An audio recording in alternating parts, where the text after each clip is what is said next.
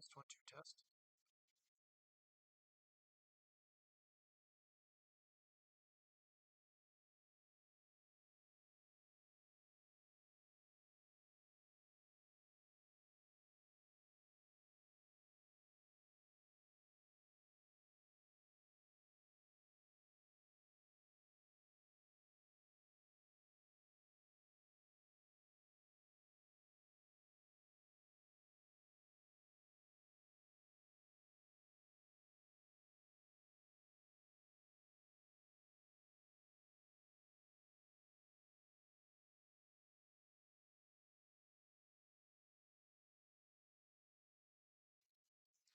I'm not sure the audio is going into the stream.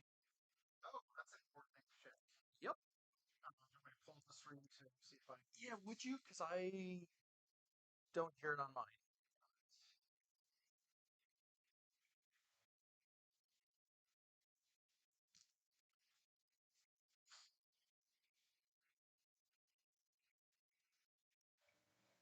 Hello, hello. Oh shit! Is the microphone itself muted? Okay, yeah. It's on a few seconds delay, but you can hear it. Audio's coming. Okay. If I do, um,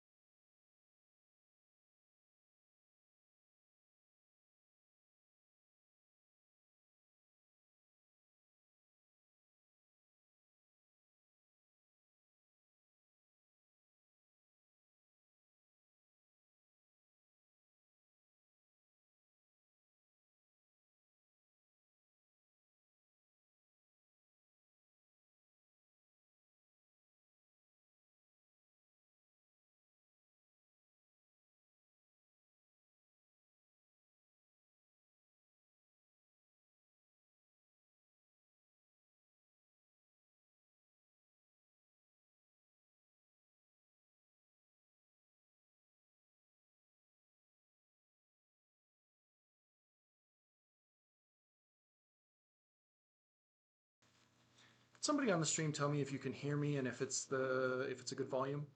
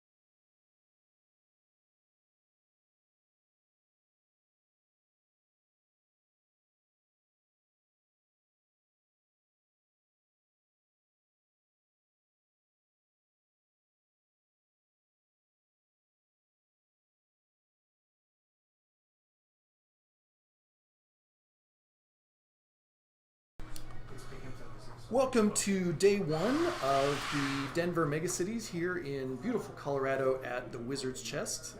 I am Fyridian, and I am here with my co-host Paulo Malo. Hello.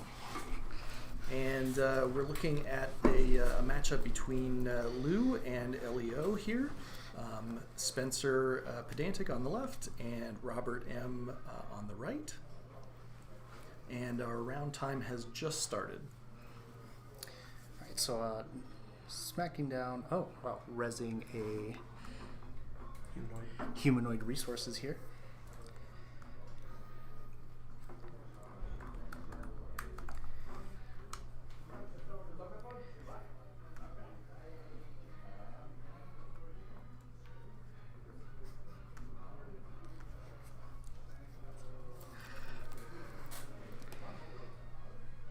There we go. We've got our card display working so you can see what Humanoid Resources does if you need a reminder. The answer is everything under the sun. This is going to gain 4, draw 3, and install up to 2 cards from headquarters at the cost of 3 clicks.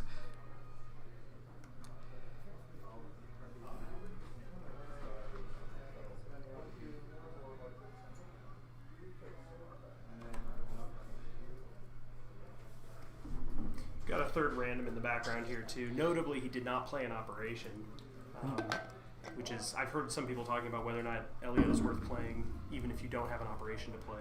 So that seems to be one of the harder deck building constraints around that one. Around humanoid resources. Yeah. Yep.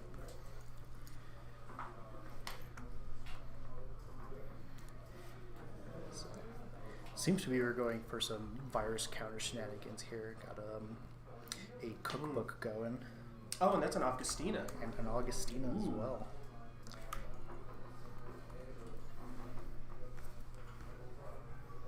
I'm curious to see how Lou approaches this matchup, right? Because usually Lou just is trying to, like, snipe out unprotected assets and smack into centrals. But with, intense Hospirate Ice and the LEO ability to just shut down the run, it might be a little bit of a struggle. Mm-hmm. Yeah, I sorry if you said this. I'm curious to see if he has Audrey in that one. Yeah, I mean, breaker suites for Lou list are always interesting to look at, for sure. And you came in here without an introduction. We've got Wigglestick here in the booth, taking the bye in round 1, and I'm just watching crashing the this stream. game. Our temporary third guest for today. Got a second ice on that remote server. He does not want anybody in there. And what do we have installed in that server? That seems to be a Tranquility home grid.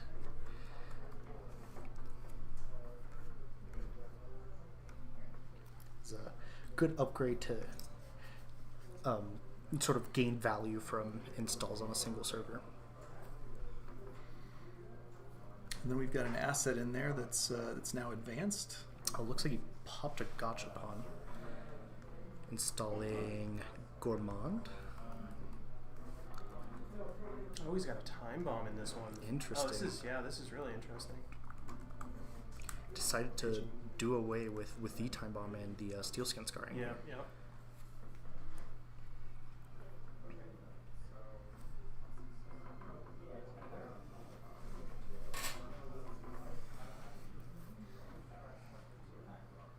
I feel like if you are playing with virus canners shenanigans to this degree, there has to be an Audrey.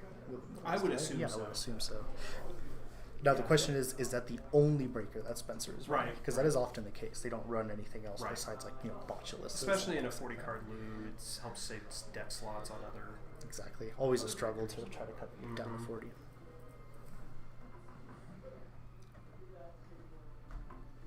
And it looks like we've got a run going on HQ now.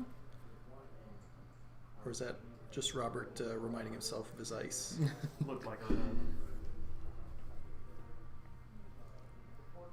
Does he res? Oh, maybe. No.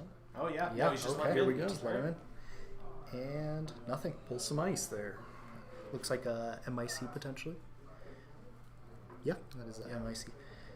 Trashed it with Gourmand. Very That's smart. yeah, You do good not hit. want to hit that later on. Good hit. Yeah, so I mean, he probably doesn't have any agendas in HQ at the moment, or he has something he doesn't care that much about, because that, at this point, I'm guessing the card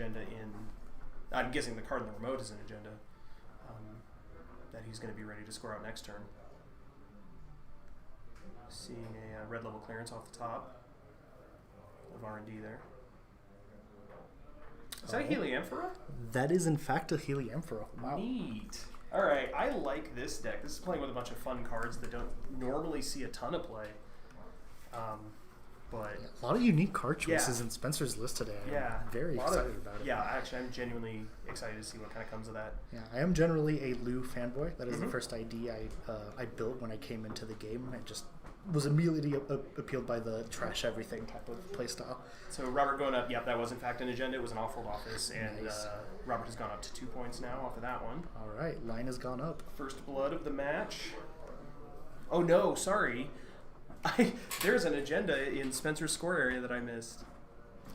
Way up on the top of the screen there. Oh, so yeah. that's is that a Project Ingaton?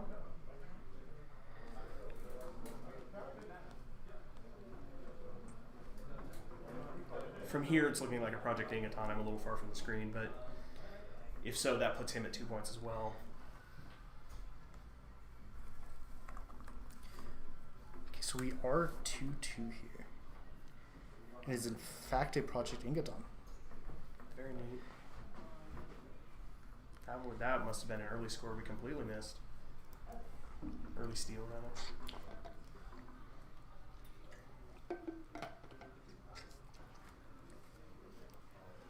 Accessing HQ again. All right, what do we see? A Brawn?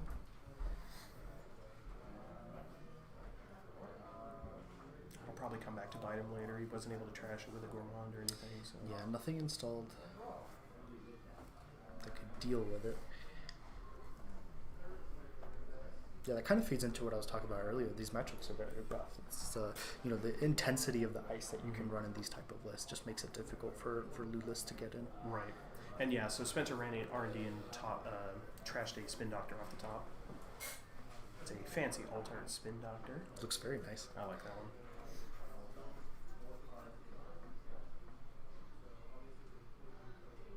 Yeah, R&D so far remaining unprotected. And then was there a Looks like sabotage from top. sabotage? Yeah. Oh, probably from the Augustina, right? Yeah.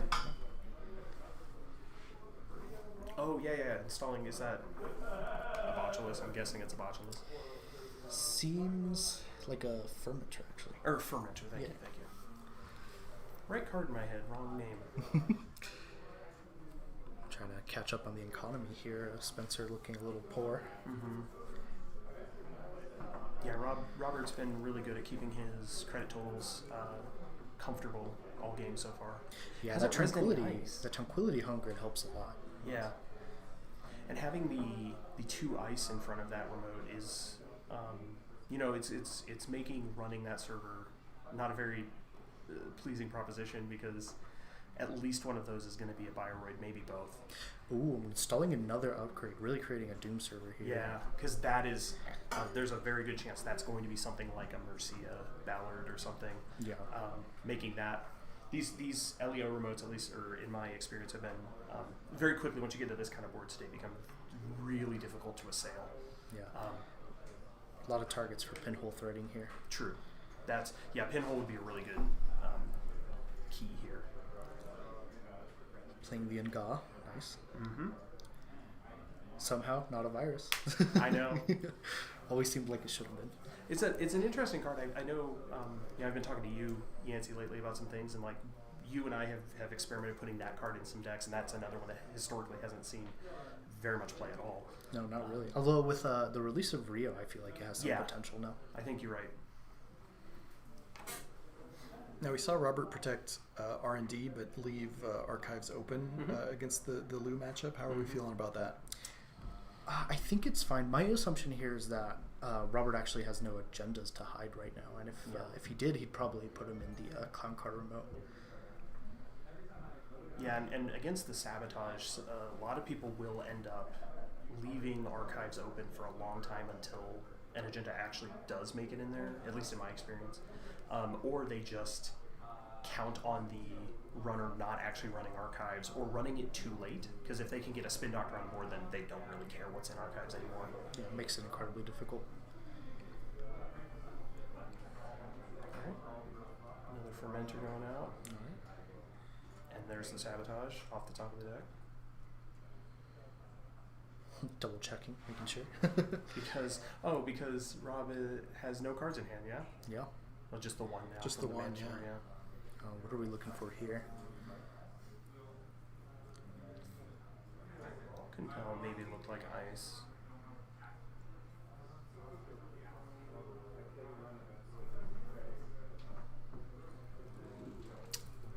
What alt art is that? That is the Hollow Man. That is a very nice copy of the Hollow Man Yeah, that he's yep. resing here, and I'm assuming scoring out immediately. Yep, here we are. That is a send a message, because he really needed to save the money. This is going to be very good. I imagine there's probably something juicy on the table here. Yeah, Like brawn. Yep, of course. Really nice bronze. Those are the alt arts that are Welsh on the other side, Yes, correct? yeah. Those are very nice alt arts. Really got quite a good laugh out of that when I first noticed that they had Welsh on the other side. I thought it was a very neat touch. Robert at 5 points now. That is pretty much game point for most HB lists, right? Because they don't really run 3-1s Right. majority of the time. Especially, and if that Hollow Man stays. Now, we do know Spencer does have that pinhole threading in hand, which, yeah, there we go. He's going to immediately chase down the Hollow Man to get rid of it. Reasonably so. Because, yeah, that's...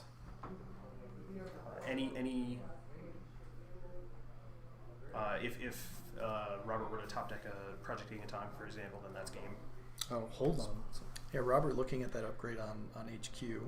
Sabotage. Okay, now Oh, hitting from the Hollow end Man. up. Interesting. Okay. Okay. And then, yeah, popping the Hollow Man there. That makes a lot of sense. Yep, getting some value out of it as well. So that gives Spencer a small amount of breathing room. Not much, but it will help give him another couple turns to... Taking a peek figure at archives here as well.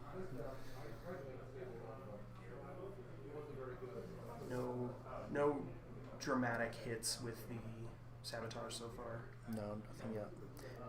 I'm assuming Robert's running a very tight agenda suite. I as would well, assume so.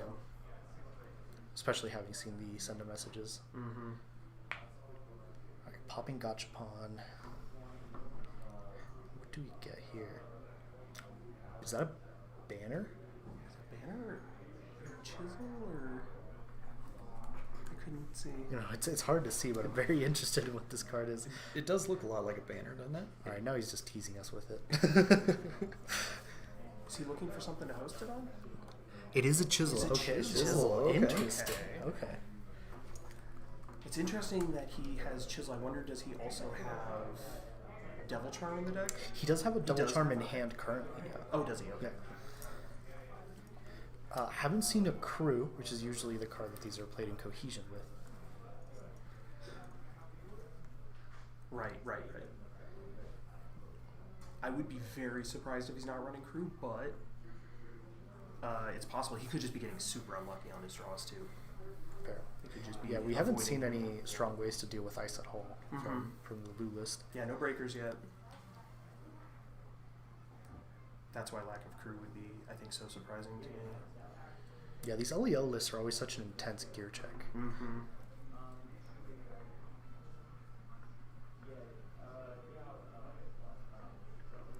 Does have the agenda in hand. I'm curious if he's going to try to play it. Do you happen to know which one it is? It is another send a message. Oh, another send a message. Okay. Which is a So- little awkward because you only Yeah. need the 2 points, and send a message is dramatically more difficult to score Right. than a 3-2. And he's low enough on credits that it's difficult to protect as well. Right. I mean, he could. I don't think this is the right play, but he could. Oh, okay. Okay. I was gonna say install it and advance it. That would get some extra money off the Tranquility. But I think this is a better kind of long-term plan. He's not really in a rush either because Spencer is only on 2 points, so he's a minimum of 2 agenda steals away. So Robert has a little time to just kind of kick back and build up a bit before going for that final score. Looks like Spencer's digging into HQ here, resing a... Hagen? Is that Yeah, Hagen? that is a Hagen. Okay. Which that Hagen is then going to be pretty high strength because there are no breakers on the board. Not that it matters because there's no breakers, but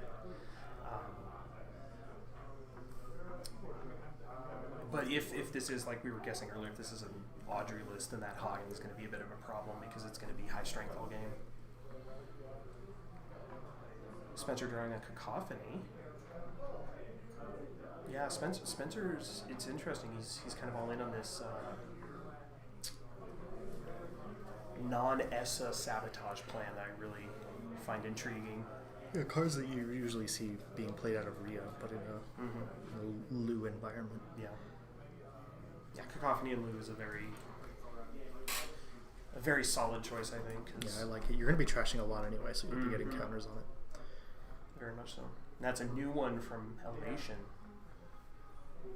That's as the runner trashes things, it accrues power counters, and then at the end of their turn, the runner can spend some of those power counters to force more sabotage, which in this particular game, at least so far, would be especially damaging to Robert because Robert's been on pretty low hand size all game, meaning he has a lot fewer choices for where to choose his sabotage targets from.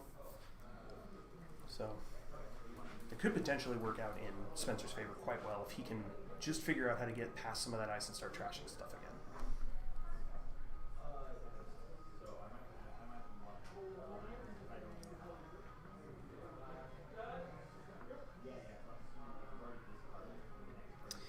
Installing the Tranquility, getting a card and 2 credits. Don't forget the card. Card or 2 credits? Is it card or 2 credits? Yeah. Okay.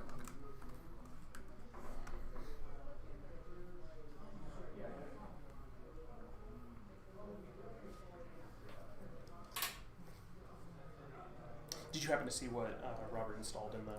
I did not know. Currently a mystery card. I wonder if he's getting brave enough to try to push through that send a message. Potentially. I mean, realistically, he might be making the read that Spencer can't get through right now. Right.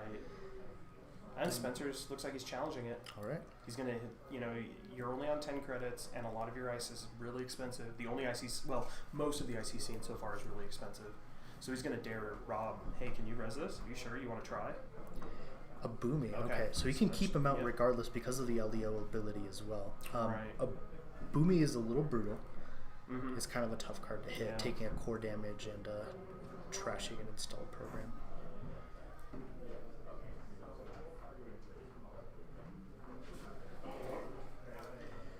See what program he's trashing. Yep, that makes sense. That tracks. Alliances, yep. Yeah, in God, not much of a threat right now. Mm-hmm. Oh, okay. Hitting the Inga. That's fair. Do we know if this is actually Spencer's first click? And then popping the Boomy. Immediately. Interesting. And then running again. Running right wow, back. okay, we're getting aggressive here. I am curious that Robert decided to end the run so quickly as opposed to having Spencer, try to drag him back through, Yeah. But fair enough. Curious to know. It kind of depends on what that ice is down there. If Robert can't or doesn't want to res it, then it makes sense. It really doesn't matter when he was going to pop it. Looks like he has a tough decision he's trying to make. Yeah, it must be a high cost ice. Yeah, that's my guess. If he reses here, then that's very likely a send a message that he wants to protect. But that would put him on really low credits if it's an expensive ice. Yeah.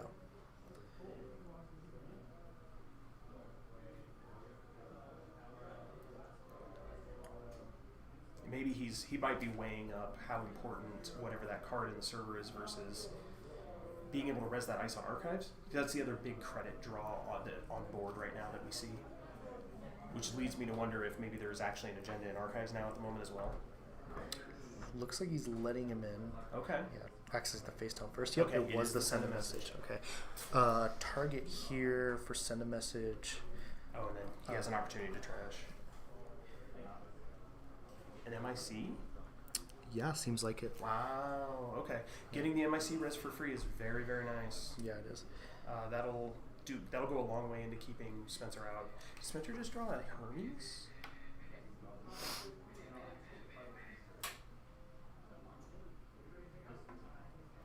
Scratch. I think that's what it looked like. Yeah, I'm not sure it was a Hermes. It seems to be a boomerang. Oh, okay. So there we go. Finally, an ice answer. Yeah. Blue botulus, some might say. Part of the three oh wow, Okay. just a regolith. Up for credits. All right. That's fair. He needed that money though too. Yeah, both players on game point. I'm assuming the agendas are going to be inside of R&D now, so I'm curious to see how Spencer approaches the brawn. Mm-hmm.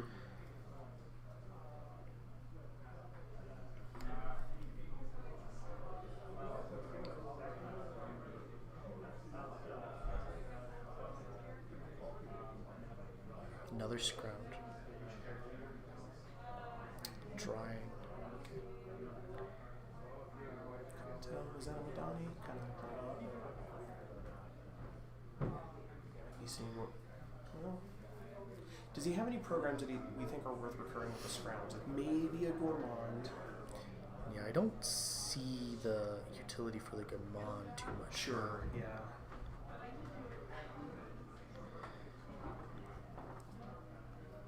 Looks like a spree in hand, Oh, okay. and maybe a poison vial, not a boomerang. Wow. Okay. So some piece of blue hardware. I'm liking Spencer's deck choices so far personally. Yeah, These are a bunch of really fun cards to have in a deck.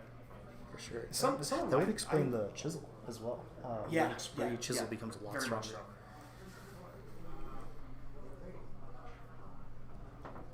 so. In my humble opinion, I do think a lot of these cards in Spencer's deck are actually underrated, and even more so after this massive rotation we just had, where I think a lot of things need to be reevaluated.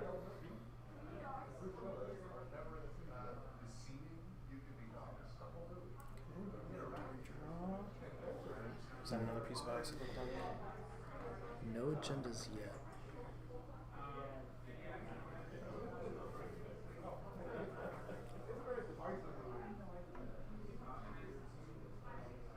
The multiple spin doctors hosted there has got to hurt, right? Mhm. That seems. Very much, yeah. Gosh, yeah. Healing Emperor doing some work, huh? Moving the chisel over.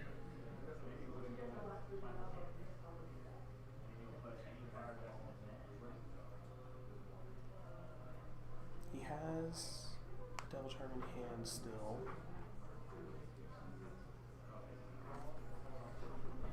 But no real way to convert that strength loss into breaking the ice, you know? Right.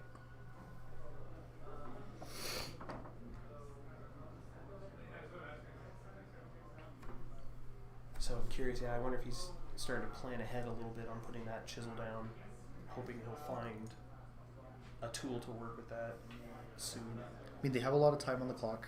Yeah. They're both at game point, so they could really just try to take their time finding the agenda. Rob icing up R&D again seems to be like really tell us that all of the agendas I are think deep so, inside yeah. the deck right now. He's definitely afraid of that. Could be also trying to throw Spencer off the trail if there's an agenda in archives. True. Not being able to deal with the MIC is a little awkward for True, Spencer. very Well, true. not being able to deal with it yet. Right. Yeah, safe for now. It's just a matter of time until Spencer starts getting to some of those tools that let him get through ice in some way or another. All right, scrounging here. Scrounging. Okay, making the run. For a Fermenter. Makes sense. Down 2 credits. Down Yeah. 2 credits. Get a Agostino trigger as well. So sabotage from the top. Did he just use the scrounge to install the fermenter? Did he choose not to shuffle anything back into the deck? Not sure yet. He might be still making that decision. Sure. But I wouldn't be too surprised.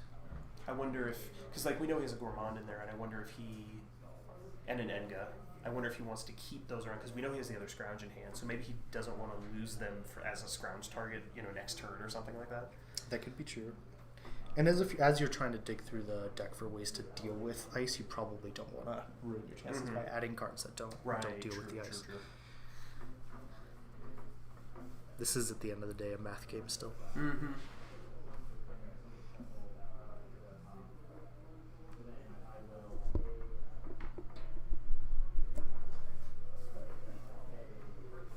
Alright, we've got another card going into the remote now.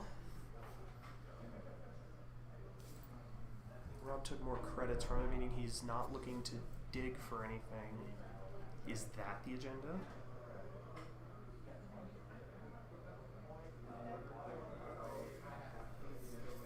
All right, Spree out of Lou. That is a spicy include. I love it. It's so good.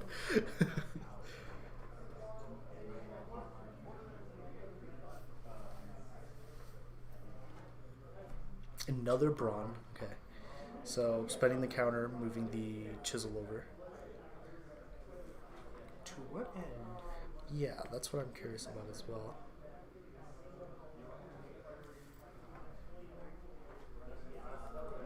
Oh.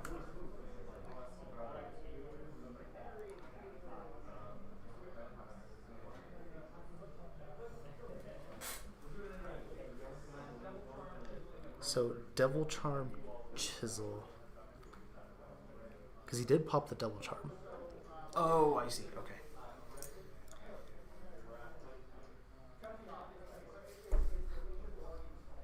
Seems to be explaining the interaction here to Robert. Because the Devil Charm trashing the Brawn should work in Spencer's favor here.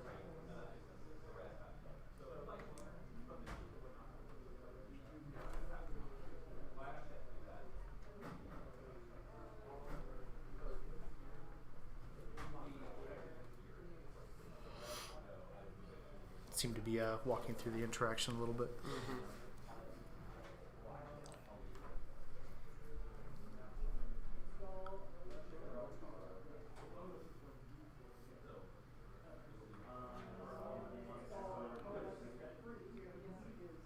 Alright, seem to reach a consensus here. It's trash, Chisel's trash. Another good reason to not shuffle anything in as well. Yeah, very true. Getting into the remote here. Hollow Man. Just a Hollow Man. Okay, prepping. So then does that mean there's an agenda in hand?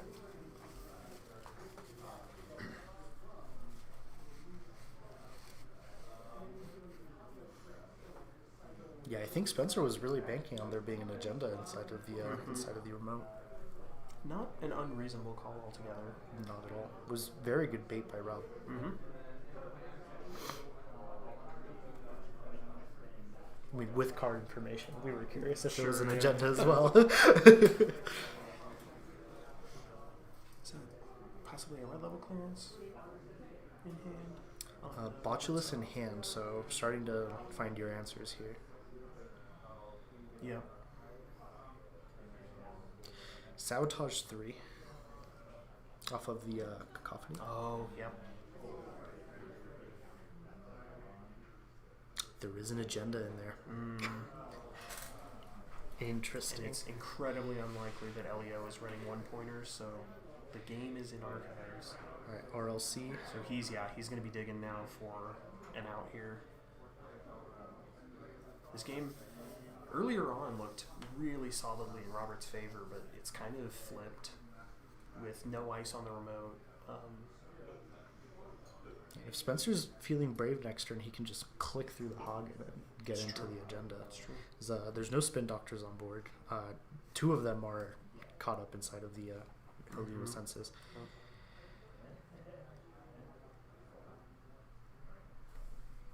There is potentially a upgrade on archives as well. I'm curious if that's a Managarm Skunk works. That would make sense.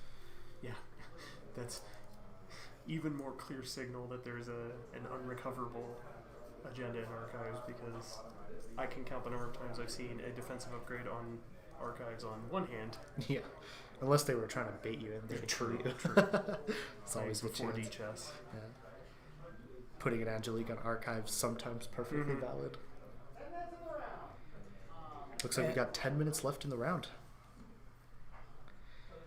Currently a tied game, so I'm curious if they're going to try to race through now.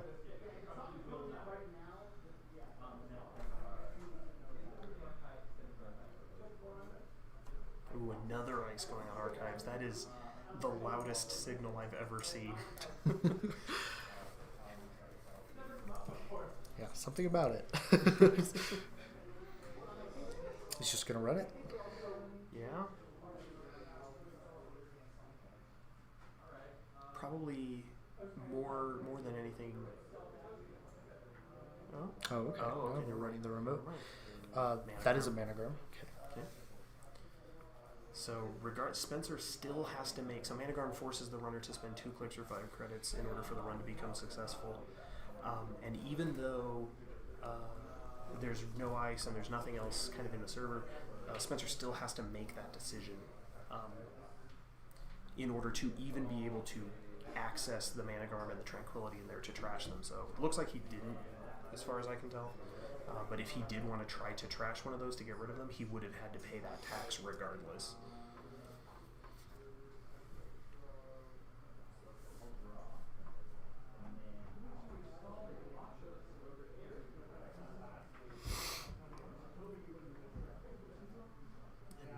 There's a virus install, so I'm guessing that's going to be the Watchulus that we saw earlier.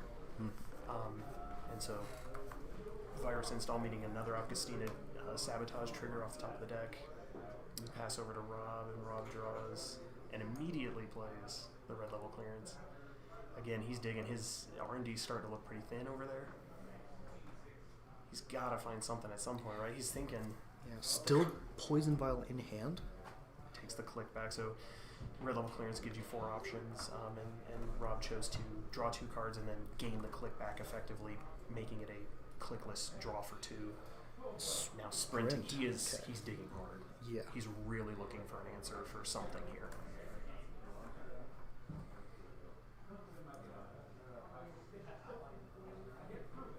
I'm having a hard time seeing some of the cards. It looks like that's an agenda, possibly. I see a Regolith and an Ablative. Okay. No clear agenda. Okay. Yep, there's the Regolith for sure. Oh, and he's deciding, yeah, so sprint is draw 3 cards and then shuffle 2 back. So Rob was deciding what needs to go back into the deck.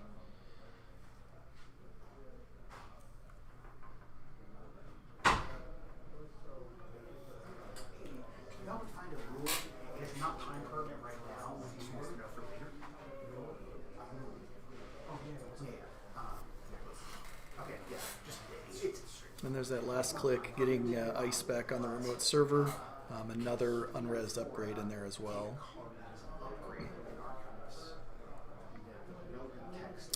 Drawing here, first click. Potentially trying to find a way to get through the archives, because I mean, Spencer has to smell the agenda in there, right? Yeah, I'm sure.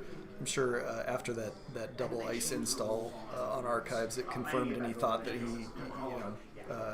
he might have had. Definitely. A rejig.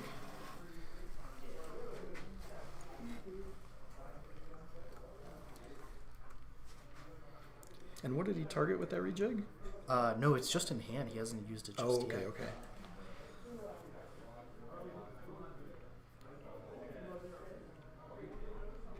So rejigging the Botulus to hand to install the Botulus in the remote. Ooh, I don't think there's an agenda in there.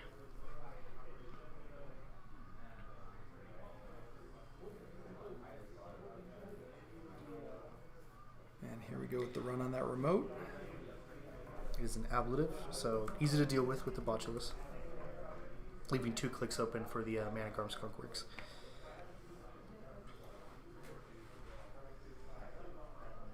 There are currently no Bioroids on that server, so LEO is not usable on this run.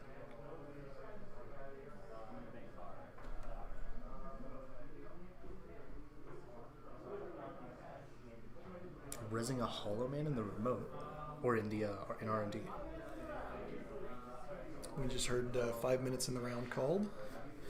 Looks like time is tightening up. The last 5 minutes went by real quick. Paying 2 clicks, getting in. It's a regolith.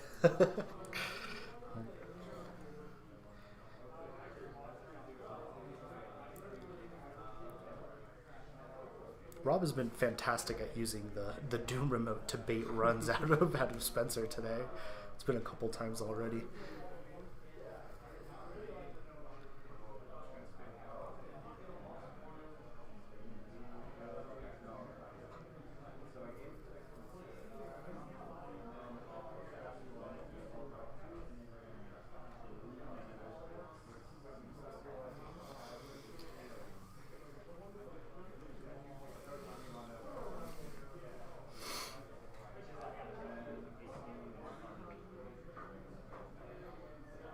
Now, are we expecting that second ice on Archives is going to be a Bioroid for LEO? I'm assuming so. He does already have the Hagen, which he can pitch to Leo. Or, no, he cannot. Hagen is not a Bioroid. And that is also not a Hagen. The MIC. Ah, okay. My bad. Gotcha. He does have the MIC on Archives that he could pitch to Leo. So Spencer potentially looking at 3 runs on Archives to finally get through. Right, which I don't believe he has the resources. Right, so with it might just one be credit, that- that's a hard proposition. Oh, yeah.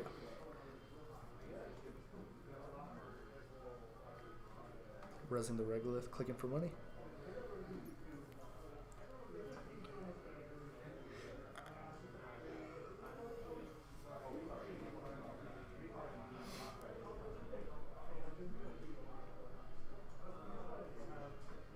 And Spencer moving the Botulus over to HQ.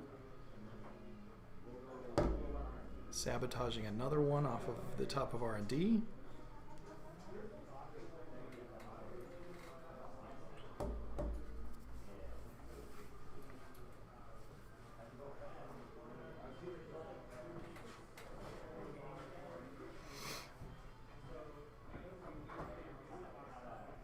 And it looks like only about 5 cards left in R&D, if that.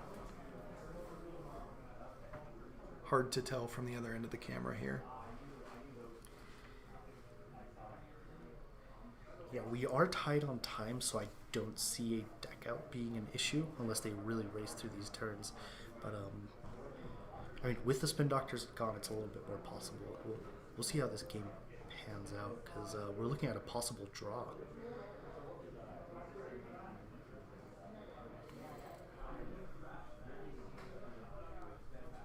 And that was Mauricia.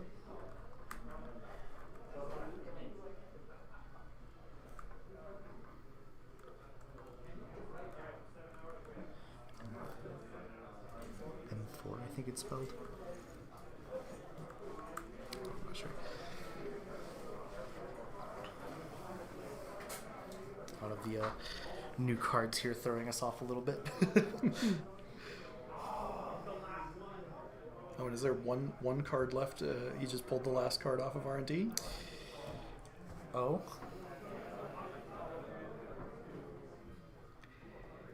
He's spending it all to score. Move the Hollow Man. Install trigger. That's game. Wow. Great play by Robert there. Amazing. A good game from both of these guys. Lou going into a hard matchup, and Robert just was playing incredible, just baiting the opponent and then being able to, having the economy and the wherewithal to move the Hollow Man and double score off of it. It was a clutch move right at the end. Definitely. And fun, one of the cards that was flipped over as Robert was putting his deck back together was a tier. So Nice. I did see if it was on the board or in discard, but Fun card, doesn't see a lot of play. 10 credits, not easy to afford. yeah. But when once it lands, you res it it, hurts. It's, similar to one of my favorite cards of all time, Cloudy. Yep. So it's 10 credits, but once you get it up. You and your cloudy, man. So we will see you all back here for round 2 in just a few minutes. All right, thank you guys for watching.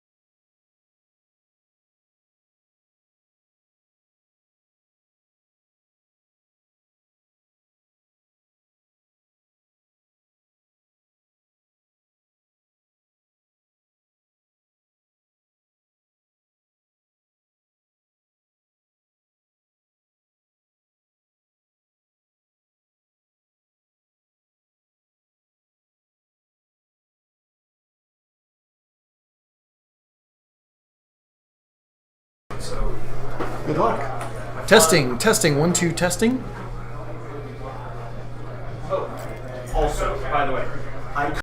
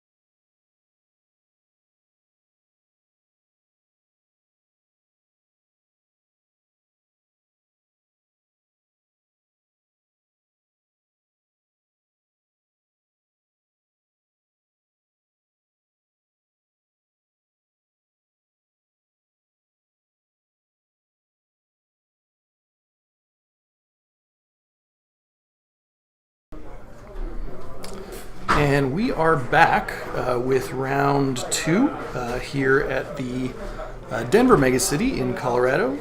Again, I'm your host, Fyridian, and I'm here with Paulo Malo. Hello, how are we doing?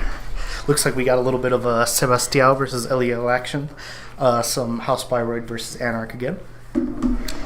Spin Doctor, turn 1, smacking it right down. Gotta have it. People liking Leo today, it looks like. So yeah, I think it's a very strong ID. Being able to shut people out no matter what is very strong, and I think a lot of people were expecting asset spam, which makes Leo stronger, right? yeah, seeing this ice come down immediately has got to throw some people off. For sure. Here's a Mercia. Seems to be installing it on R&D, or moving it over to R&D, and using it to install a piece of ice on R&D. Over to the runner now.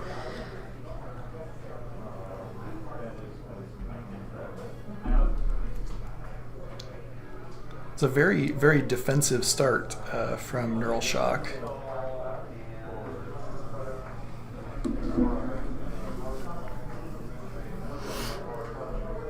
And looks like we're getting a new remote, moving that ice over.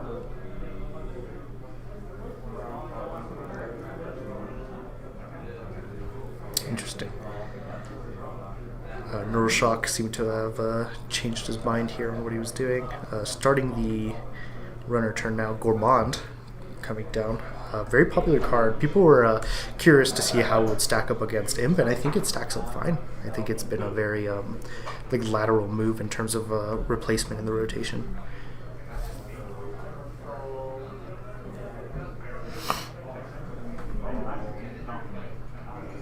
Trashing the Boomy, which seems fair. You really don't want to face check a Boomy. Transfer of Wealth, trying to tax him here. Paying 3 for an Afshar, it seems like.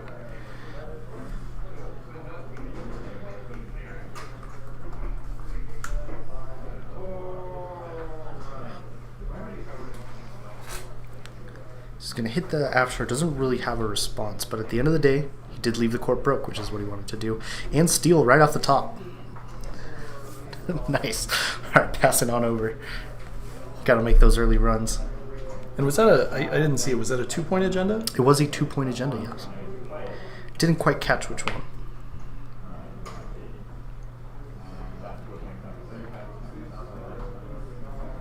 Click 1, installing, is that an upgrade or an asset in the remote?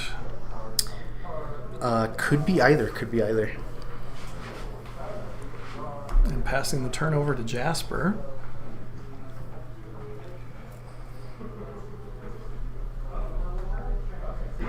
Jasper drawing first click and running R&D for that. Those sweet accesses off the top. Thinking about it here, leaves it on the top. Not as lucky this time as that last run. No. Sometimes you do get games like that where you just keep yoinking agendas off the top, but not today.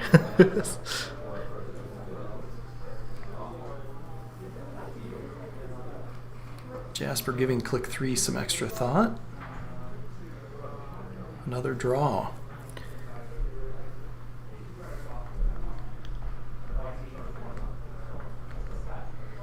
Looks like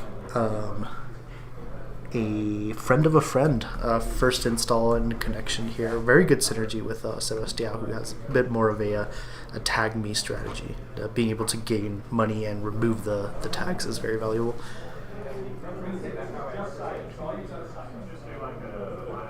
And Justin rezzing and pulling a bunch of credits off of that Regolith mining license. Classic move.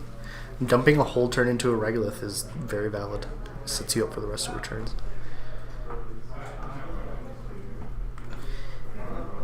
Back over to Jasper Higgins here.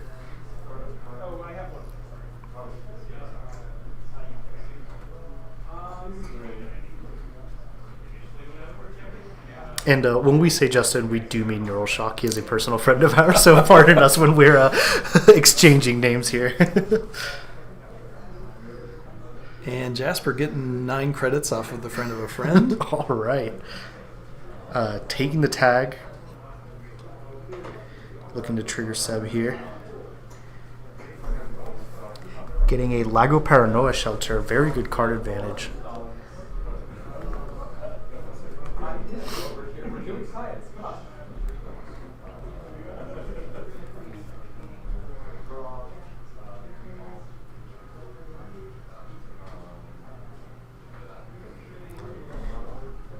Third click here, we are installing an Audrey. Nice. Okay, so seeing an early Audrey is very valuable. Looks like he accessed a Boomy off of the top here.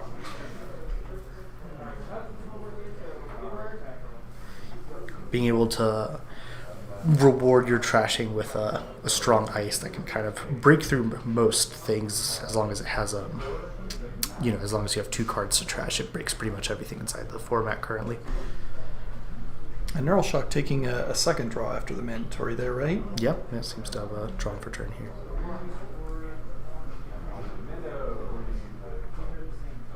Curious what he's digging for.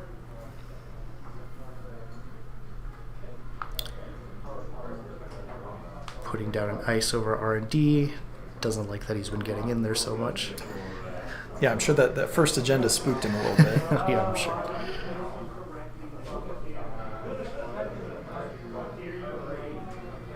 And considering that upgrade in the remote, remind me which one that is? That is Mercia.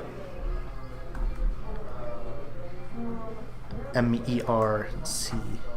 There we go, Mercia Ballard. Yeah, very strong Bioroid, which synergizes well with Elio's abilities. As when your action phase ends, you may install 1 piece of ice from headquarters, paying 1 less. If you do move this upgrade to the root of the server, the piece of ice is protecting. Extra installs, cheaper installs, and it being a Bioroid is a hell of a combo. And it looks like Jasper there getting a trigger off of Lago. Mm-hmm.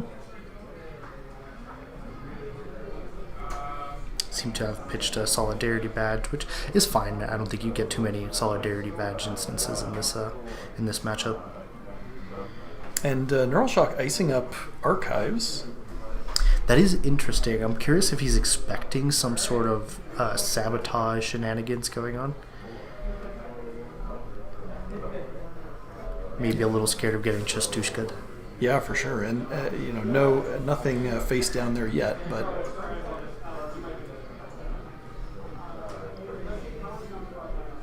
now what did Jasper do with his first 2 clicks there?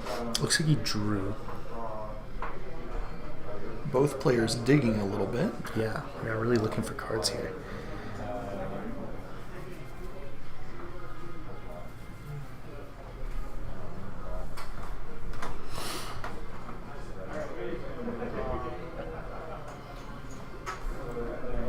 Yeah, what do we have there for click 3? Arianensis, it seems like.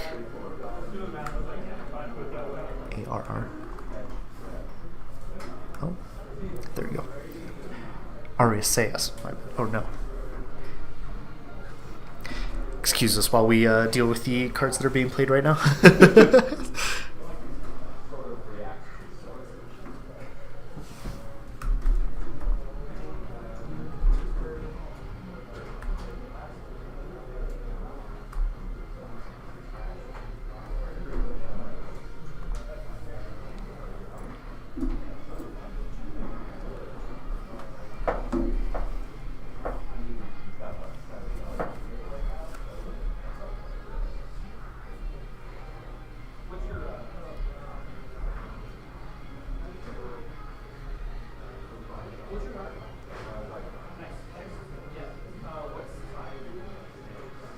And Jasper there getting the Lago trashed due to that tag that he floated. I'm curious if he had noticed that.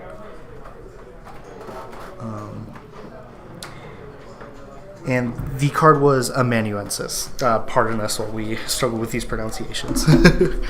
And Jasper just triggering amanuensis, removing that tag in order to draw 2 cards.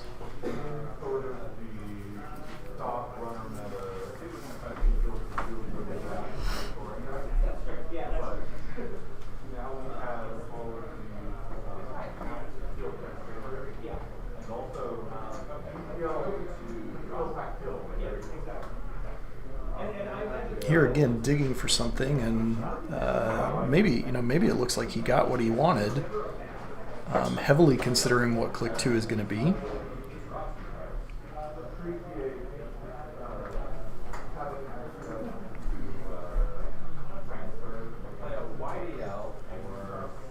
Taking some time here.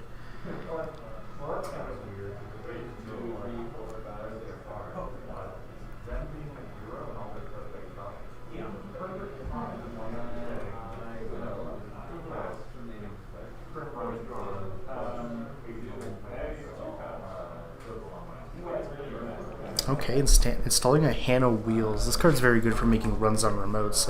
Essentially, it gives you free runs when you you use it safely.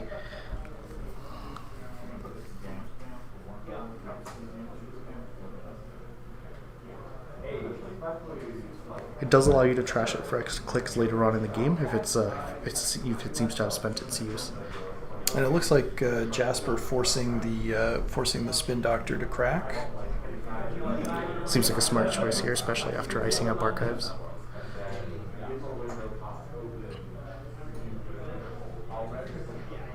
Installing a Bangar, okay. So really trying to get through on these servers.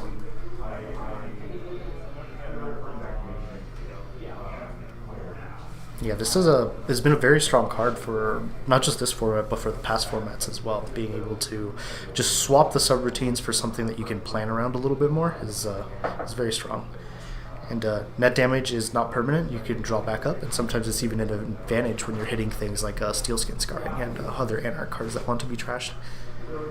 And Jasper here, pretty well prepared for the matchup with the ice. Not building exclusively for the asset spam matchup. Yeah, correct.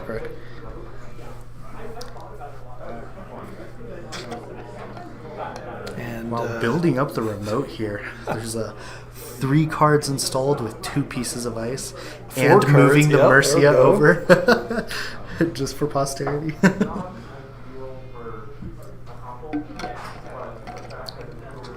So that tells me that maybe there's an agenda in there that he does not want looked at. Plenty of credits to res that ice, and Jasper sitting there with only 2 credits. Yeah, I mean Jasper here to get into that remote would have to hit a hell of a kickflip, because with the Mercia in the remote, that means LEO is live. And the Bonhar token going on to archives. Interesting. Maybe setting up for that kickflip that you... Yeah, potentially.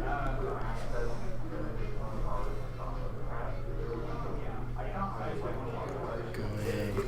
Okay, privileged access here, which does require a run on archives.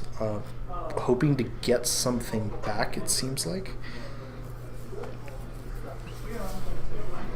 And Neural Shock and I both having to read this card.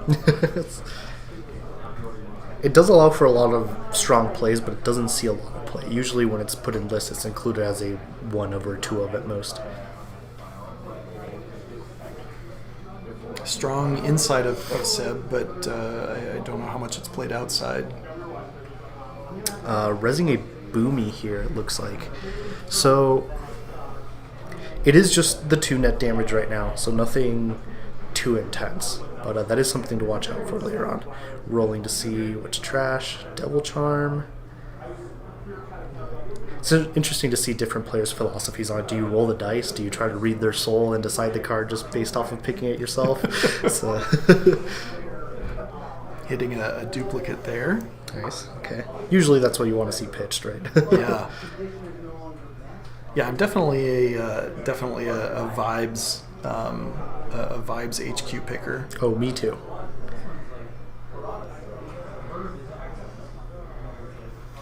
The old trick, look them in the eyes, look at the back of their hand, and then try to pick out.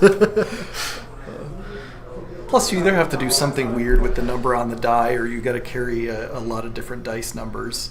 Yeah, that's trying to minimize the math here. Yeah, exactly.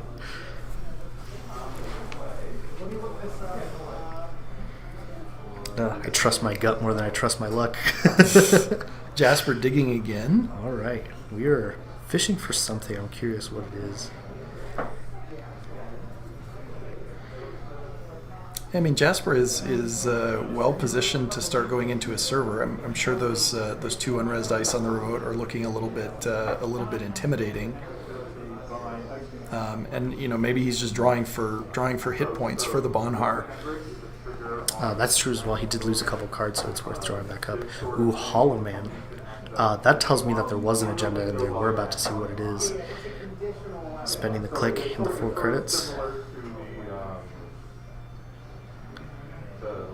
to get the 3 advancements on there. Spending 2 2 clicks. more. Is this going to be a 5/3? To score out a send a Send a message. message. Resing a big fat tear. There it is. Love to see it. Love to see it. 10 costs, 7 strength. Brutalizes you on the way in. Just a very, very tough card to get through.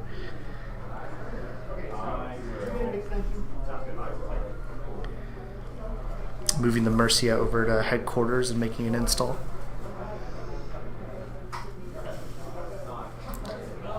So for those not familiar with the card, because it is not very popular, it is a bio raid, so you can click through it, but the corp gets whatever clicks you spend on their next turn. It does 2 core damage, it trashes 1 installed runner cards, and it gains the corp $3, and then it ends the run, just in case you did. Just in case. Now, crucially, with Bonhar, it's 3 net damage, right? So. And it does mess up the Audrey math a little bit, because Audrey is a pitch from your hand for +3 strength, and it starts at 0 strength, meaning that you have to pitch 3 cards just to be able to get up to strength. Oh, jeez.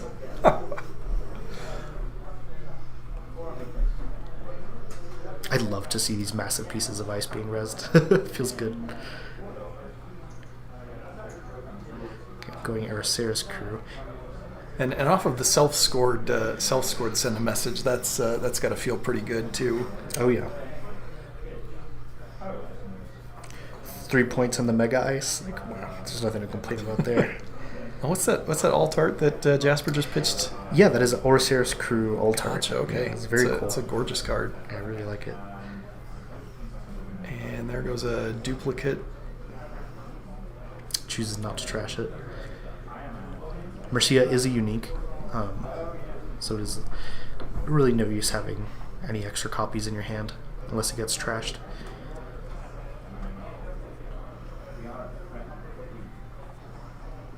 And that ice gone off of archives. I didn't see where that one went. It is in archives. So he had archives protected by ice earlier in the game. Yeah. So the Boomy is in the archives. Gotcha. Okay. Yeah.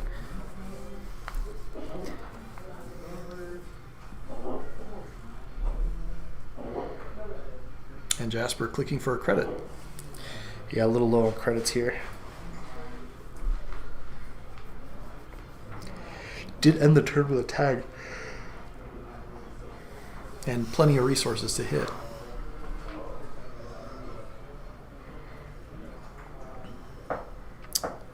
Neural Shock icing up HQ. I'm moving the Bangar token over to the to R&D. I think maybe realizing a missed trigger here.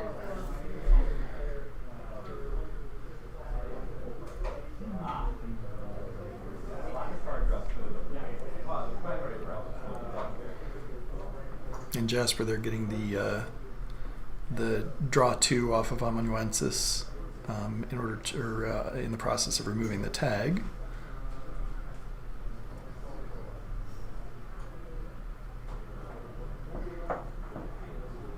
And running R&D.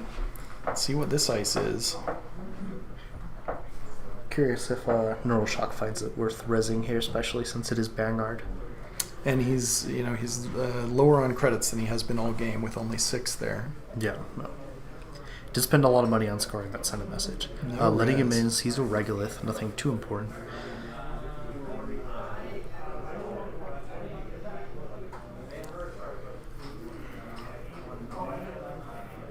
Last click at $1.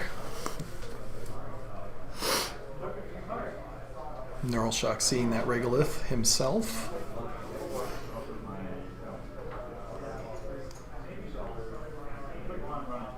The does seem to be an agenda in HQ and a regolith in the Doom server, so probably going to take the time to click through it. Yep, there we go. Try to get as much money from it as possible. Not that anybody's going to go in there through the tier and trash it, right? Right, that is the safest regolith known to man.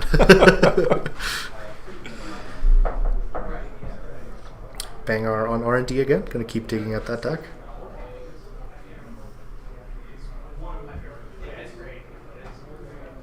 Probably a good strategy, as you know, Neural Shock. As soon as he's got the agenda out in that remote server, it's much more difficult to get through than the ones that are potentially here in R&D. Interesting buffer drive. And here we go. Neural Shock's got the credits.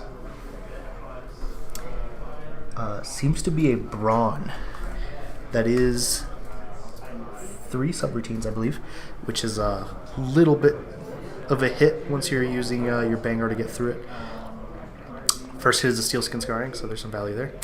This being Neural Shock's alt art, designed by the man himself.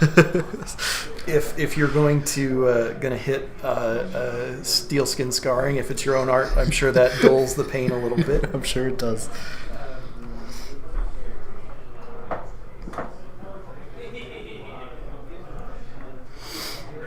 And hitting another one. All right, okay. You hit 3 net damage, and you go up on cards. That's Netrunner. And send a Jasper message. send a message there. Second tier? No, I'm kidding.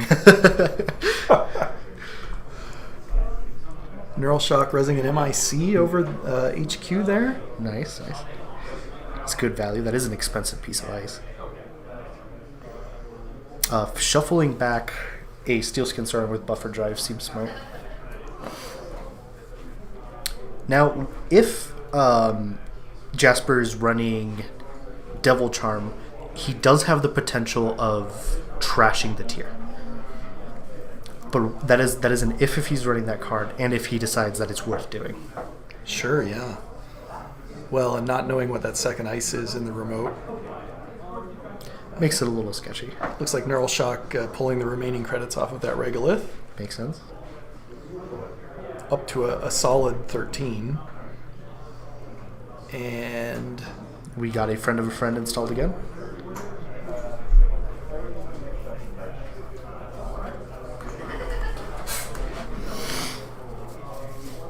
Oh, 2 agendas in hand. That does explain why he's been icing up HQ so heavily. Red level clearance. Taking the time to recur some value here, choosing the draw option and the gain back a click option on a red level clearance. It does look like he drew into another agenda. Yeah, seems he drew into an off-world office as well. So he's a little flooded right now. We'll see how he works around it. HQ is pretty safe. Yeah, this could cause some issues down the line. MIC is a good out if he needs it, but only once. Only once. And the Mercia also LEO trigger, so he gets 2 separate end the runs outside of subroutines.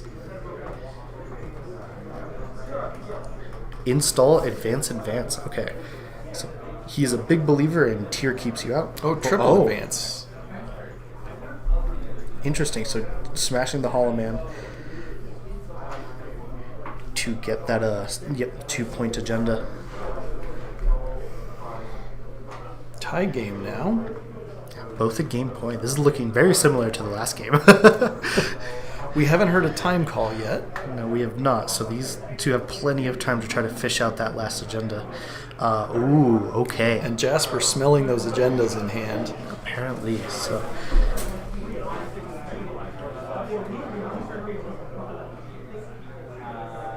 And knowing the Neural Shock's got a limited number of credits to res the ice there. Click 1 is going to be those nice credits off a friend of a friend. Take a tag. I'm curious if he takes the install here. Yep. Looks like he's fishing to install another Lago Paranoia shelter. So maybe if he doesn't find anything this turn, trying to get the value later on.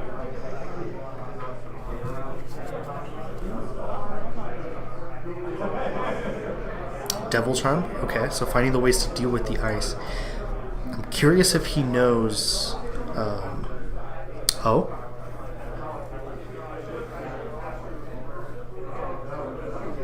I think he's talking about running R&D here instead.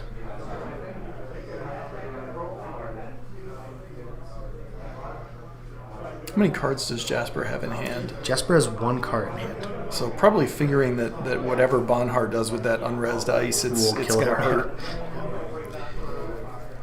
hurt. Doesn't feel great to explode on your own Vanguard.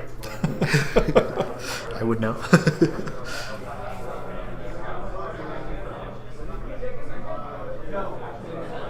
So he's going to try to brute force himself through the Brawn, likely pitching Devil Charm Crew.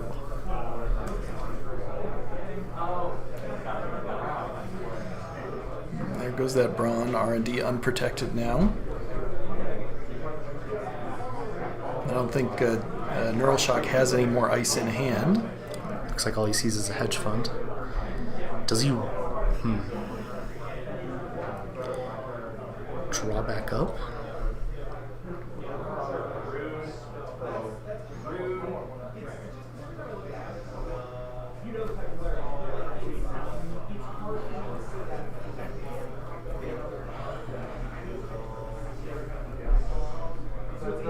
Install on the remote? Probably an agenda as well. Triggers Lago Paranoia.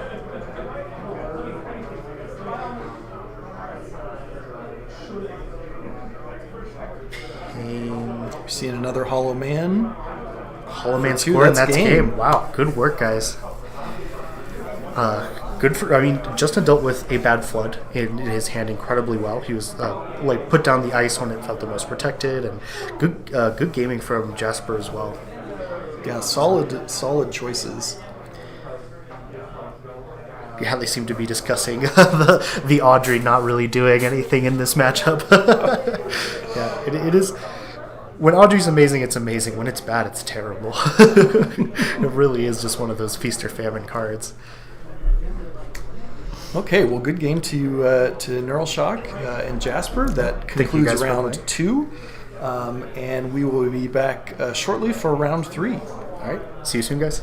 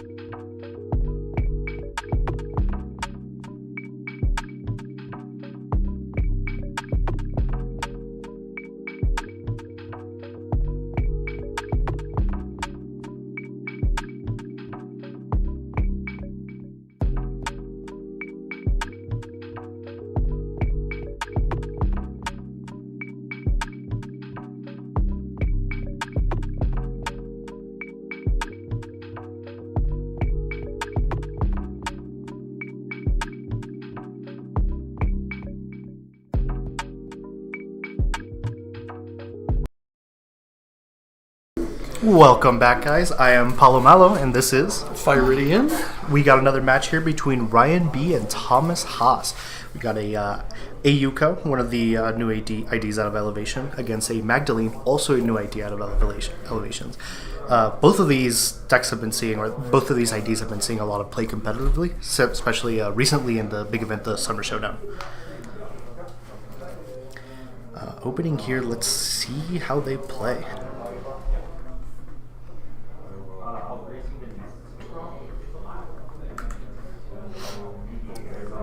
Looks like we're keeping hands here.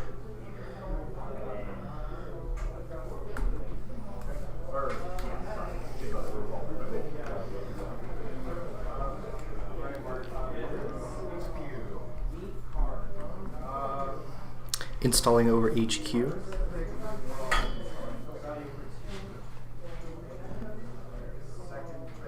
And a new remote. Installing a remote, alright.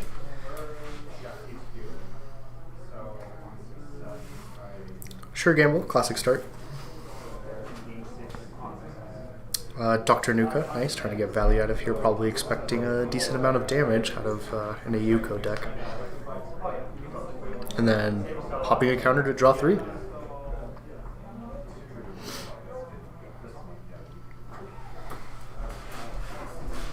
Thomas here taking notes, very interesting. I'm liking the counter choices both of these players have made. Yeah.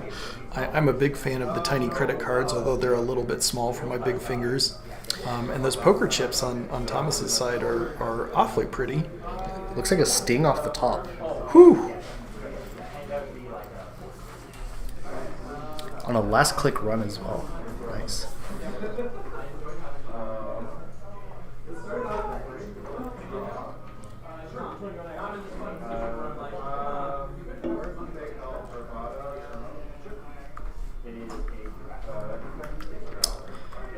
Install, all on the same server, one in the root, one on the ice.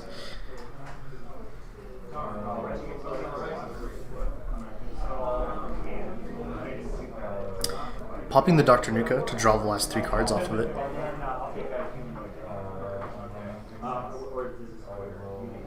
I'm curious if he's digging or if he's just really focused on keeping his hand up. Stone Ship Chart Room. Definitely protected against that damage right now. For sure.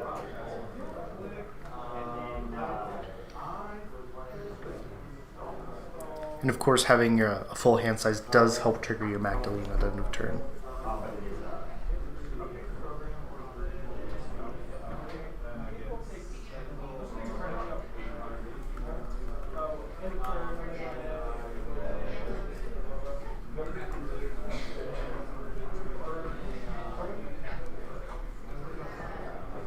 A lot of choices there to make in HQ. Taking damage here hits the propeller, hits the Tatu Bola. Or no, not Tatu Bola. What did he hit? I actually don't recognize that alt art. Interesting.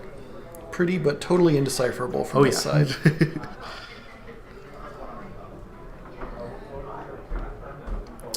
Goss. Hitting a lot of breakers here on damage, which isn't great. And it takes the second point. All right, wow. Regenesis. Looks like we're on some shenanigans here. You don't play Regenesis unless you plan on doing a full standing backflip in order to score it.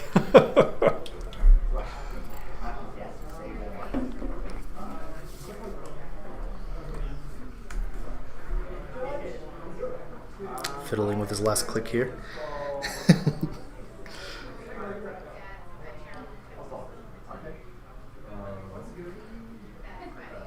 Really thinking about it.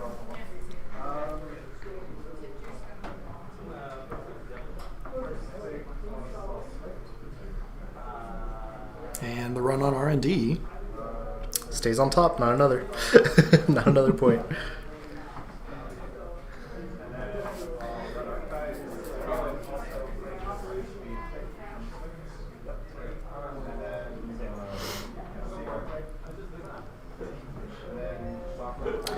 I'm not really seeing the amount of cards he has in hand, but he might be thinking about Resin Cohort. This card is amazing in AUCO. It feeds the AUCO, it gives it counters while also giving you card advantage, while also, if you are playing Regenesis, you can get things into the bin. It is very powerful. This card has been seeing a lot of play outside of faction as well. Just a lot of value, and being able to fast advance with it as well, it just kind of gives you everything you want.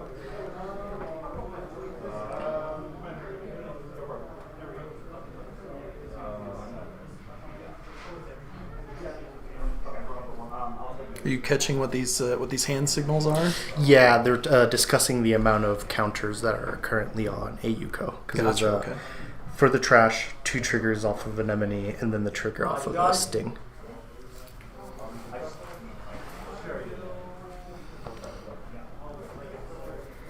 And you can hear those judge calls maybe from the next room. We've got Lucifer, who organized this tournament, judging in the other room. He's a staple part of the Denver Netrunner community and a founding father of it of sorts. Huge thanks to him for doing all of the organizing that he did for this. Huge thanks also to Wigglestick for doing the organization that he's done. Cassie as well. Had a lot of people from the Denver meta who contributed to this. For sure.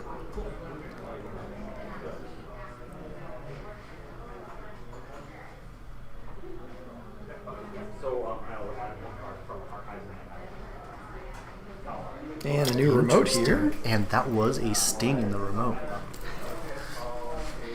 We'll see kind of a naked agenda here on the table. We'll see how this pans out.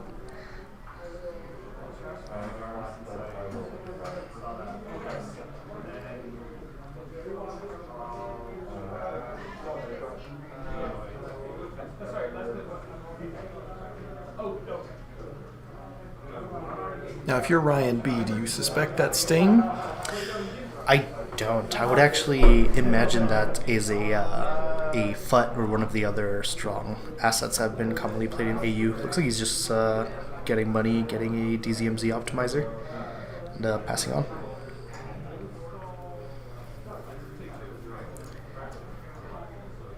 Getting another AU trigger here.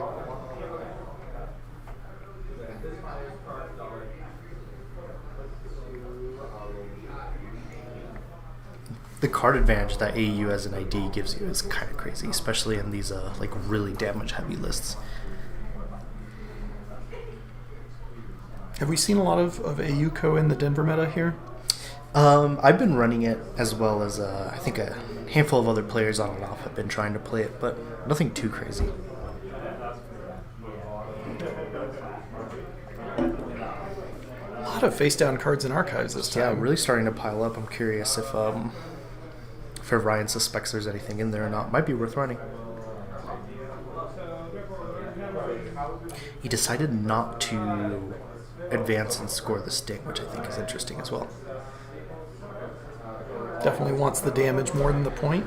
Yeah, go ahead and petty cash here off of the bin. Okay, so he hasn't taken the clicks yet. So with petty cash, he does get the clicks back in 2 credits.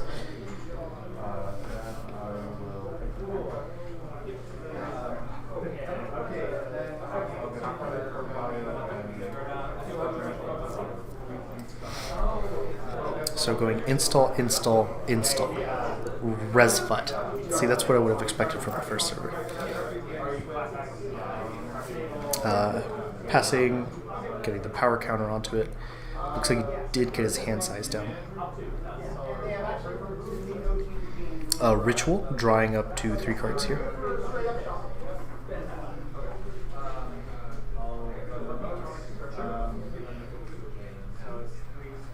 Dedicating a lot of space to card draw in his list.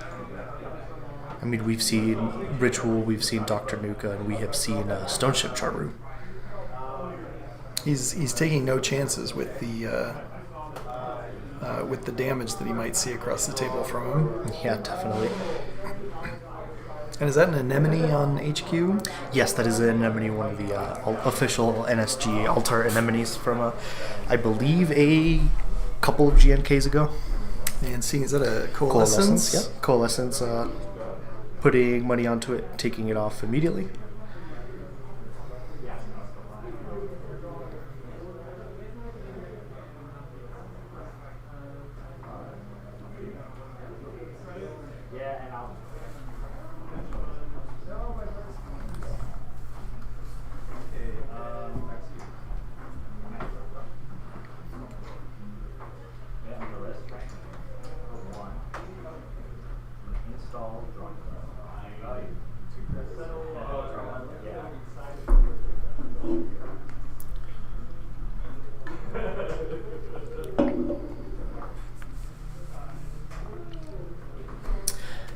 spec working the Coalescence, which is an insane amount of value, right? You get credit to get cards off of a card that usually sits dead on board until you do something like this. Being able to gain 4, draw 2, and then gain 2 off of the Coalescence already it's a lot of money here. I'm curious what he plans on spending with it.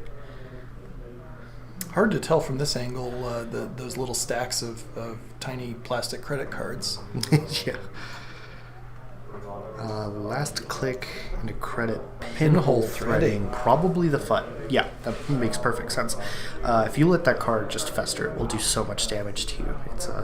It is sort of a asset replacement to Personal Evolution, since Personal Evolution has rotated now. A lot of shifts with Elevation, both with the cards that have rotated and the new cards that have come in. We've been seeing a lot of the new Elevation cards being played so far. Yeah, I mean the set feels very strong at like a base level, right? Because their idea was to release very like non-rotating strong cards that will replace the cards in System Update.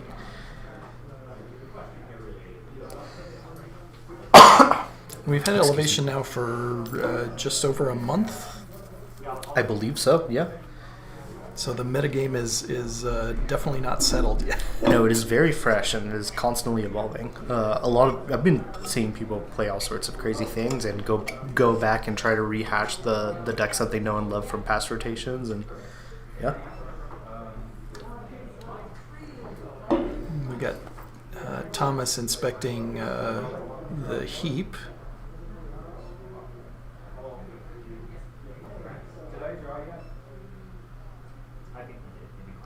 Maybe trying to make a read on what he kept in hand. You know, I've seen him draw a lot of cards, but his deck still seems pretty full. I'm curious what his card count is on his list. It's possible he's running an insane amount of cards.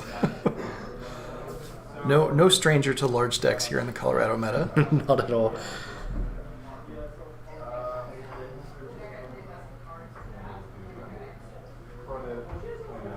Popping a Reaper function here. Getting damage, probably to power the AUCO. Oh, hit the deep dive and the unknown mystery card that we keep saying. I love the acceptance of alt arts in Netrunner, but it does make it a little difficult to read.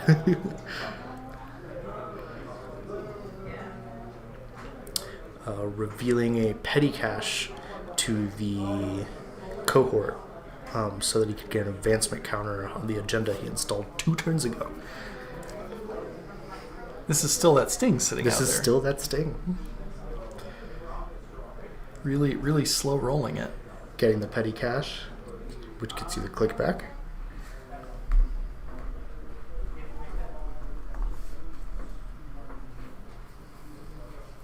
And that's, is that all 3 petty caches out of the game now?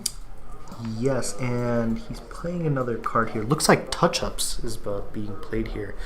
Very strong card, been seeing a little bit of play out of NBN, but now being popped in the AUCO list. It does let him score the the Sting here. This interesting. This might be game depending on the wording of Sting here, if you could pull it up. Score the Sting? Do 2 net damage? No, okay, so he had the extra card. So he is handless, but he is not dead. A crucial distinction. Yeah.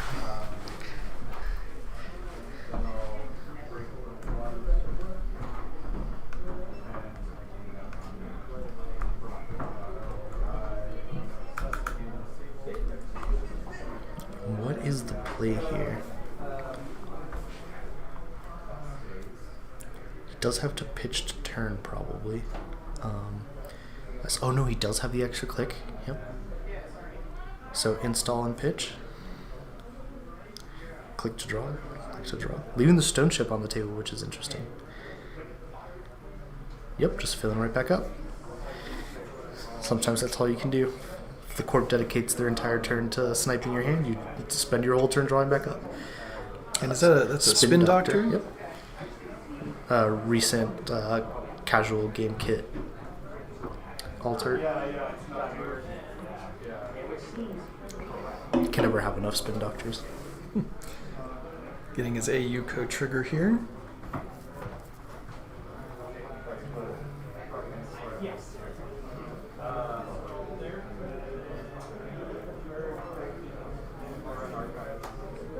Looking like a lot of agendas in hand. Yeah, I mean, he's drawn through 3/4 of his deck, and we have seen 3 agendas, and they're all 1-pointers. Not too surprised.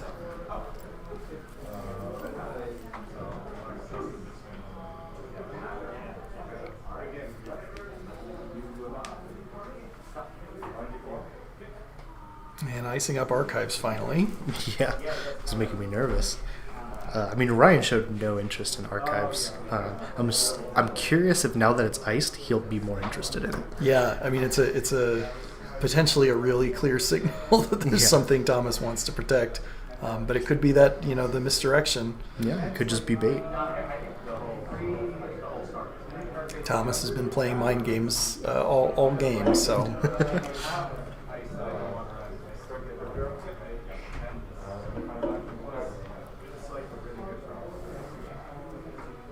And tempting Ryan with another uniced remote.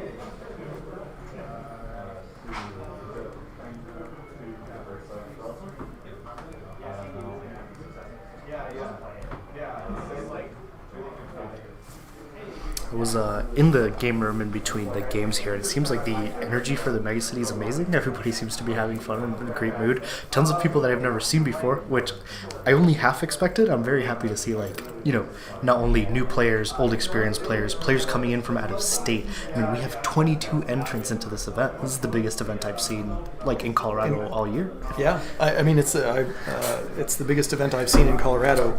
I haven't been in the meta for very long, but you're right. The energy over there is electric. Wonderful to see. It's not only is the game growing, but our local community is as well. Yeah, I mean we started back in 2023, 2022. There were only about 3 people coming to meetups on a regular basis, and the community here has really revitalized. Installing a revolver with a different array of tokens on it. As long as it gets the message across, right? Whatever bullets you can find. Yeah. Can't be stingy here. And it looks like Ryan B may be considering a run here. There we go. Into HQ. Okay. So he's not interested in... Well, I guess with the Spin Doctor on the table, archives is not as important, right? And shooting the anemone.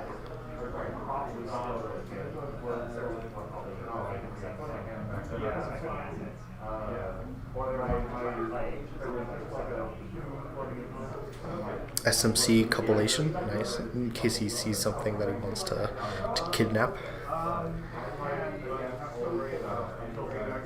Copulation's such an interesting card. I'm a big fan of it. Yeah, I am a big fan of copulation too. Does it get played a lot? It does usually. I feel like most runners splash it as a one-of, just as a way to deal with anything problematic that they couldn't trash. That hard to deal with stuff. Yeah, for example, a Boto. Probably, spending the credit, kidnapping the Boto, because you do not want to see that later.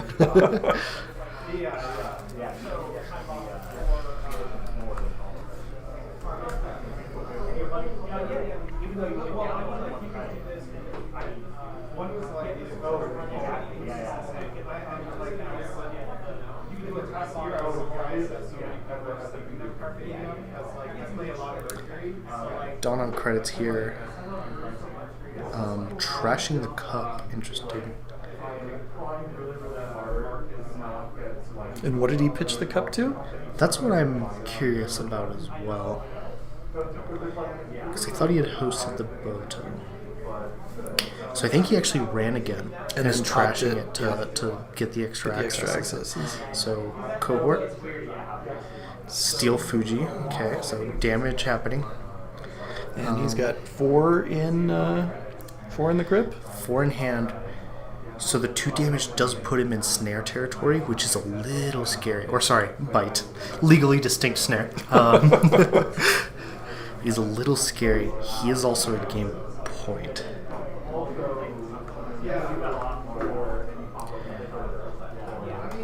Or potentially not, because he is at running a lot of 1-pointers here.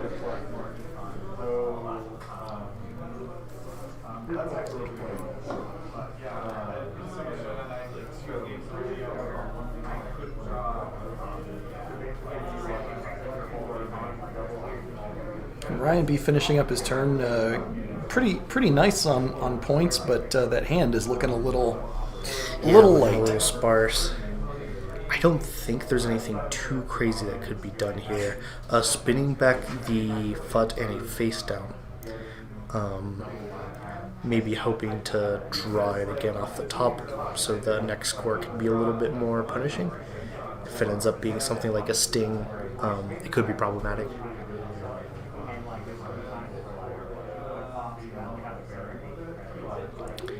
And small deck, seeing a lot of cards off of AU cohort and also just a regular draw. Okay, he's going through it fast. Yeah, it's possible he's fishing for something to just end the game. Measured response here does kill. Ryan does not have enough credits currently, but that is if Thomas is running it.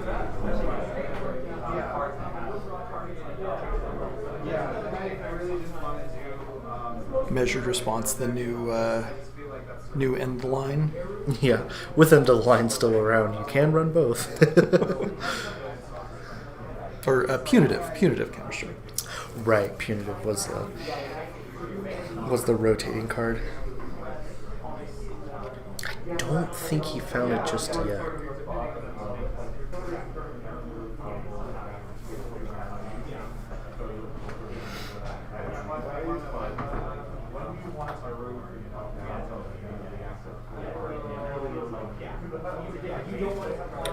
Putting something in a protected server, putting 2 things in a protected server.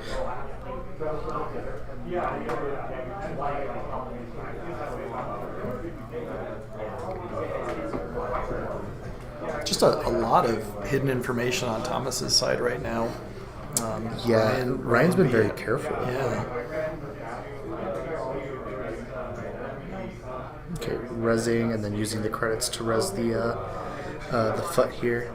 So he is trying to scare him away from scoring.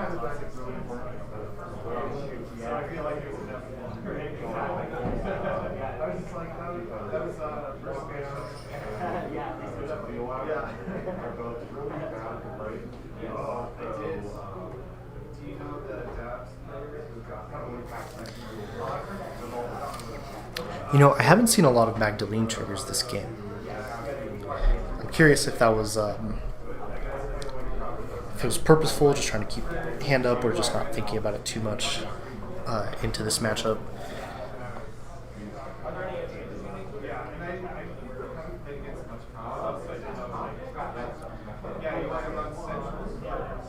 I suppose that explains all the draw he's got in the deck, but certainly hasn't had a chance to take advantage of it very much. Draw, credit card.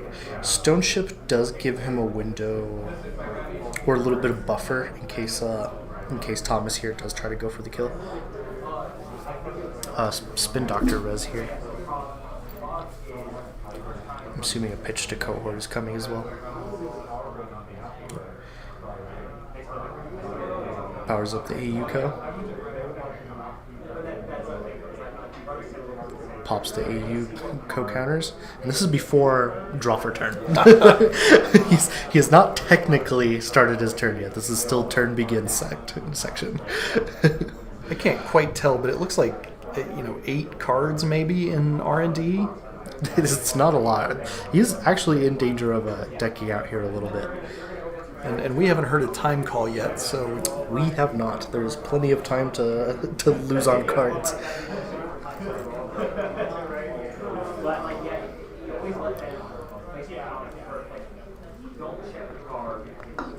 Boy, Thomas holding a lot of agendas there in archives. I think I saw at least 2 Fujis. That's scary. I'm curious. I mean, Spin Doctor is on board, you can shuffle them away. But you have a small R&D size. So you do that. It tells your opponent, like, oh, I just shuffled back 2 agendas. They're in R&D now. Just go and hit R&D, potentially win the game. Because right now, hitting a Fuji just wins you the game. Just wins.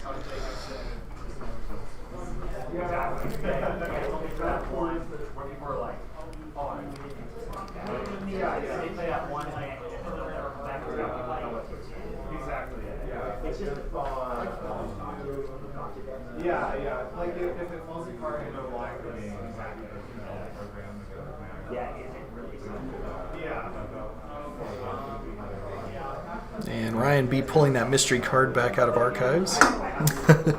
Maybe I can read what it is now. Those are fermenters. Ah, okay. Interesting. Okay. Those are very cool fermenters.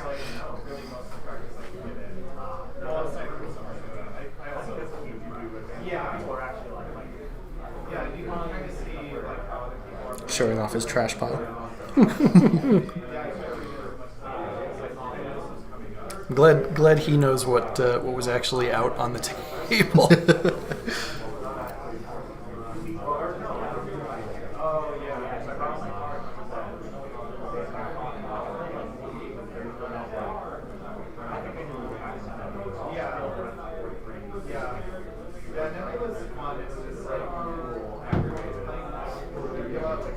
Icing up that Spin Doctor. Interesting. I think he's actually starting another remote. I think he started 2 more remotes. He's just doing it horizontally now, and then icing one of them. Yeah, there you go. A little bit more clear. Yeah, the fact that he installed it vertically told me that it was probably not ice. Asset spam making us wish that we had cameras with a square aspect ratio. He's just fisheye lens cameras for the Netrunner game. Make it like an old skate video.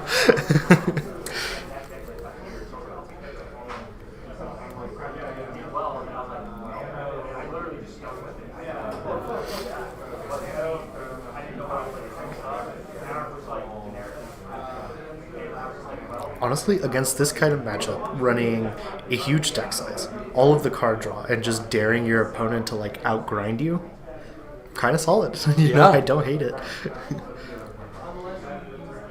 Now this, to me, seems like an unusual amount of ice to be running in an asset spam deck. A lot of those servers are protected. Yep.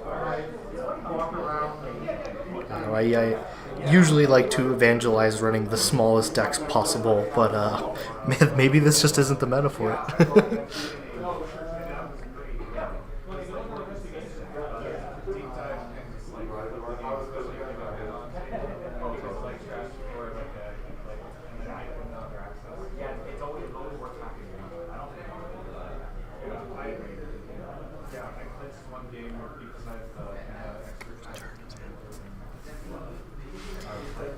We are deep in thought here with Ryan looking to take his turn. He did pop the Stone Ship chart room, looking to install another Stone Ship chart room. Taking the running click to run archives. Here we go. It is happening. Okay. It is a Bodo. He does not have a way to deal with it. So that is likely one of the ices that you didn't want to see around archives because it can keep you out. And assuming this list just runs a huge slew of sentries, this is one of the few that that is not. Okay, doing 2 net damage. Hitting the Azamat, which kind of sucks.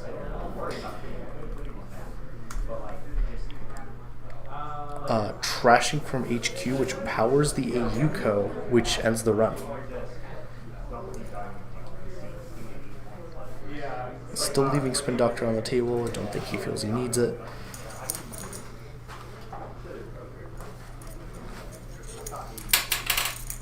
Oh, popping it now. So there goes the second Spin Doctor of the game.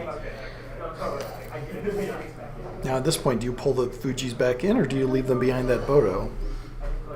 I think I would have left him behind the Bodo, but we'll see. We'll see what he actually does with the cards later on. Because you have as many cards in archives as you do in R&D, right? And although There is no multi-access on the table. Maybe they are just safer in the deck still. And we do not know what that ice is protecting R&D currently. Gonna get 1 point out of archives, bringing Ryan B to within striking distance of the game. Yeah. So he is at game point. Interesting.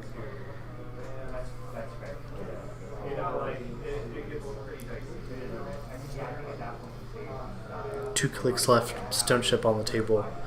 There is a FUT, but I don't see a huge reason to pop it right now. Oh, going for it. Okay. Let's do some net damage.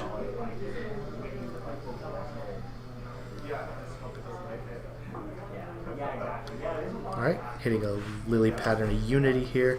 Wow, all of those breakers have really been sniped out of his hand this game. And he's doing all right without him. Yeah, seems to be doing just fine.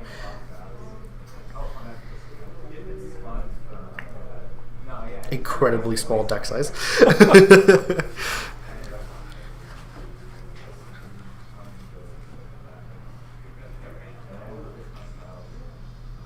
And scoping out archives, or the heap again. Yeah. I'm curious what he's fishing for. Maybe he's trying to count out the breakers.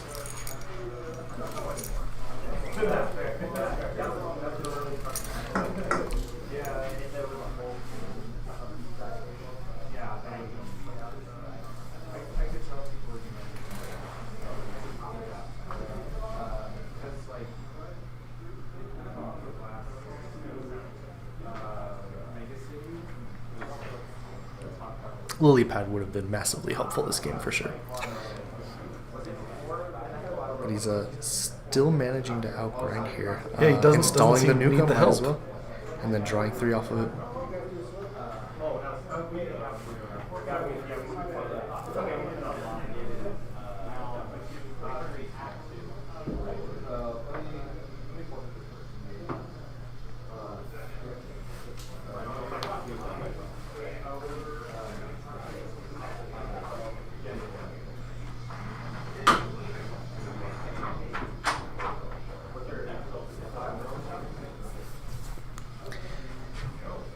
So we know that Thomas here has probably given up on scoring out this game, right? There's no reason why you would try to, score out a whole 6 agenda points from this position.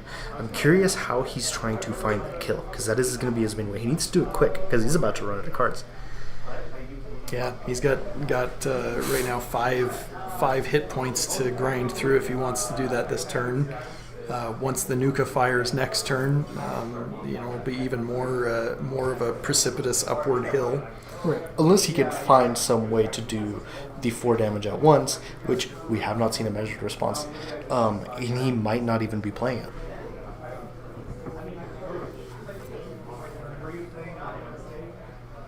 I do think I see a Spin Doctor in hand, but I'm curious if he's scared of rezzing it. Install. We might need more table space here, guys. I don't know if... So this is a 3 playmat kind of game. Yeah, it really is.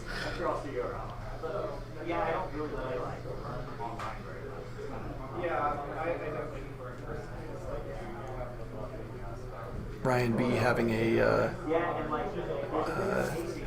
lot of choices to make here. Yeah, I feel like at this point you just don't play the shell game and just you just don't bother. Popping the Nuka. And I still haven't heard a time call. Maybe we missed one, but I feel like maybe just letting Thomas draw out his deck. Yeah, I think there's just plenty of time here. Keep your hand size high and keep that stone ship in reserve, and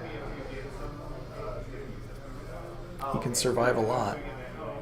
Yeah, especially since he's definitely has to be running more than 45 cards. There's no he's not at this point. Yeah, after all that draw, his deck looks fine. His deck, yeah, it's looking very healthy. Oh, there's the first time call. 5 minutes on the round. Okay, so things are tightening up a little bit more.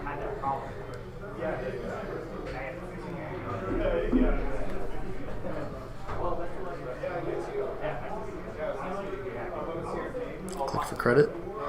Click for credit.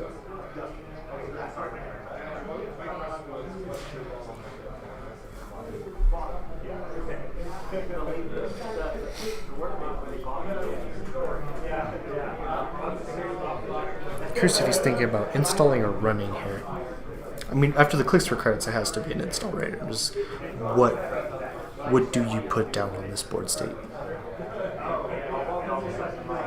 And I haven't seen what's in his hand, but I suppose he could pitch a piece of hardware to Magdalene. And not even spend the money on the install. Oh, no. Spend the money on the install. Running a random remote. It's a fight. Okay. Doesn't matter. Leave that. Yep. And install the symbol chip. Yep. End of turn, Magdalene trigger symbol chip.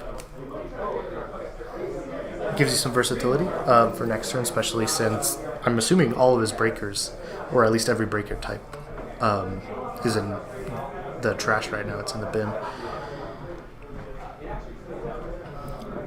Okay, the Alco triggers. Does he use them? And Ryan B just preemptively laying his hand out there for the damage. He knows what's going to happen here.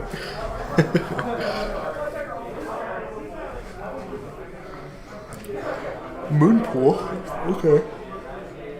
So putting agendas back in the deck to try to advance something here. Looks like a Fuji and a See How They Run. See How They Run is an interesting choice for agenda here. That's pretty cool. Then doing touch-ups.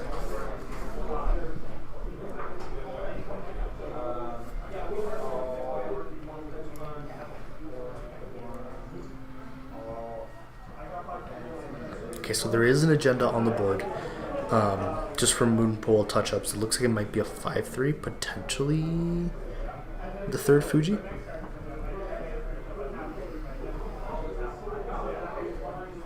Thomas here counting up what he's got to be worried about. Yep.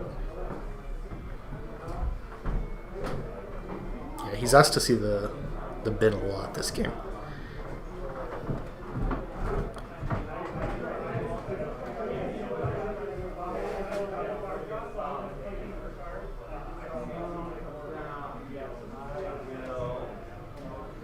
Okay, revealing the grit for touch-ups.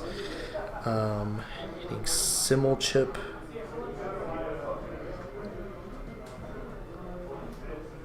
There's And the that's game. All right.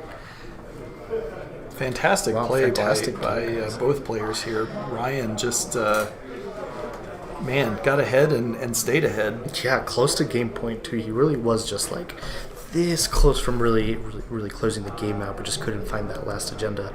And I mean, Thomas's last push to install create a crazy amount of new servers, hide the one agenda behind the ice, and then do the Moonpool touch-up shenanigans.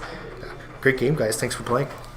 And that's the end of round 3. We'll be breaking for lunch here, and we'll put up the time that we'll return back on the screen here. Thanks again for joining us. Yep, make sure to stick around. We got games for the rest of the day. We're just going to eat a quick meal. And we'll see you when we come back.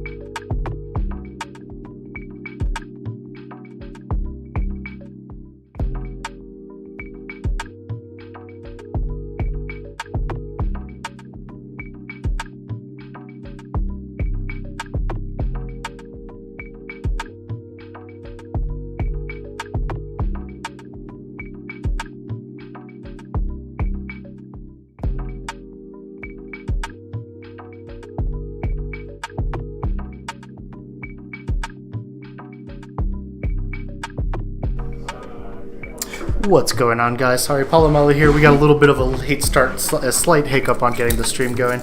We have a game started already. Let me get the players involved here. 1 second.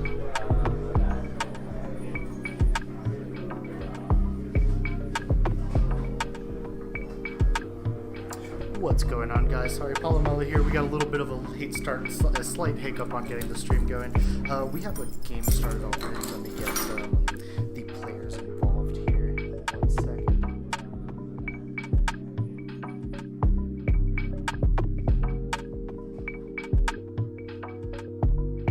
What's going on, guys? Sorry, Paulo here. We got a little bit of a late start, a slight hiccup on getting the stream going. We have a game started already. Let me get the players involved here.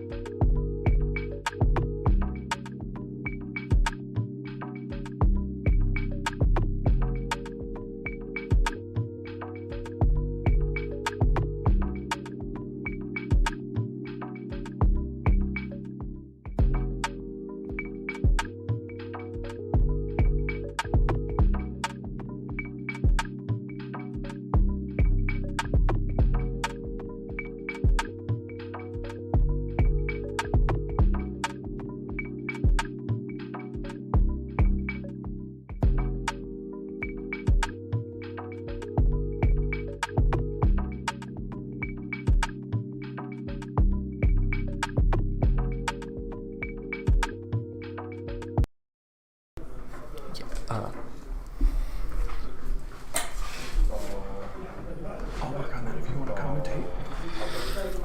Alright, sorry about that. We're having a little bit of technical issues. The match has started. Doesn't seem to be any points on the board right now. We're going to get the names corrected here in just a second. Is it Thomas and no? What? I wrote it already. Oh.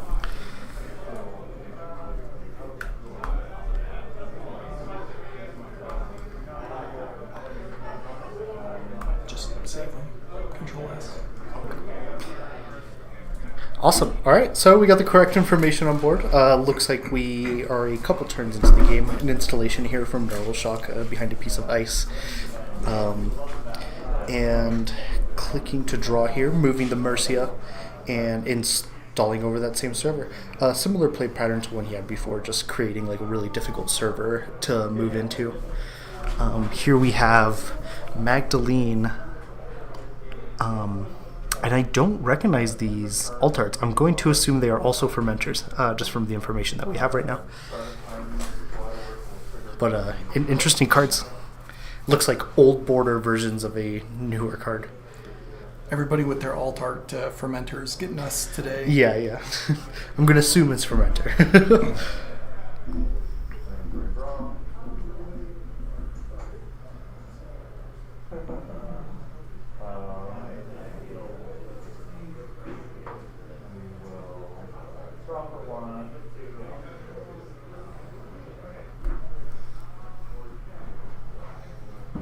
Interesting to see what the play is here. Thomas seems to be a very patient player, and the decks that he's playing definitely reflect that.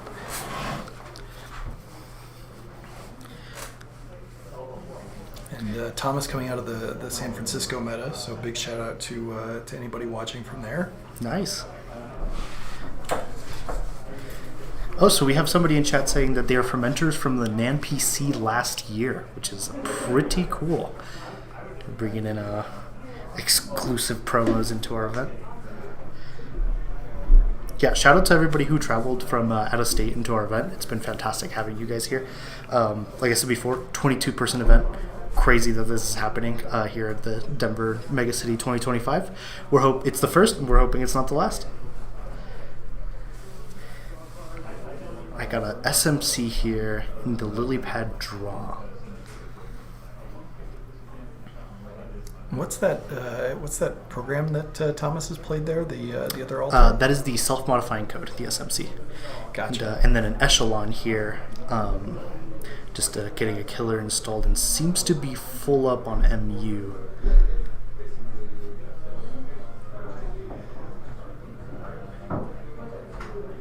Or not, because the lily pad does give you a +2, so we are almost there.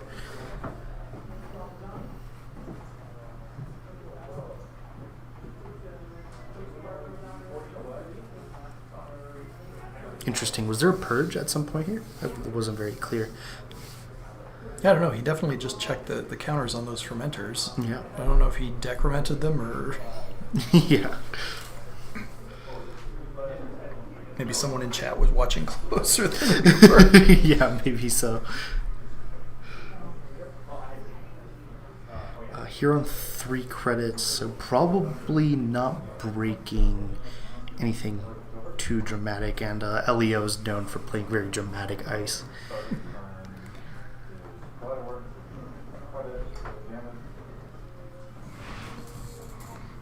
Already have that MIC showing, and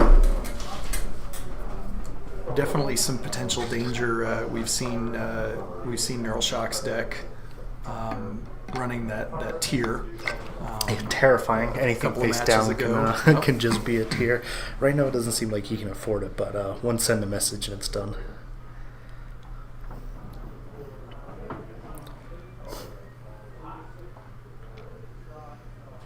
Looks like a pinhole threading from Thomas here, using archives to snipe out the Mercia.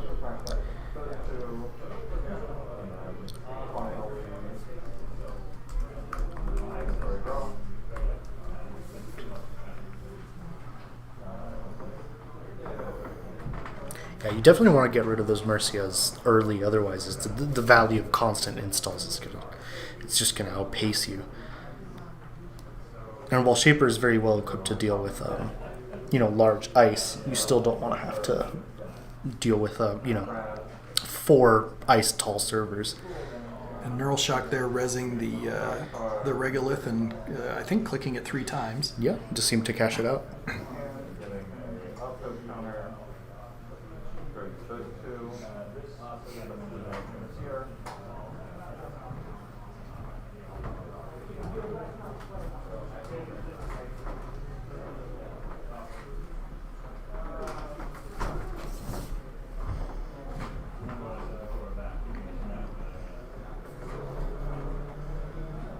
Getting those counters on Propeller. And we do have some extra prizing today. Neural Shock or Justin Heckle has been nice enough to lend some of his alt-arts and some Eye for an Eye, which we'll be showing on stream later on. We also have a raffle for a small knitted capybara, blue and everything. It's going to be very, very fun.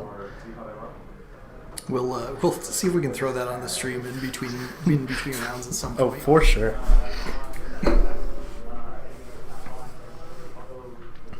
Drawing what looks to be a Muse. And Thomas there with 1 click left, right? Yeah.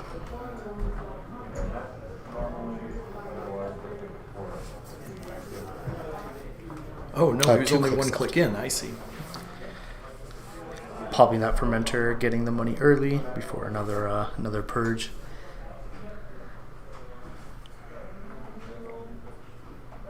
Curious if he tries to make a run here. I mean, you have Echelon Propeller and an SMC. You're more than capable of breaking pretty much anything in front of you as long as you have the money. Installing a Muse for 1 less, getting the fermenter back, and getting the lily pad trigger.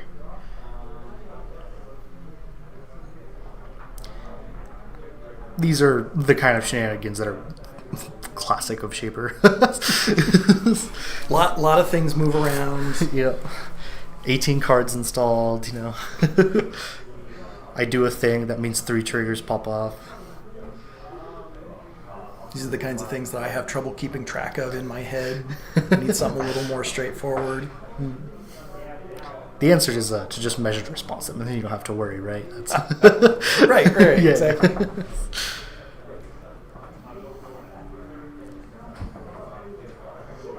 Thomas filling up those fermenters. That fermenter on the Muse, popped last turn, and it's already up to 2 counters again. Yeah.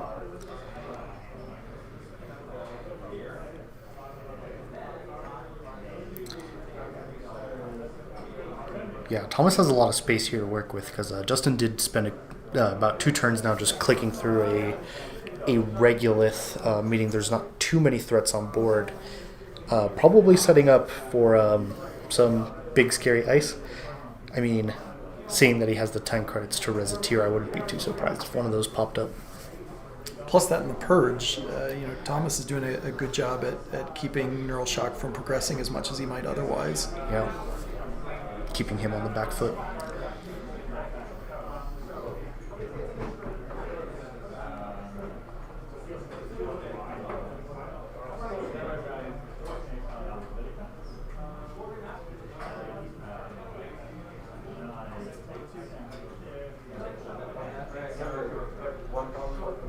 We love this hand shuffling that Thomas is doing because we get a good look at all the cards. Yeah, Know exactly what's in his hand. I feel like every card game player has habits, little Yep. little ticks that they have while playing. I'm definitely a card shuffler myself. Same. Yep.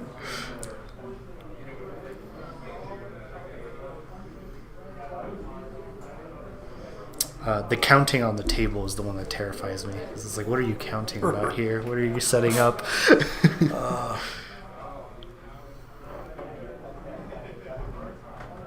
Drawing what looks like another breaker there. Yeah, that is Unity should be the last breaker needed to complete the suite.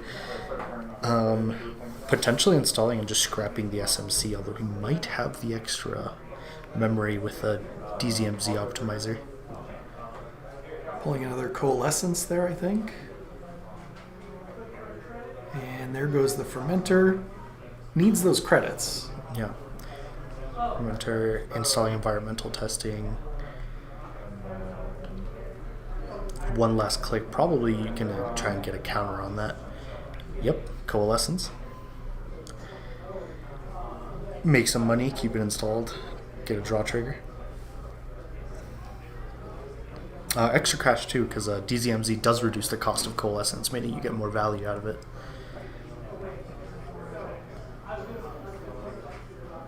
Install Respin Doctor. Seems to have drawn an agenda there.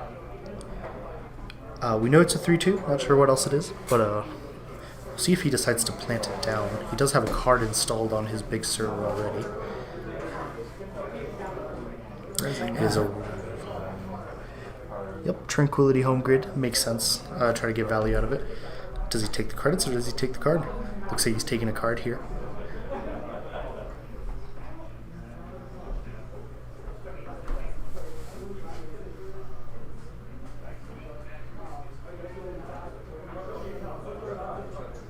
And did that agenda go into the remote? That agenda did go into the remote, it looks like. So Thomas in a pretty good position for going through those ice, although we don't know what they are, but he's got his full breaker suite at least. Yeah, he's a little low on credits. Justin is extremely high on credits. We'll see. We'll see how he feels about it. I'd be a little nervous if the corp could res, 6 to 10 cost ice For sure, right in front of and my there's face. that tier hiding in there, although Curious if he knows about it or not. Yeah, so not everybody's playing it.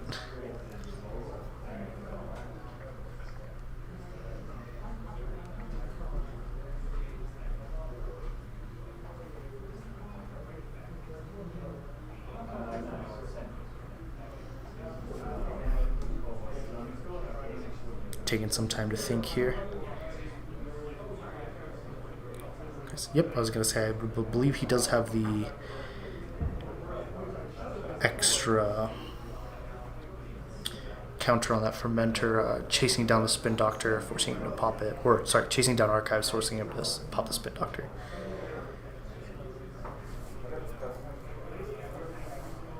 Popping SMC here. I'm curious what he's fishing for. Yeah, because he's got that other breaker in hand, right? Yeah, I believe he does. Getting a compilation.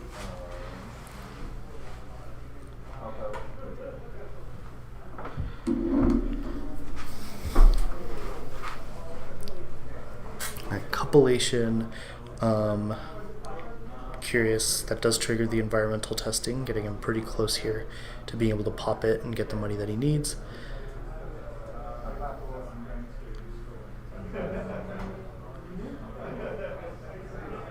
Neural Shock doing the lightest of cuts there. Yeah.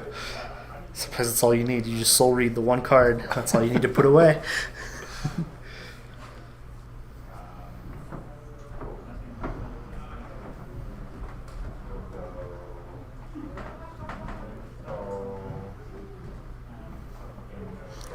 For a little bit of history of our location, we are currently in the Wizard's Chest in Denver, Colorado. It is a giant purple castle in the middle of the urban Denver area. This has sort of been the home for Netrunner over the last couple of years. This has been the place to go to for events where a lot of the community has organized. And here we are, hosting our first mega city. Yeah, the Wizard's Chest has been a Denver institution for decades at this point, and has been the home of Netrunner since there's been a Netrunner meta in Colorado, and sort of incubated it while it shrank down and has since grown back. You know, we've got 20 some odd players now in the Denver meta. It's really cool to see everybody coming out to these events and, you know, joining our weekly meetups here on Thursday nights, and then we do weekly meetups at Grandmaster Games in Boulder on Sundays. And it's great to have enough players to fill those events now. Yeah, it's great of them because there have been times where we've only had 2 players show up here, but we always have this little corner of the basement they're willing to give us. And there have been times where we've had like 14 players show up, and we just need all the tables rolled out for us, and they're always super accommodating. Making a burner run here. I love these. Let's see. Choosing the 3 to reveal. Oh, choosing the 2 not to reveal. Okay. So sending Spin Doctor to bottom, send a message to top, so it's probably going to try to snipe it off of R&D, and then the Boomy stays in hand.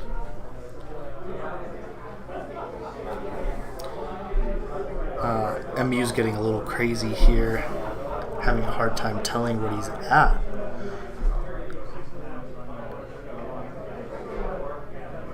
Exactly 7. So he is at the tightest MU possible.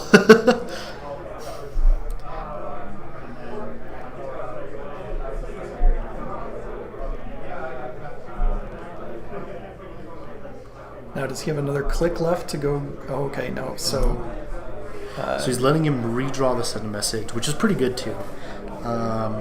Okay. Resing humanoid resources here. If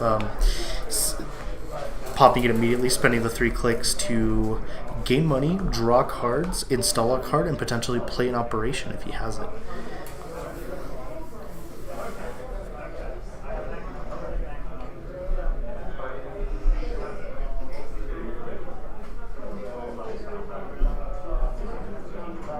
now, are we expecting him to immediately play out that send a message because, you know, Thomas knows that it's in there, or protecting up HQ, so maybe he'll hold that in hand. Yeah, potentially. It's also possible that he has another agenda in there, just wants it protected, and might split the agendas between board and hand, which is also worth doing. Installing another piece of ice above HQ. He doesn't want anybody in there. Send a message still in hand. It's a good time to be playing that HQ ice because, Thomas doesn't know whether he's protecting that send a message that he already knows about or whether there's another agenda in hand. So he's got a little bit more hidden information to play with than he might otherwise. It seems he didn't get to play the operation. That is something that happens with humanoid resources a lot. It gets you all the value in the world, but if you don't have the operation, you don't get the full of it. Big hands here today. This is the Clicking to draw. Okay. the thickest R&D has looked at this point in a game so far in any of these rounds that we've watched. I think so. So do you think it's worth popping the fermenter and trying to run HQ?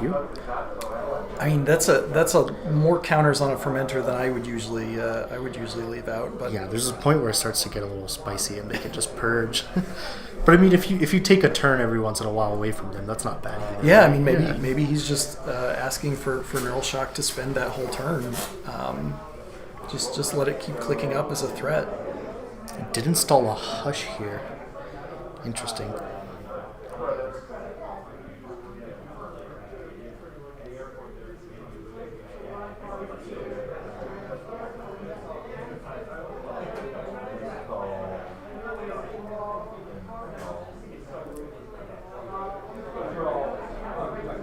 Neural Shock contemplating click 2 or click 1.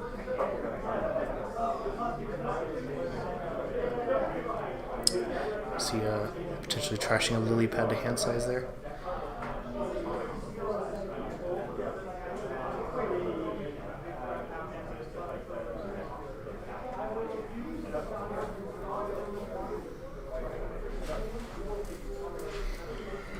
Now, if you're Neural Shock here, do you play out the send a message? Do you hold? I mean, HQ is very well protected at this point. It looks like. Yeah, so is the other remote, but I think the remote server is more at risk than HQ is right now. And right now, Thomas seems to be thinking about HQ since he applied the hush on a piece of ice there. Oh, and we saw a purge on that last turn from Neural Shock. So it was a purge. Okay. Thinking what we were thinking. Yeah. Some face down cards in archives, but I doubt it's anything too important. Ooh, another There's an fancy alt art altar I don't here. recognize. Yeah, I don't recognize this at all. I think it's a Hannah. Yeah, I can see from the effect here it is a Hannah Wheels. If you want to, it seems. Wow, I've never seen that altar before. It's very cool. Maybe we'll be trying to pressure the remotes. Hannah Wheels is usually what you want in these kind of situations.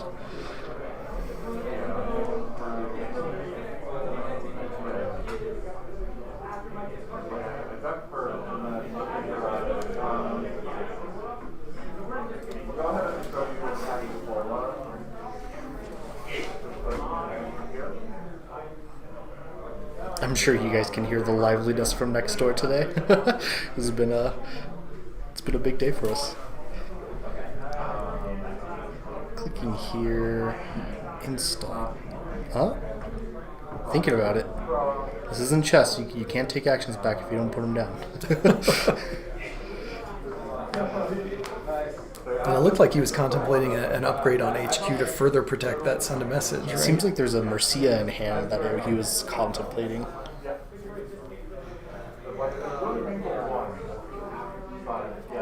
Mercia Ballard seeing a lot of play today, which is not too surprising.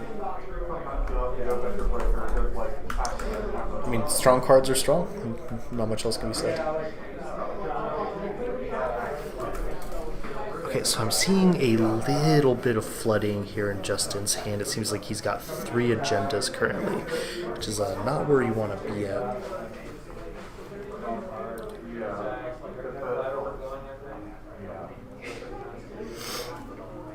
But we've seen Justin's very good at coming back from these plays before, and his HQ is very well protected.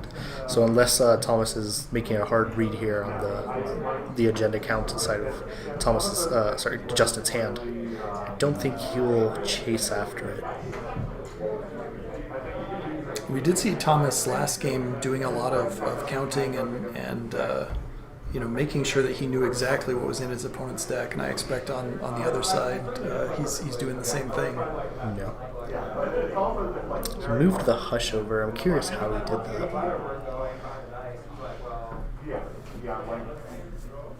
He's the only person who I'm like, yes, with this deck they will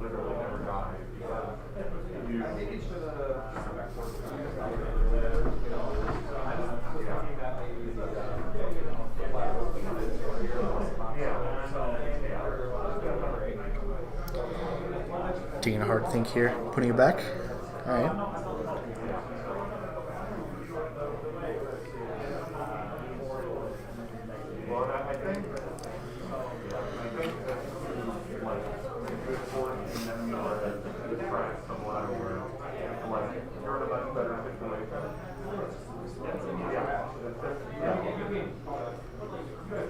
I like these decorated poker chips that Thomas is using. They're very nice. They're really nice. 'Cause, I don't know at what point Netrunner just shifted to mostly being poker chips for the most part. Whoever decided to create Netrunner poker chips must be making bank right now. Yeah, they're. I feel like they're a lot easier to manipulate than some of the smaller, thinner plastic tokens. Yeah, I just like the sound. They make that wonderful the clickety clack clacking sound. This is very appealing.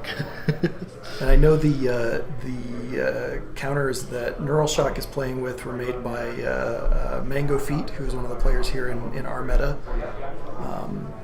No idea what that gorgeous set on Thomas's side is from. Wow, okay, so he's making the run on the remote, assuming, it seems to be a Hannah run, so doesn't really want this to fail. Trashing the Boomy. Interesting. Yeah, trashing the Boomy to end the run. Kind of telegraphing that he doesn't want him in there. I think he can deal with the Hagen. Going He's back running in. it again. I believe he did take a tag from that because the run was unsuccessful. And there's There's send a that message. Okay, so we got 3 points on the side of Thomas right now.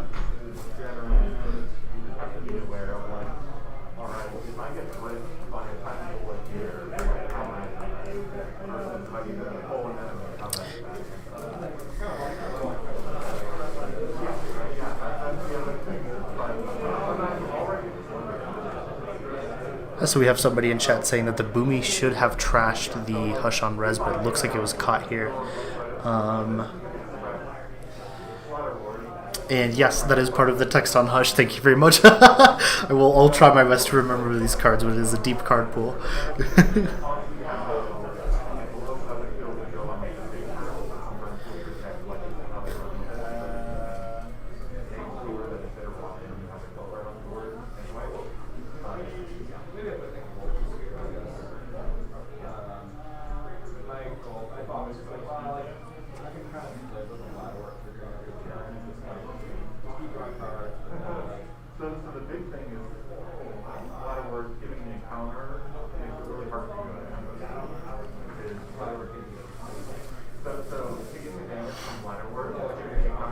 We're seeing that fermenter coming back again.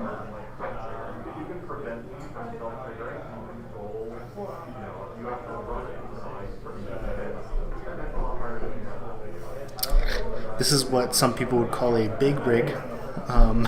There's a lot going on. Fortunately, not using up as much playmat space as Thomas did last last match with his asset spam. Definitely not.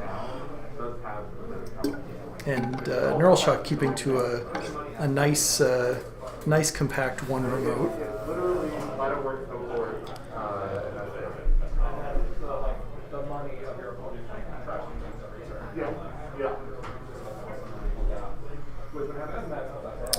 Trashing Azamat here. Probably doesn't feel he needs to be trashing too many things.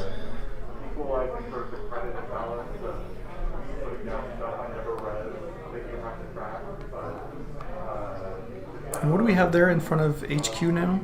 Got an MIC And a Boomy. and a Boomy, and then the one on Res Dice. Yeah, HQ is probably just completely unlocked right now. I can't imagine that as a comfortable place to get into, especially with the Elio ability, which we saw in full force earlier. Getting the Mercia down for the extra install, nice. Man, I can't think of a more perfect card for Elio. It really just does everything you want it to. Seeing a lot of both of those cards on the stream today. Oh yeah.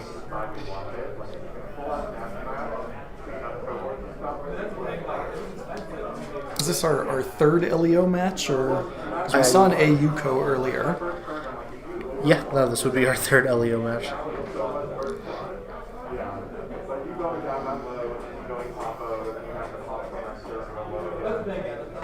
Bringing Coalescence, trashing the Hush.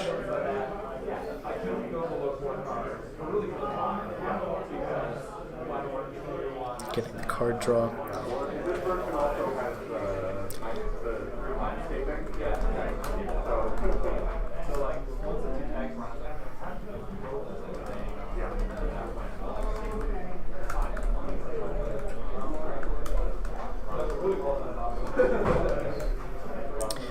Okay, so a pinhole threading run to try to trash the Mercia again.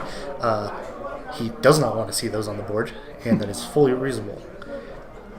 Getting some symbol chips installed here, probably setting up for some shenanigans next turn. Coalescence is good trash fodder as always. As usual, pretty full up on that MU. Yeah. Seems that DZMZ and Lily Pad are complete necessities.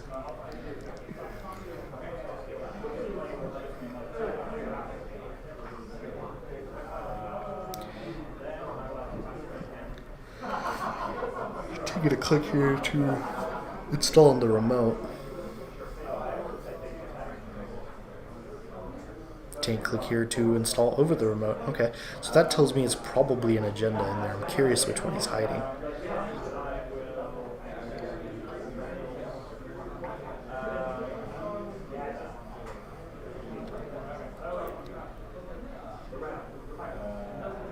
I suppose he can afford to give up another send a message, but boy, does that make the game tight. Yeah, you don't want to put your opponent on game point like that. Okay, popping symbol chip, trashing to get propeller back out with full counters.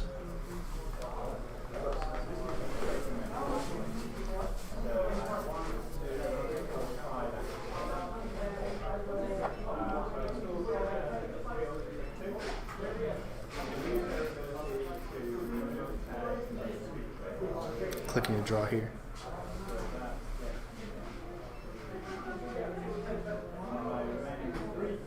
Or, sorry, taking the lily pad draw potentially. Drawing again. Installing telework contract.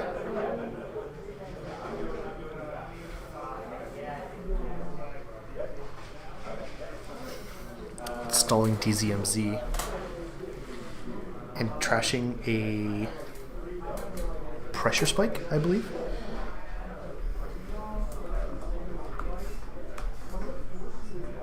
Interesting.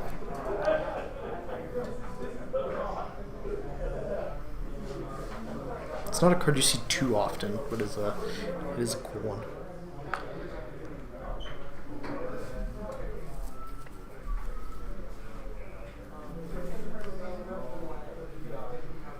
And was that Neural Shock just revealing a Hollow Man in the remote? I believe he just scored an off-world office off of Oh. the Hollow Man. Yeah, Gotcha. just spent his turn doing that, which refunds you a decent amount of credits, so not bad at all. Putting back him up to 2 points so we can contest a little bit more.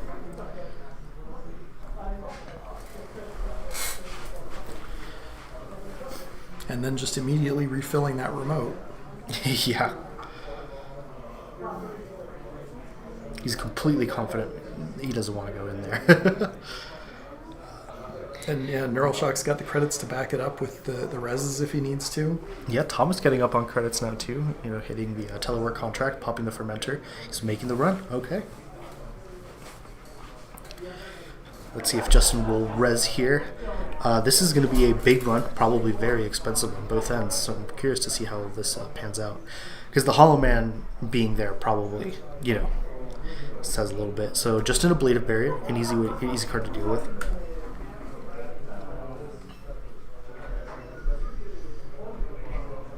We are at threat, so you do get the install from the res. Seems to have installed a Regolith mining license on the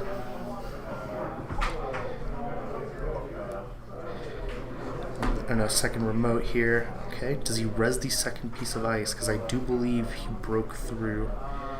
Yeah, Thomas bringing back that pressure spike from. There's the Heat. tier. Wow. Spending the full 10 on it. Does he have enough to get through it? He does have a killer here. So there's some potential. And it looks like he has clicks. But any clicks used to break through tier from its own effect will go to the corp on the next turn. Taking a big think about it. Reasonable. Yeah, not exactly what you want to run into, but this has also brought Neural Shock down to 2 credits. Yeah. It's probably going to take him a while to recover this money here, but he has the server to do so, and he does have the Regolith mining license, so maybe not too much. Wow, okay, so spending the credits here. And I know we have a display, but just to go over it, it does 2 core damage, trashes and installed grinder cards, gains the corp 3, and ends the run. It is a 7 strength ice. It is ridiculously expensive to get through, and none of those effects are something that you wanna take. Core damage is permanent.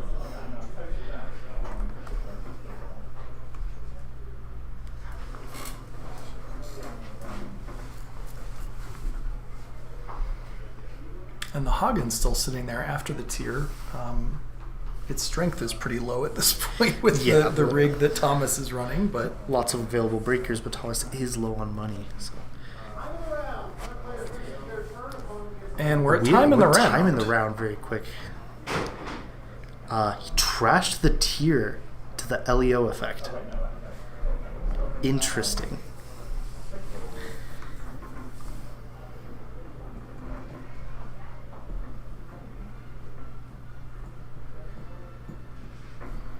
Neural Shock counting on scoring that agenda next turn, I assume. Yeah, must be.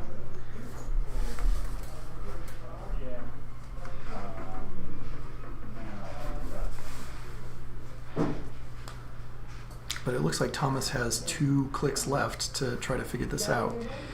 And no, Ben, we will not be freeing Luminal. Not while I'm alive, thank you.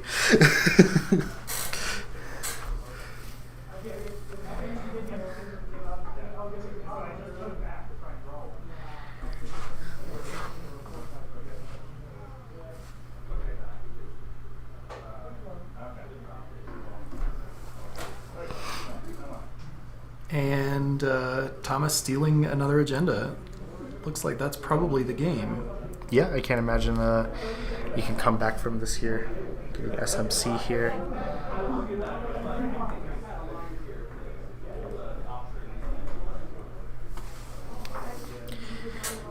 Alright, we're at 5 points. Time on the round.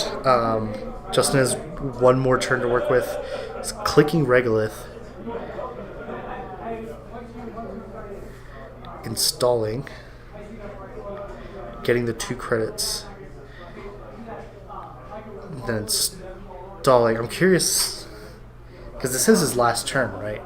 Yeah. Yeah, I don't think he... Yeah, he needs to score a 3-point agenda, and I don't think he's got it. Yeah, I don't think that happens here.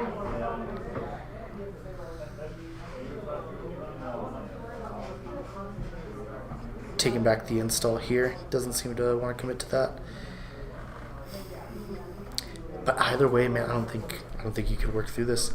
This is a rough situation to be in. Alright, they shake hands, GG's. Thank you guys for playing. Excuse us for the technical difficulties, but we are up and running now. Alright, and we'll be back in a couple minutes for a round 5.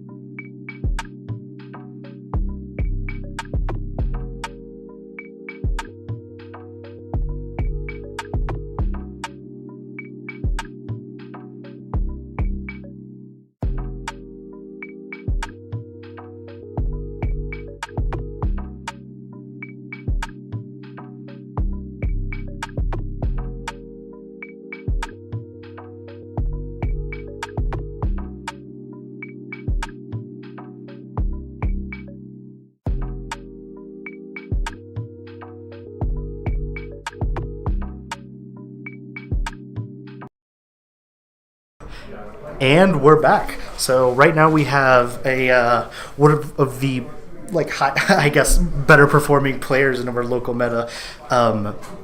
Solemn Storm also goes by Ben, popping off against Thomas Haas, who's been coming in from the San Francisco meta and who has been doing incredibly well this game. He's been consistently in the top table since round 2, right? Yeah, Yeah, cool. yeah. It's been really cool to watch him play. He's an extremely patient player. Doesn't get tilted, it looks like, and Yeah, plays very well. One of the highest performing invaders here in Colorado. We have a very cool alt art for Zaya here from Ben's side. I'm a big fan of this. And Zaya is something that we haven't seen on stream yet. Yeah, we've seen both Criminal and Shaper, Shaper and Anarch. Yep. This will be our first Crim player, which I always like to see. Oh, for sure. Colorado's actually known for being like Criminal and Wayland for the most part. That seems to be the Colorado meta, and it's like usually Wayland kill you and then Criminal shenanigans. We got the kind of scary AU list that we were seeing earlier, but I think if anybody can maneuver around it, it's going to be Ben here. As played it many times with him. I can never pull one over on him, it seems like. Yeah, Ben is a cool customer. Yeah.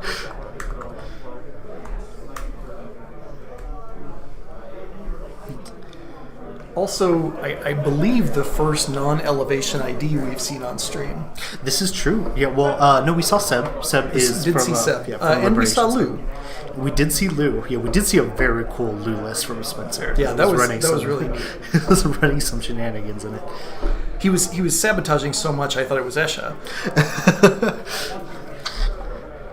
Which that seems to be the name of Anarch right now. It's just like sabotage. I mean, we have Rio running sabotage cards, Lou, at least in this instance, and Seb.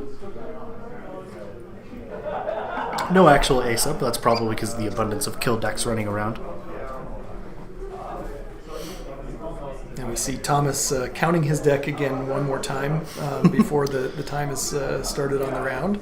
It is a little. It can seem a little silly, but it is so important for Corps to do this to make sure they're not missing agendas in a runner's deck. You know.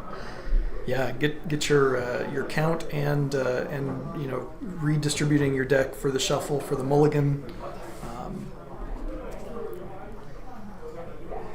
All right, cut, and we're going into game start here.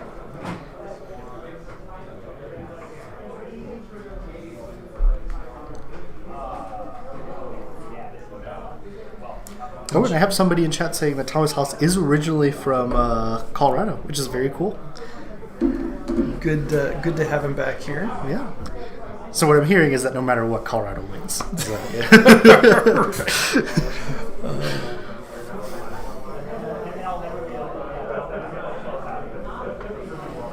And I'm just realizing that we've left the faction icons Shaper and Criminal the whole time for rounds 1 through 4.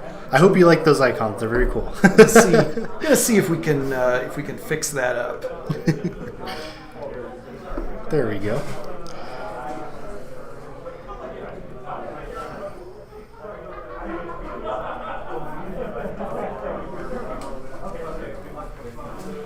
Okay, and I think now we're just waiting for time to be started on the round. Yeah, waiting here on the time. We're very interested in these this match with these two very high level players. I'd be impressed to see who wins either way. I'm really worried I am unqualified to commentate this match. These players are and they're off. So all right, starting with a Hansei review. And icing up HQ. Which I think in against a Crim deck, icing up HQ keeps you from losing your credits right off the bat. Yeah, getting hit by a transfer of wealth or two early on can be backbreaking. It used to be diversion of funds, which I found was a little worse on the Corp. But what are we running here?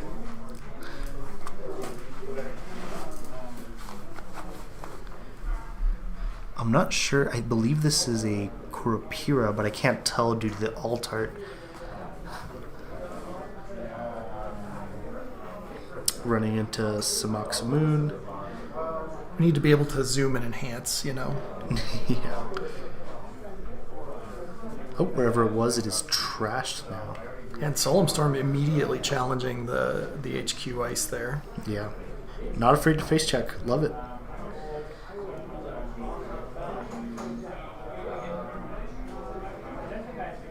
And a class act. here. Interesting. And jailbreak.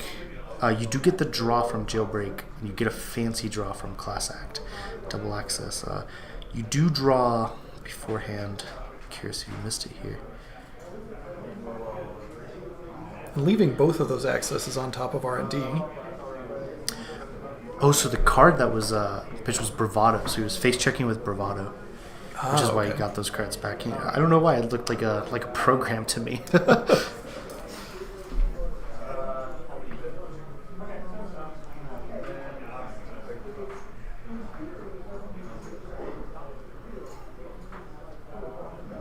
And Thomas choosing to protect his new remote instead of R&D, so Solemn Storm will be able to go back in there if he wants. Yeah, luckily nothing too scary from the side of the runner in terms of R&D pressure. Boomerang in the new ice. Wow, playing very aggressively today. I love it.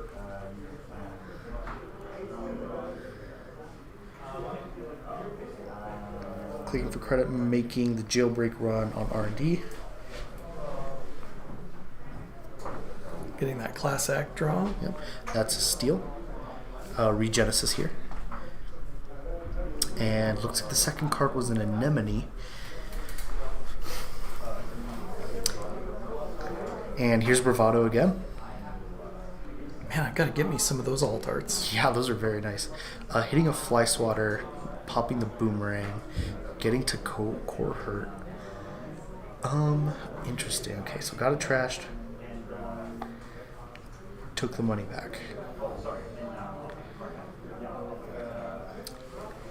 I think it'll be fun to see Thomas actually resolve some of the Regenesis shenanigans that he might have going on. Because right now we've only seen them in score areas.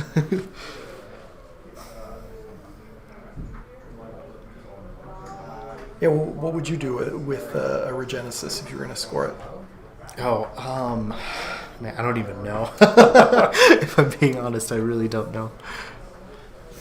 It's just one of those play styles I haven't messed around with at all.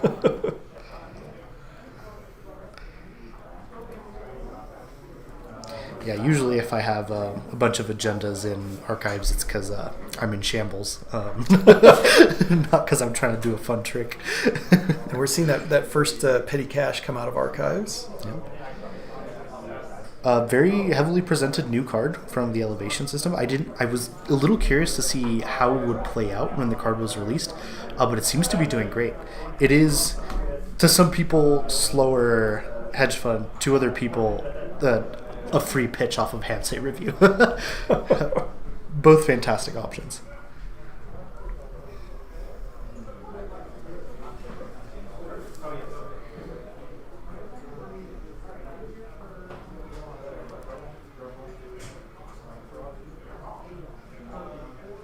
And Solemn Storm leading with that class act draw.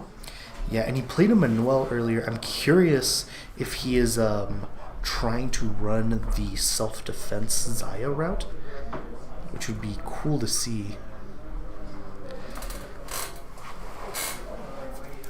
That is a deck that sprouted up pre-rotation and was doing relatively well, putting up some numbers, but I have not seen adapted to the new elevation meta.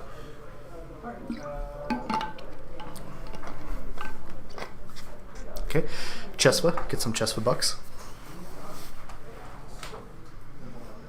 And Pinhole threading, sniping the FUT, makes sense. Not a card you want to stick around.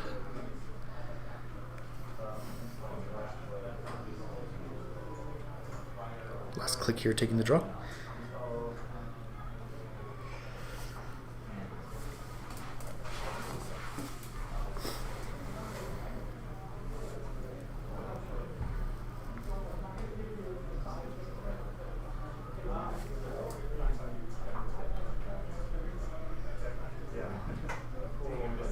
And Thomas, they're protecting archives and installing in that remote.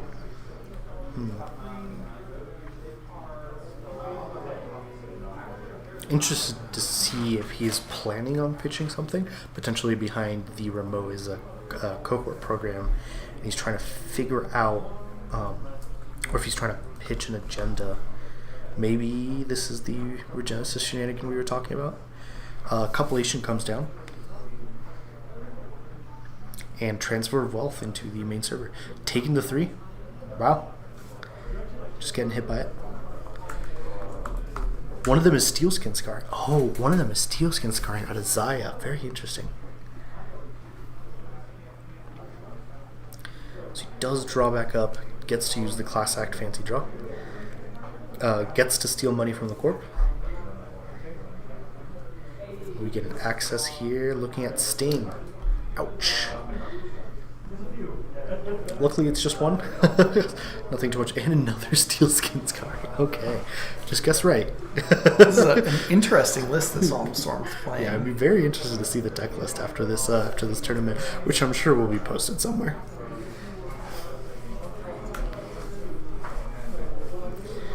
AUCO has its counters now. Could probably just get going. Once you get those first sets of counters on AU, when you can start using it, it just snowballs from there. You just get so much card advantage. You can set up so much. You have so many options given to you. You can throw whatever into archive, some things that you would really want in there.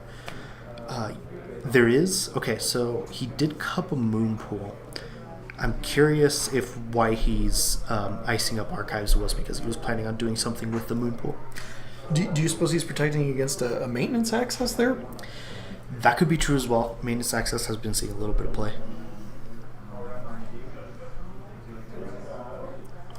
And also the already presented pinhole threadings. Sure, yeah. Always good to keep the pinhole threading out of archives. Yeah.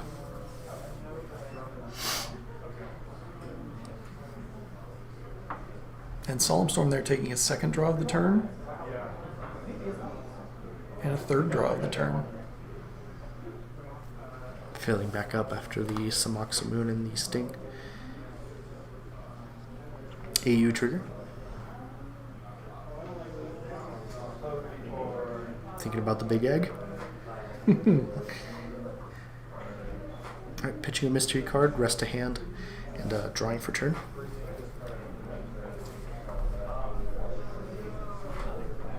Have we seen other players playing AUCO? Not yet. Oh, we got another petty cash here. Clicking to draw.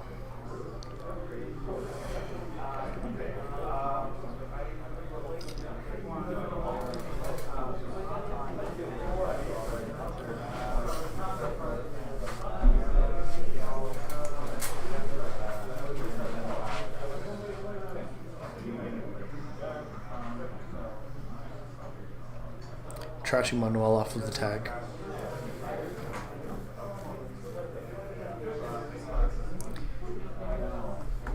We're not at threat, so Manuel's ability is not active.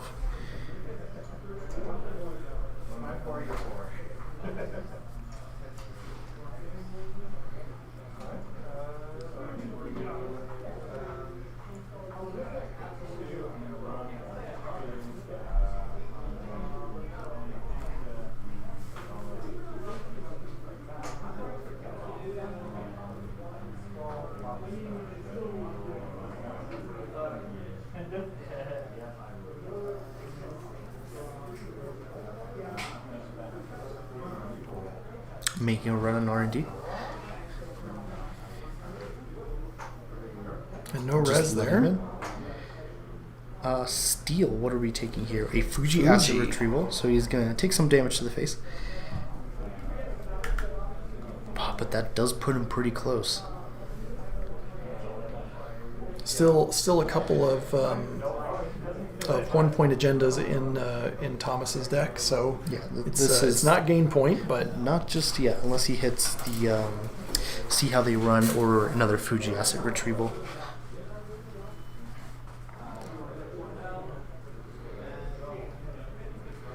the Class Act doing work for Solemn Storm today. Yeah. I mean, he's just a phenomenal card. I've been playing it around with Job Market, and it's just been such a neat combo. Well, especially coming down early, it's yeah. providing so much value here. Yeah, it is just the new version of Career Fairing a class act, but it's fun.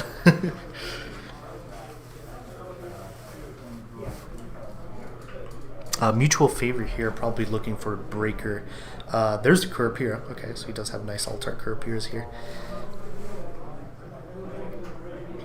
Probably looking to get through the Fly Swatter and the Samaxa Moon. Both of them are barriers. And for relatively cheap, which is good for powering up the Kurapira, get you bypasses later on.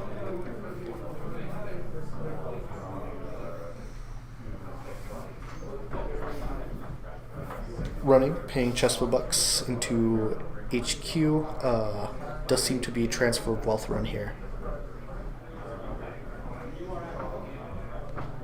Accessing petty cash, taking the money and the tag. And now he's got two tags. Maybe just gonna float those. Yeah, I mean, I doubt this AU list is running any kind of intense tag punishment, right? But sometimes the tags are the punishment themselves, like losing Class Act here isn't great. Although, doesn't have the money for it. We're just clicking for credits here.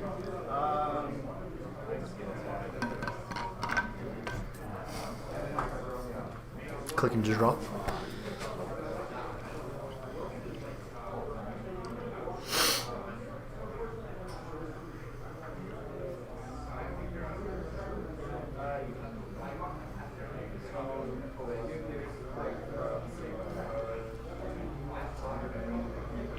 Bahia bands. Curious to see where this is heading. Chest for bucks seems to be HQ again. Might as well keep powering up that Kurapira.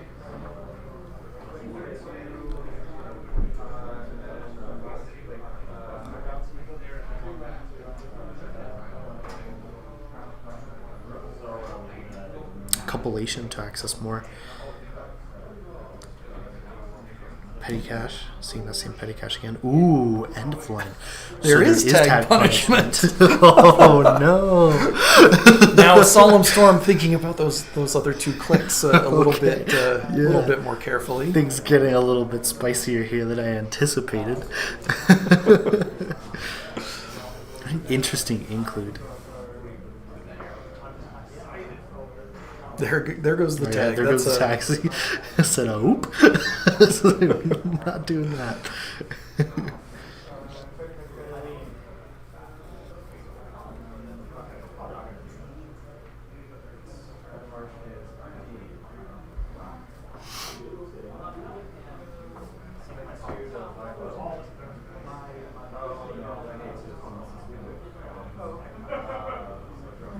And a few cards accumulating now in archives from all of those AU code triggers. Spin Doctor here, off of the protected remote. Interesting.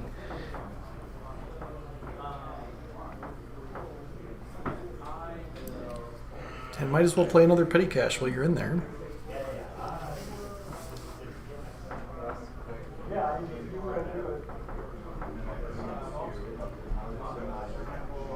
And what do you think? Probably loading another petty cash into archives there. Yeah, why not? You might as well run the full set.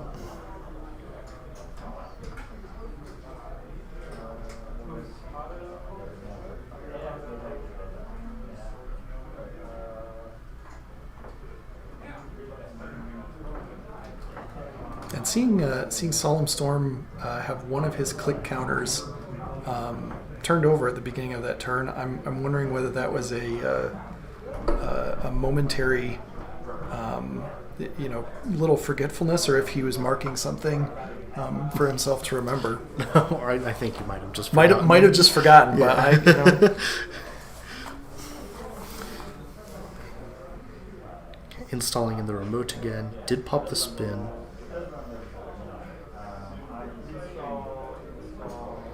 Installing on the remote. And rezzing the FUT. Okay. Trying to get counters on it. Shuffling his deck from the Spin Doctor from earlier. Putting a counter on it.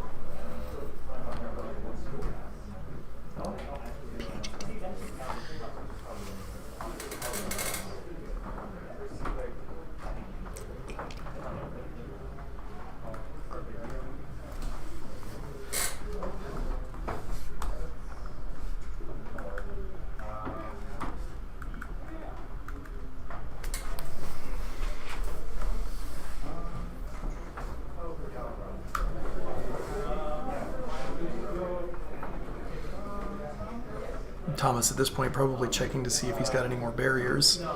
Yeah. So he is pinhole threading. Okay, so rezzing here on R&D. What seems to be another Sumoxamine. Paying chest for dollars and $1 real, which does power up the Kurapura again. That Kurapura does have enough counters to bypass something. So yep, hitting the foot, trashing it.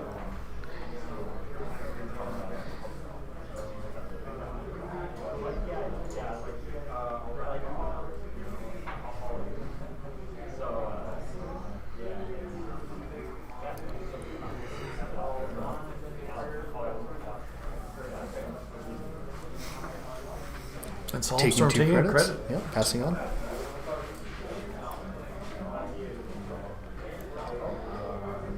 Solemn Storm has been doing a good job of keeping Thomas on the back foot this game, because we've seen him run away with other games by just like going ridiculously sideways and having a lot of assets, but he's been smart about what to trash, smart about hitting the right centrals. Interesting to see the shift in playstyle. And really, really aggressive going into a lot of servers, not just the remotes. Yeah, agreed. That Archives Ice so far, though, has been dormant. Solemn Storm just not interested in going in there. Yeah, the economy has also been low on Thomas's end. Part of that could be luck here. Saw the initial hands here viewing petty caches, but hasn't seen or been able to keep much more. And Zaya, of course, just a money-making machine.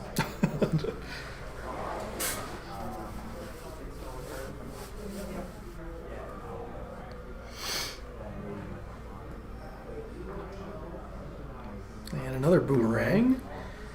Putting it on the fly swatter. And now running that remote. Or sorry, probably not the fly swatter, I'm assuming the... Seeing that anemone. Taking the damage here.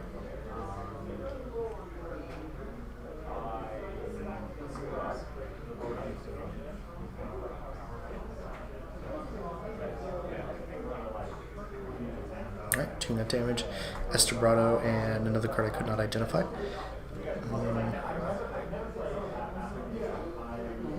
And a revolver. Okay. Boomerang shuffling back.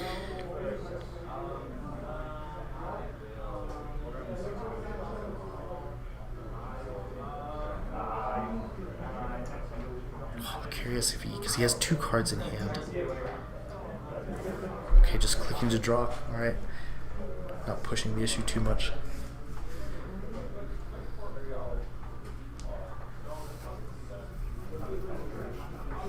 Yeah, he might have been a little concerned about it being something that could kill him.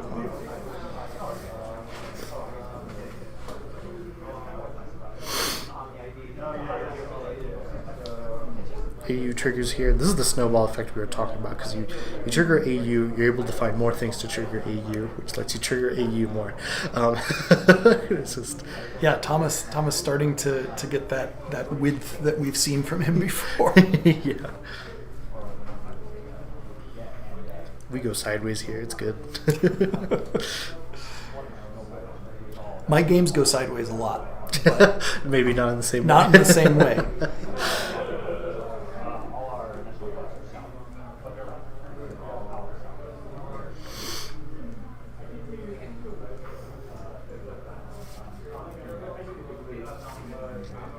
Taking the time to think here.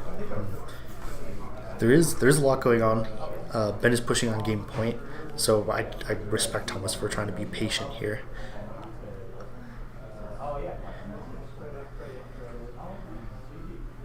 Checking the heap again. He's been doing this a lot recently. I'm curious if he has some way of interacting with it that I'm just not aware of.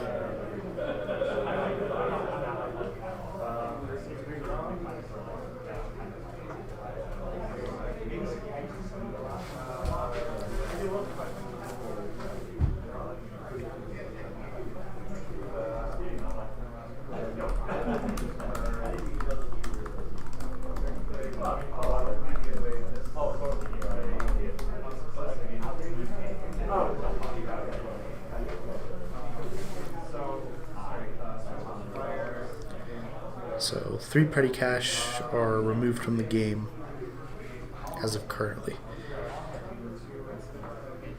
That Spin Doctor joining them. At least, is that yeah, that's a Spin Doctor, no? Oh, click to advance. That is a Spin Doctor. Click to advance on the server that he couldn't get into earlier.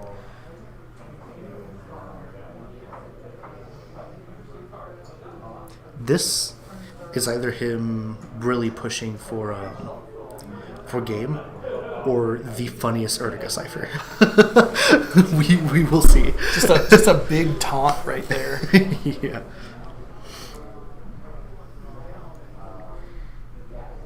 But as I can attest, Solemn Storm is not one to be taken in by Yeah, many have tried. most things. Running the remote. Okay. It is another spin. Gonna res.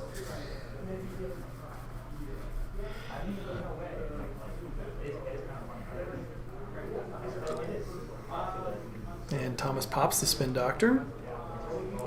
Getting 2 more things back into the deck.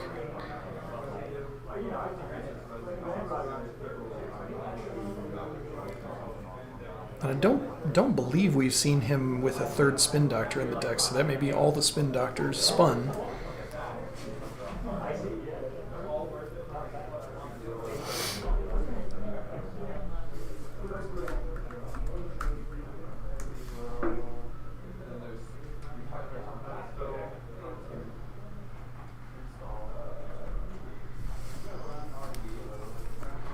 Depending on how many copies of End of the Line he's running, that could be eating up a lot of the influence in the deck. Can't imagine it's too much. Hey, there's an End of the Line.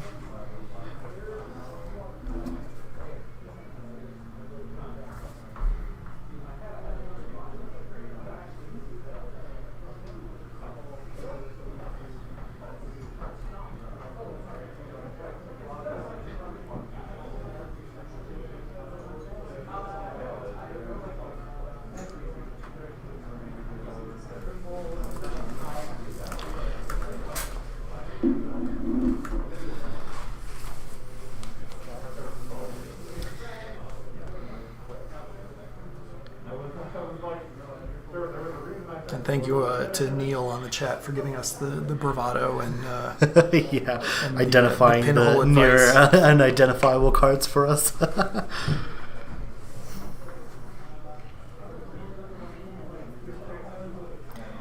Curious what we're going into here. And yeah, Solemn Storm here won an event earlier this year and took his bye into this event. So it looks like a touch-ups was played.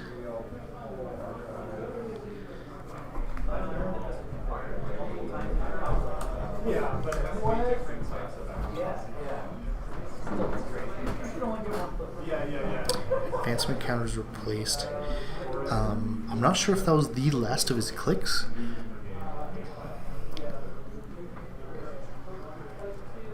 But this does make it harder to work through Anemone and Flywater.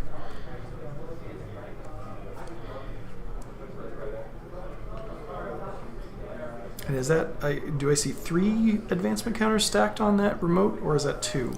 That should be 3 advancement counters. 1 2 from placed the naturally, and touch-ups then 2 from the touch-ups. The orange on orange. Yeah. Excuse me.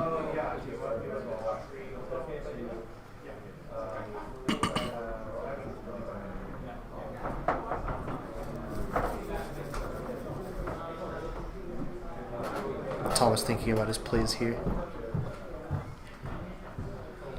Some very careful play from both of these players. Agreed. Although Solemn Storm has been more aggressive this game than I've seen him. Yeah, he certainly seems to know what he wants. Yeah. Installing the remote, but taking it back here, taking the extra time to think about it.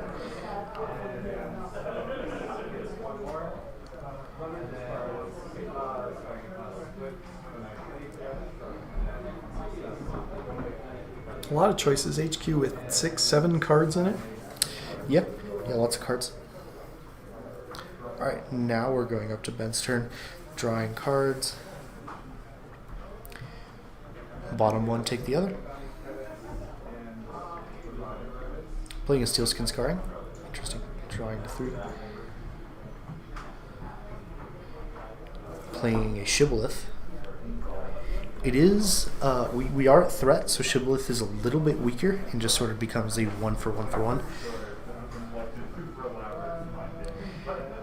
And the fist bump there. All right. Wow, looks like you found the agenda. Great play from both players here. Really, like, Ben applied a lot of really good pressure. Thomas played like a good Glacier game out of a deck that we weren't really seeing be a Glacier deck before. So thank you guys for competing here. And we'll be back for round 6.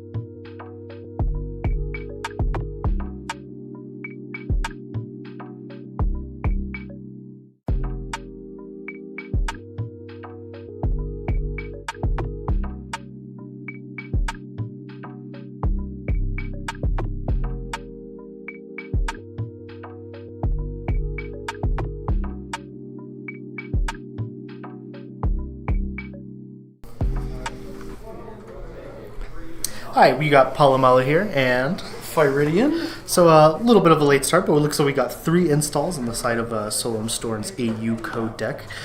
They were here in the last round. They won the game out, so now they are playing against Ryan B, who is on Maggie.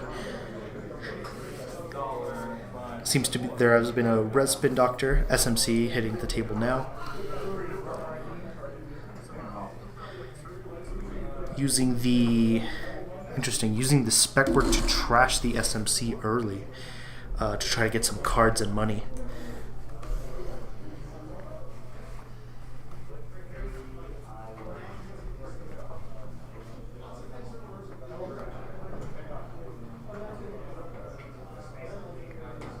And that was first click, yeah? No, okay. Last click here.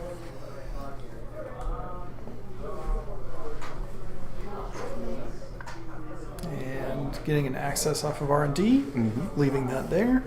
And DZMZ. Going here to Ben's turn, drawing for turn. Click to draw.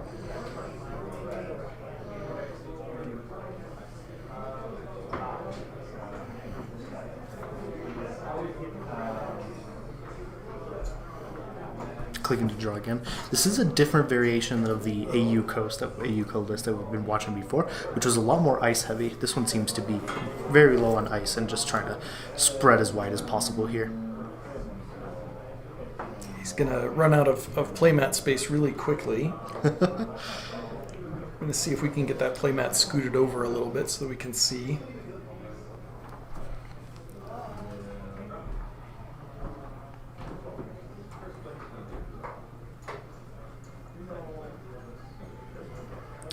Taking that click to draw here.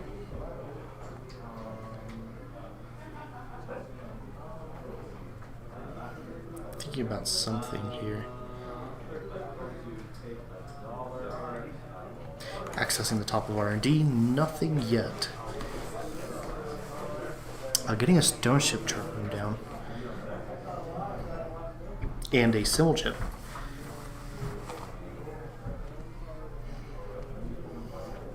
This is the Maggie list that we saw earlier with the aggressive number of cards, the aggressive amount of draw. So we'll see how it does into a matchup like this.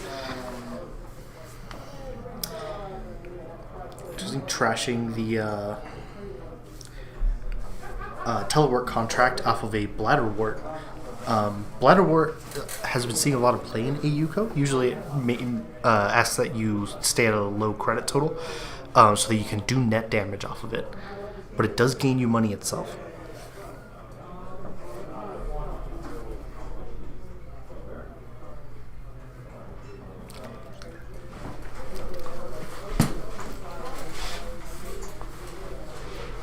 Solemn Storm taking some credits and icing up that remote here. And an upgrade going down on HQ. And passing the turn, I believe, with HQ empty.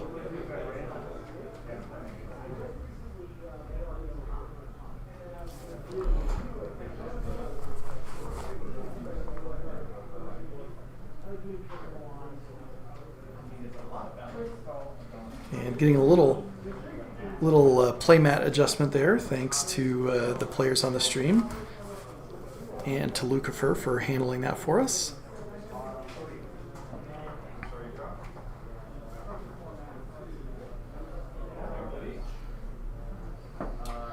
And another simul chip coming down. Right, I'm sorry, self-modifying code.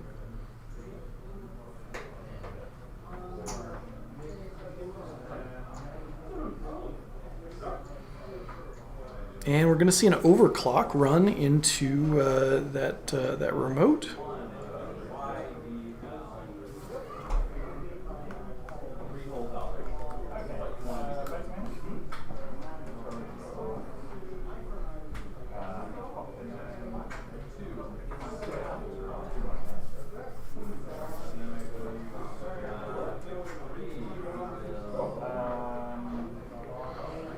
And we're seeing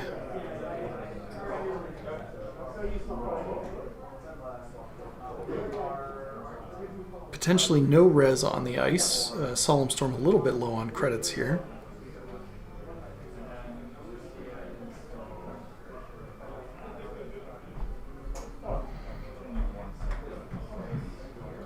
Ryan B.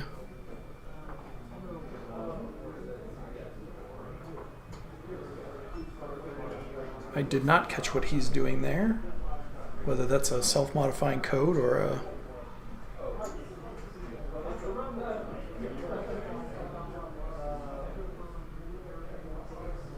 Okay, yeah, self-modifying code.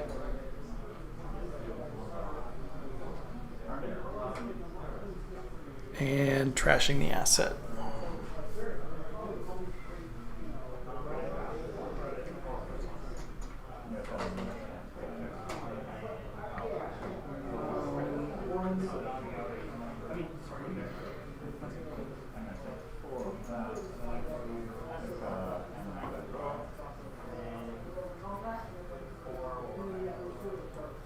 And if you're wondering why the commentary is so much less interesting now, it's because Paulo Malo has had to leave the booth temporarily.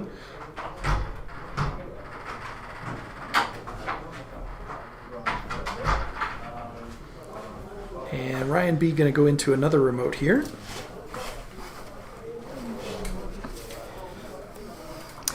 That is 2 Fujis. Ouch.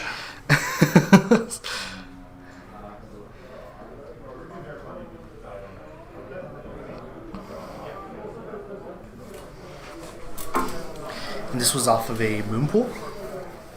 Yeah. Yeah, a revealed moon pool. So amazing. And protected by the Spin Doctor if Ryan had decided to, try and hit the archives. Very cool.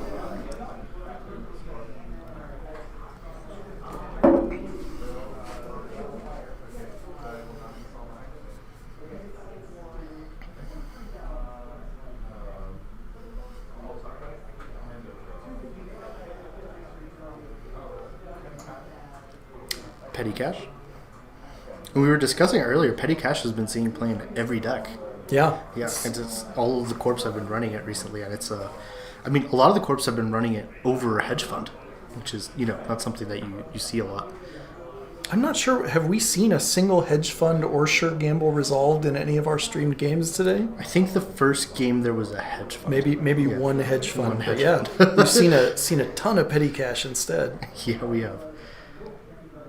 Seems to have scored a sting there. Seeing a Simmel chip and a...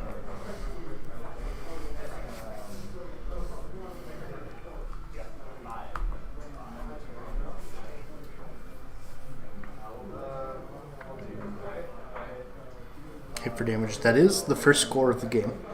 So that has been hitting first blood here. Ritual, drawing 3 cards here. It's a decent replacement for Diesel. Feels like rewards you for playing it more intelligently, more preemptively, as opposed to Diesel.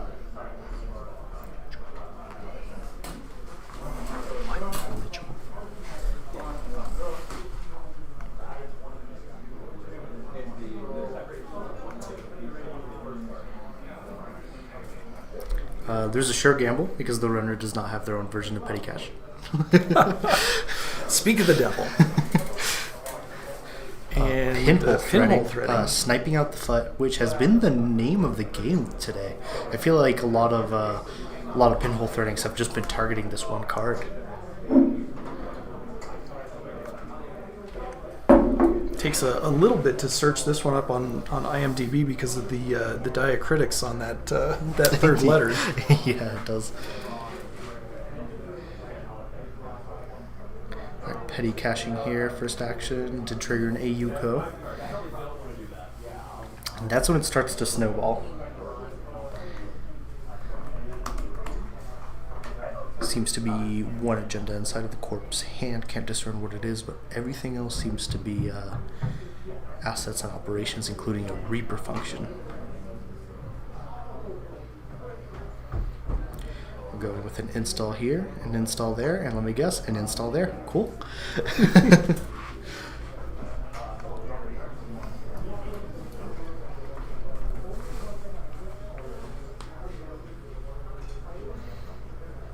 So if you're Ryan staring this down, It's a little intimidating. do you go into one of those servers? Oh, see, if I see that and I have no breakers, no available ways to fetch them, centrals are wide open. I feel like centrals might even be the safer option here. Yeah, R&D's looking pretty juicy right now. There's that upgrade that's been on HQ since early in the game. And no cards in hand, seemingly. Shuffling away here with Spin Doctor.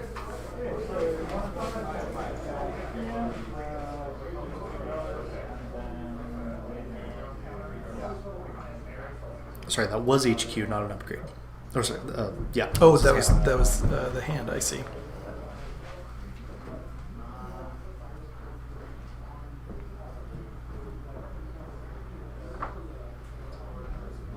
Telework contract here. Take a click on it. Resing Bladderwort and a cohort guidance program here. Both protected. That is a scary engine that he's getting going here. So he's going to take the dollar, going to pitch the card to cohort in order to power the AUCO, gaining him 2 credits and drawing him a card. And then he can trigger the AUCO to look at the top 3, keep 2, and then put 1 in archives. This is when AUCO starts to get scary. We've seen a lot of AUCO here, although mostly in Thomas's hands, I think. Yeah, mostly in Thomas's. And this is all before draw for turn. So this is all before dinner. He's getting all of this done. What new IDs are you playing with? I've been doing AUCO, and I've been trying to experiment with Boz a little bit, and a little bit of Rio. All of those have been fun. Boz feels a little awkward right now, but I feel like in a different meta, Boz could be very strong. That is a triple install. While you were talking about Boz being a little weak right now, we're seeing exactly why. Yeah, this is exactly why. Opening a new server on the second row. I like that he shuffled them before installing them, too. It's like, I don't know where these are either.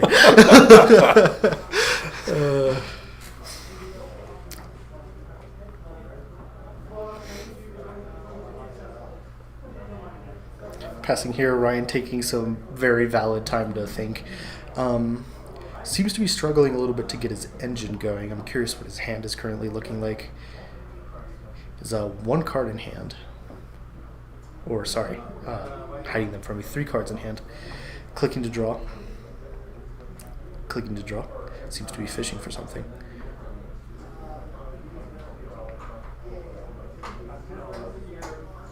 It looks like he did draw a self-modifying code. Clicking to draw again.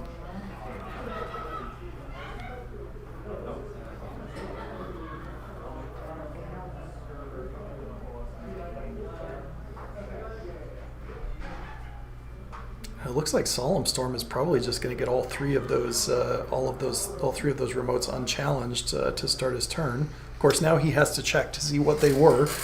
Well, Jinteki remotes are scary. I don't know. There's oh wow. Okay, so we are resing the gang here. We have another Bladderwort, Reaper Function, and Moonpool. So we are probably going to see a big turn here. So the 2 AUCOs, Pinhole Threading, Sure Gamble will get sniped out of the hand from the Bladderworts. And the Pinhole Threading an uncomfortable hit there. Yeah, you really want that, especially for that cohort. Taking a card here. And Ryan B just leaving his hand on the table. We know he's going to lose some more of those. Looking at the top 3, pitching 1 here off of the Yuko trigger. And popping Reaper Function, question mark? Thinking about it.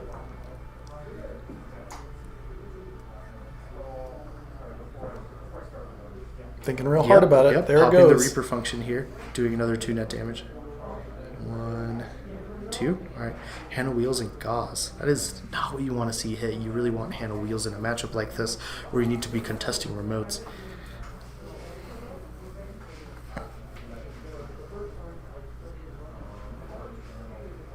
I'm sure at this point Ryan B is just glad he's got more cards in hand, regardless of what's printed on them. Oh, definitely. Taking a click here to install and res a Spin Doctor.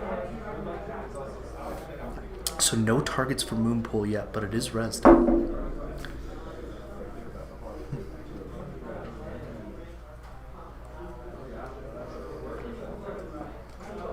Scoring a 3-2 is possible here with this game state.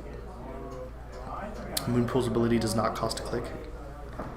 So installing,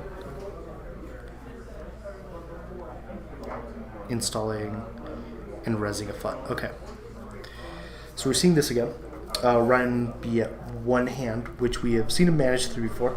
Not too scared for him, especially with the amount of draw in his deck. Little worried about how he's not able to set up right now. Yeah, he seems to just be having to draw the cards only for him to be thrown out of his hand. He's not having a chance to actually install anything. Yeah, and sometimes it's just a hard game to play. Like if you don't have the credits to install and you can't keep cards in hand, then what do you do?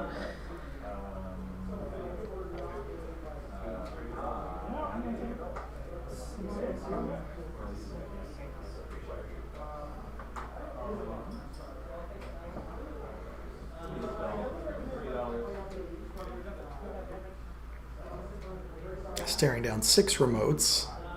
Solemn Storm's going to start to run out of space to even install any more remotes at this point. Yeah, well, I mean, the second row has already started.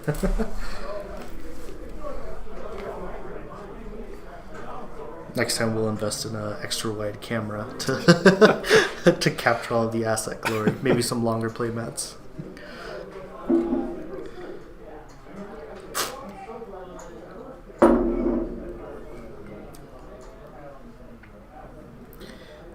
Sniping the Moonpool seems like a good choice.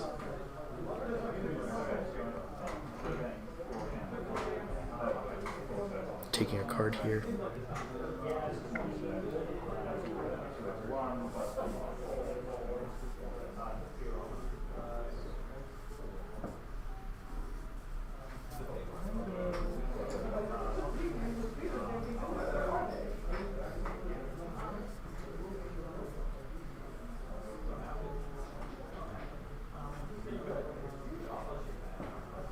Two cards looking a little thin to keep for the rest of this turn.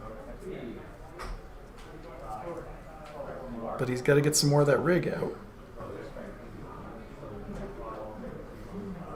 Overclock. Curious where this run is going. Taking some extra time to think about it. But it is going towards the FUT. There is an SMC on the table. In a lily pad, so there's plenty of MU space and a card that you can use to fetch the appropriate breaker depending on what is resed here. My assumption is an anemone, yep.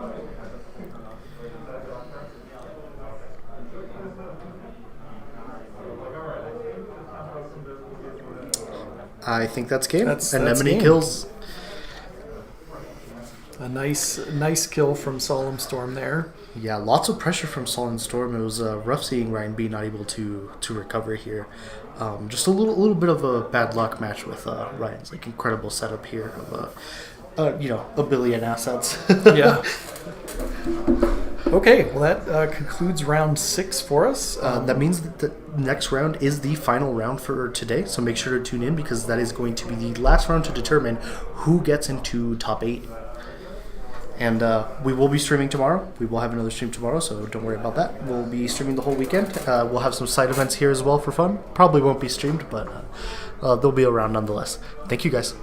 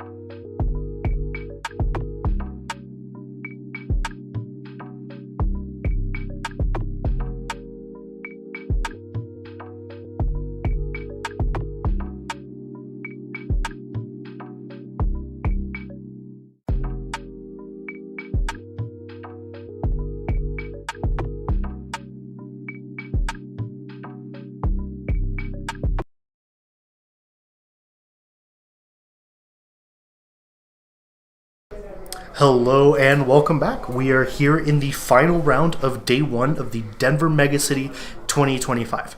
Right now, we do not have the top table on display. Right now, we're currently trying to determine if Nick gets into 8th place and can get into the top cut of the tournament or not. So we have an interesting story here. We're about to see what the top 8 is going to look like, what's really going to shape day 2 of this event. And we've got a little bit different matchup than we've seen before. We've definitely seen some Magdalene here at the top tables, but this is the first built to last we've seen on the stream. This is the first Wayland at all that we have seen all day. Yeah. I've said it before, Colorado, known for its Wayland players. Nick, Colorado local. Nick did a pretty good showing at Worlds 2024. Yeah, he also, whenever he comes, he doesn't come to tournaments very often, but he always does incredibly well. He's a very talented player. So it'll be interesting to see how he can lock in here.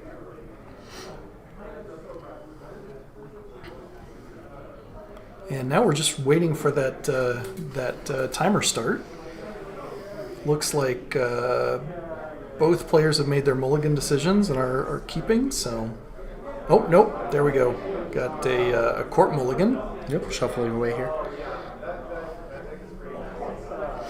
We have had all sorts of players today. It's been incredible to see. We've had some people come in from Utah, a decent amount of people come driving from Salt Lake City all the way to Denver, which is not an easy drive. Kudos to those guys. We've had people come in from San Francisco. We've had people who have been playing Netrunner in Colorado, but we've actually haven't seen in a very long time. Yeah, it's a really good mix of players. A fresh new take on our meta, which is always exciting to see. All right, BTL Nick getting us started here. Yeah, look at that. Hey, it's those fermenter alt arts. Yeah, we can see them now. Thank you, Ryan. And Nick hitting that mandatory draw and deciding how to spend that first click. I do expect to see some slower paced gameplay from BTL. Usually that's kind of their style, a little bit more glacier, more decisions on what to invest advancement counters into and the whatnot, and also the infinite money glitch that is BTL. Now, having not seen much of anything other than the fermenters in here, how do you feel about this matchup just in general? I mean, so Magdalene Shaper probably has the tools to break through heavy ice, right? It's just about how the economy lines up, and from the hand that Ryan B showed us here, his economy's going to line up. He has double fermenters, Dr. Nuka, so he has the value. Now he just needs the engine. And we see Nick hitting that BTL trigger first turn. Of course. You hit it every time you can.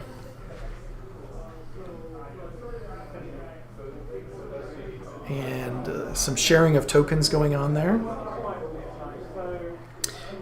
This playmat here from the Netrunner District Championships was from an event held here in Colorado as well, the District Championship in Boulder. Right.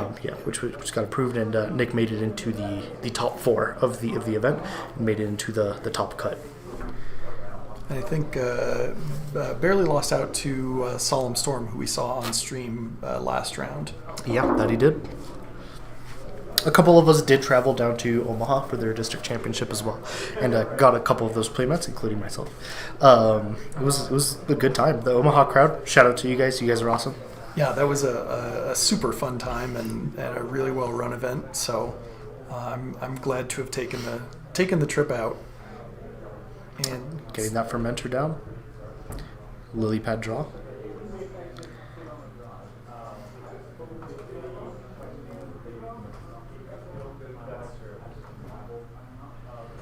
And over to Nick. Anthill excavation here, new card, great value. There's this theme of corp cards that are trying to replace what Rashida Jaheim was doing in a more fair environment and not just like generic for every corporation, which I really appreciate, and this is a great example of it. Yeah, I love to see these in-faction replacements for the generic cards that have been a staple for so long. Yeah. It feels like it makes deck building a little bit more interesting, and for me, I like the different flavor that you see. You're not just always staring down a Rashida. you get to see something that actually fits in the corporation or the runner. Yeah, and in the case of Anthill Excavation, it is a Wayland equivalent in the sense that it trashes itself, which can trigger things like Ob. It also just gets you like quick value in cards over the span of 2 turns instead of just like immediate value. It just feels a little bit more Wayland than just draw 3, gain 3. Right. 3 cost that trashes itself in Ob is insane. Yeah, it does a lot. Now, what was that upgrade that Nick I res did not there? see the upgrade that was installed. We'll probably see that later on in an access.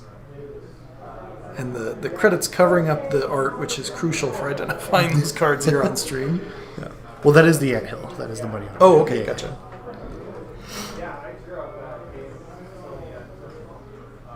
Taking some money here. Running RNG. What is in there? Oh, that was a Biowak. All right, we got Big Scary Lizard. Love that card. I've already expressed my love on stream for ginormous, obnoxious ice.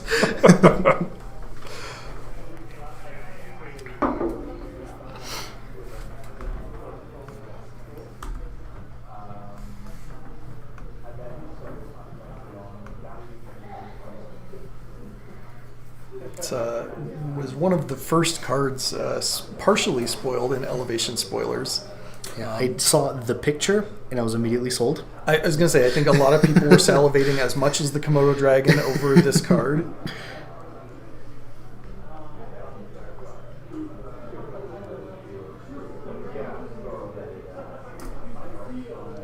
All right, Anthill Excavation Trash, drawing a card off of it, and then drawing a card for turn. This is the thing about BTL. So Nick already insanely ahead on resources and installs, like right off the bat. We're seeing it like an explosive start. This is where the game slows down. This is where now it's like, well, it's impossible for the runner to get in, so now they're trying to work up an engine and everything. BTL is very good at controlling the pace of the game. Okay. Yeah, and a quick reveal score. agenda here. Yeah.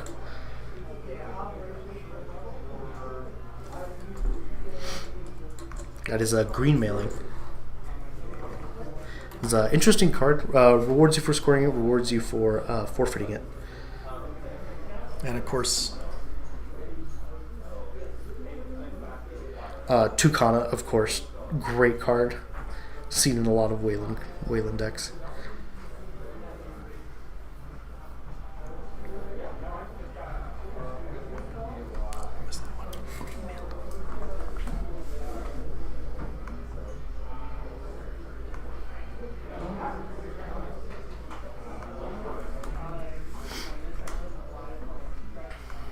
and of course, good synergy there with the Biowak, hoping to have agendas forfeited to it.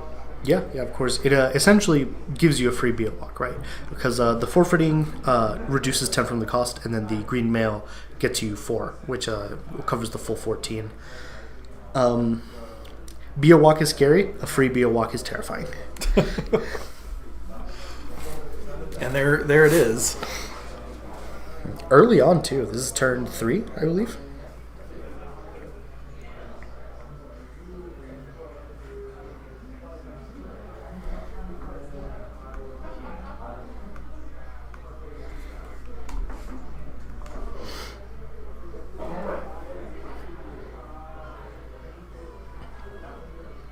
Putting a card down on the table here.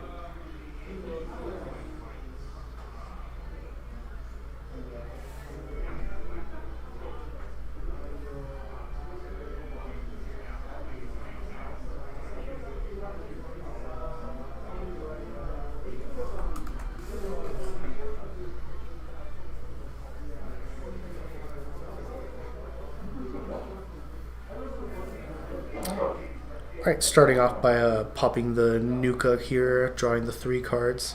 Fermenter's getting a little fat here. They're definitely going to give him a nice burst of economy should he decide to use them before a potential purge. And Nick not sitting in a bad position for the purge if he really wanted to do that. No, not at all. He has time here. He has built himself some time. He has built himself to last. Oh.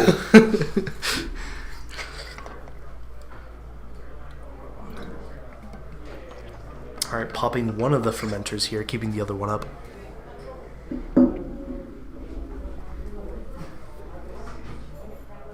Playing a sure gamble, trying to get that money up.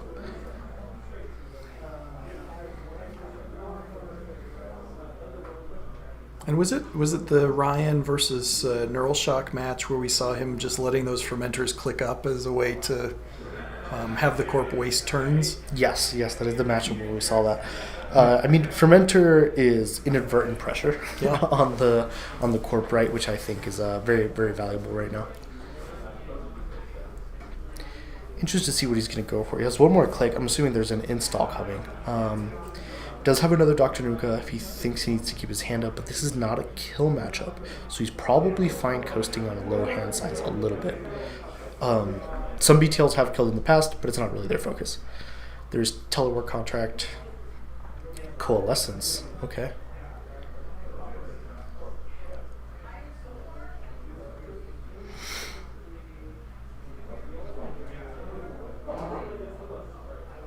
Drawing a card. That was the Magdalene trigger there.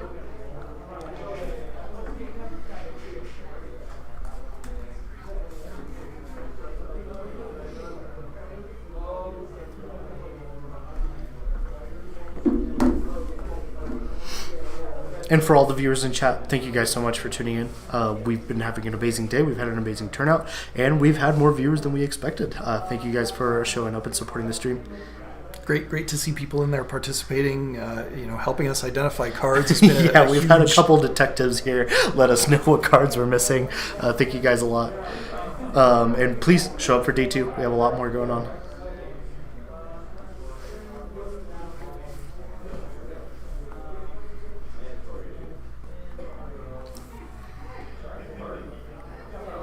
All right, we're doing a big deal. Or sorry, government subsidy. Nick with enough credits for the big deal had he wanted to.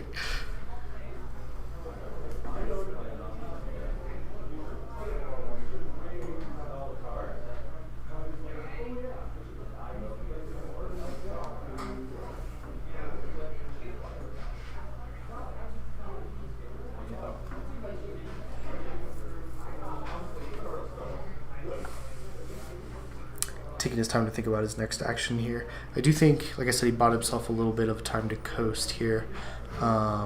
Doing a API modular card made by Sokka, great player, 2-time world champ, I believe, for the world championships.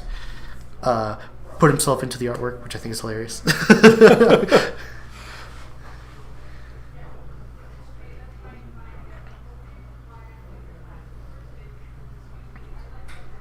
We've got Limes here, 2016 world champion, and his world championship card is the Wizard's Chest, which is where we are broadcasting from. Based on the current location of the basement where we are at. And we've got a secret prize, so if anybody manages to resolve the Wizard's Chest at the Wizard's Chest here, they get a playset of an alt art of the Wizard's Chest, which is kind of fun. We've had it happen at least once tonight. Yeah, we've had one so far. We are also giving it out for our site events, but we thought for day 1 it'd be fun to just encourage people to, play a lore accurate card to real life. you get the bragging rights, right? Yeah, of course. On a very difficult card to play. Yeah. I feel like Wizard's Chest is like you build your deck around what the card does. Echelon here. And Nick building that Doom server with the Biawak and the Tucana. Oh yeah, not letting him in there. But I believe Ryan B's got a fistful of pinhole threadings if he really needs to get rid of something there. Yeah, I mean the Tucana is scary and the pinhole threading is definitely a good way to deal with it. Echelon and a lot of money can deal with a Biawak, but maybe he wants a little bit more of a telegraph on is that an agenda? Yeah, for sure. Not a server you want to just stumble into. Right. Want to be careful about that one. And that fermenter now at 3 counters.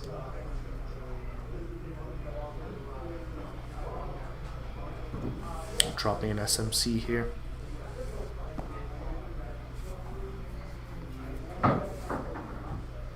And for reference, SMC is self-modifying code. It is a zero-cost 2MU program that you can crack and pay 2 credits for in order to search a program from your deck and put it onto the field.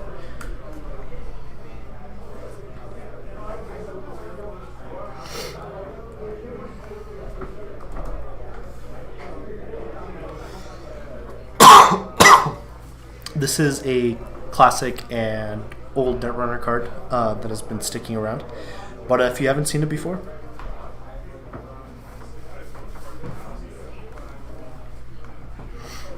alright, passing the turn back over to Nick here. A little bit of a setup turn here. I think he's hoping to roll into the leader games.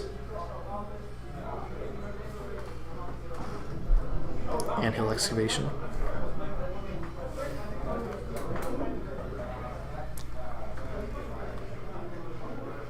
And Spin Spin Doctor. Doctor. All right. Draw 2, fix your archives. Always pretty good. You know, I haven't seen a lot of advancements. I have not seen a lot of BTL triggers themselves. His economy is still amazing right now. He's over the moon on credits. But I've not seen the classic BTL 18 advanced pieces of ice shenanigans. Yeah, and I mean, of the ice that we see, you know, only one is advanceable, so that's... Yeah, I feel like with the rotation of Ice Wall, it's a little bit harder to get those like easy advancement counters on cheap ice Yeah. than it used to be. There we go. We're seeing an we go. advancement counter there. Get your money back.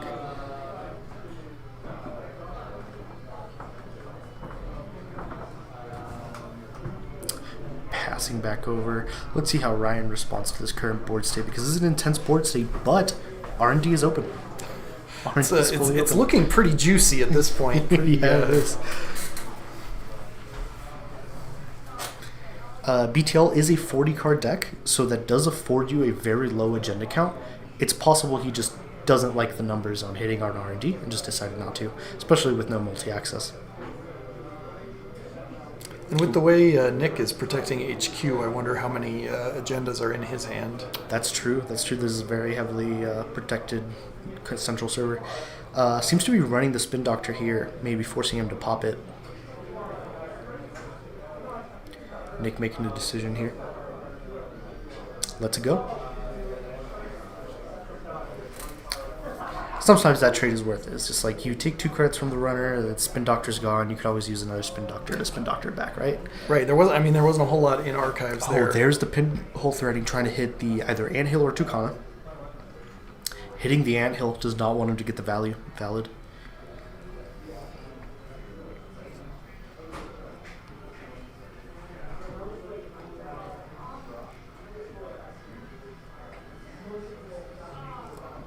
It's not necessarily a card that demands the removal, but don't want to see Nick get any further ahead on credits.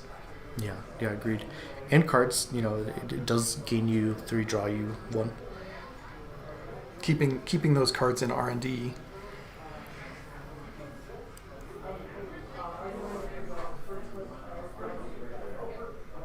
Taking the last click to play a card here, and he's going to install what looks to be another Dr. Nuka. That is the 3rd Dr. Nuka already. They're coming out quick. Yeah. Symbol chip here, very useful. Stacking up with the other symbol chip. Maybe expecting some shenanigans with Coalescence, potentially Fermenter. Yeah, that fermenter is getting juicy. Yeah, it's accruing credits, that's for sure. Curious if Nick notices here and decides to purge. That would be, to me, it looks a little bit crippling if he manages to purge virus counters right now, right? Leaving Rye at 1 credit. Yeah, it's brutal. He would have to build up again, and while Dr. Nuka helps, it doesn't pay for anything.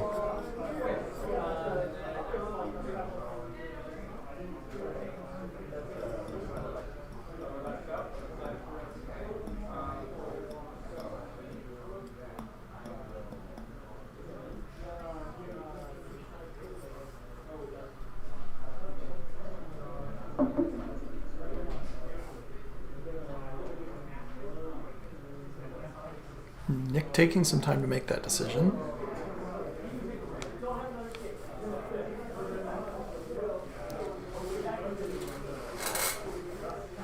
He has a lot of cards. It's possible he has something that he doesn't really want to trash to the end step draw phase. Or maybe he's just trying to figure that out now before he purges. Let's see. Potentially playing a card here. It looks like he's picking something out.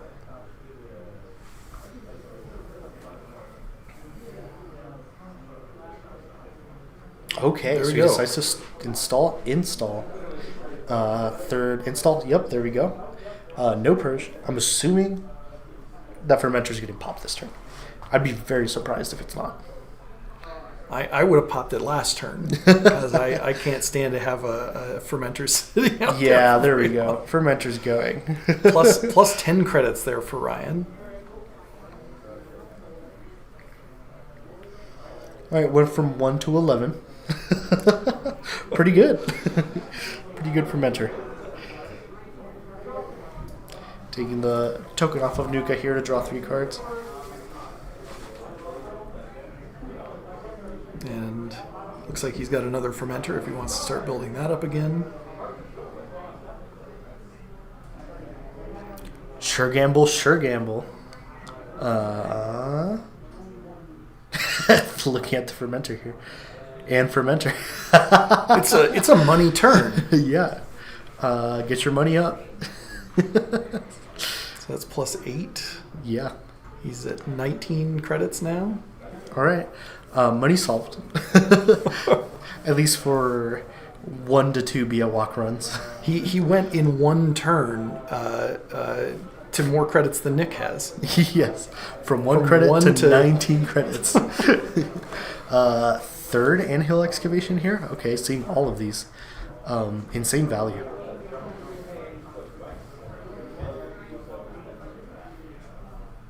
Curious. Oh, okay. So he's scoring this Got here. the agenda. Yep. So he's getting like 2 credits and scoring. That is a 3-2. That is off the books. I believe that is a dividends agenda. If I am not wrong, I could be corrected here real quick. Yes, but it has no dividends on it yet.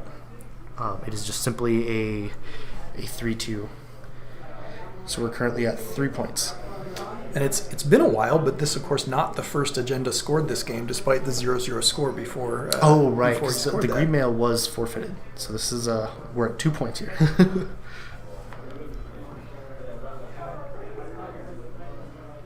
This one, I assume, will stick around a little bit longer than that one, the Be a Walk 8. I definitely think so.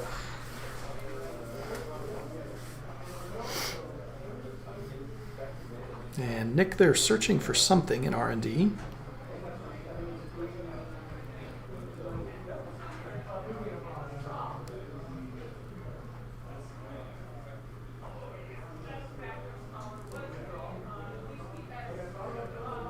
Did Nick get a fourth counter on that for the dividends?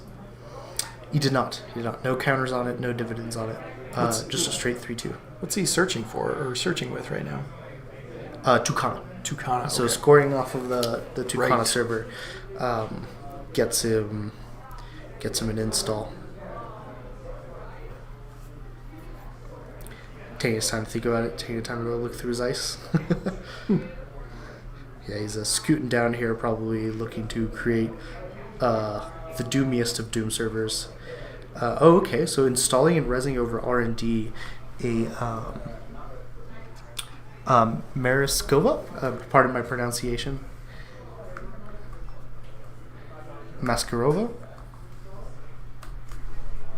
There we go. Maskarovka. Pardon my Russian.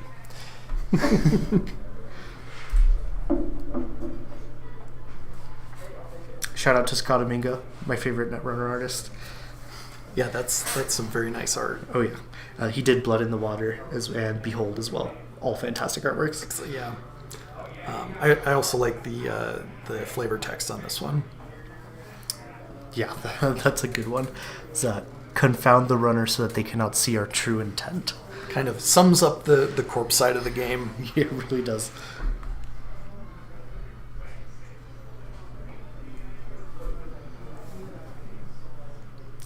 with these play patterns here, I don't really know how Ryan's going to get in. Kind of has to play a guessing game here. Probably doesn't want to run on centrals just because like the ice suite is so low. Even with the one cost, the 1 point agendas. Yeah, definitely looking a little shaky.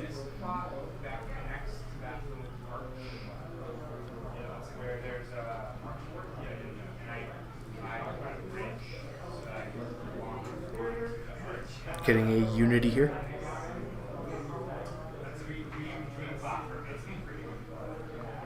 So currently Unity, Echelon, I'm assuming he's playing Goss because that is the suite of breakers that work off of other breakers. And getting the DZMZ discount off of it. Mm-hmm. Does he get the lily pad draw here? Yep, there we go.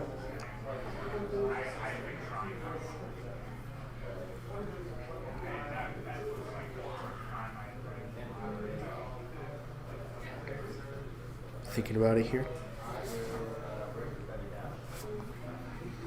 So currently a killer and a decoder, I believe, doesn't have the last of the doesn't have the fracture in order to get his full engine going. But I wouldn't be too surprised if he finds a way to get it through.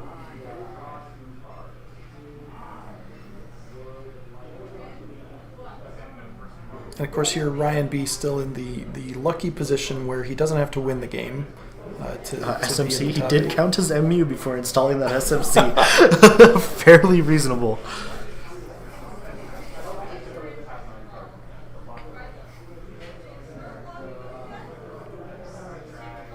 Does he make the run here?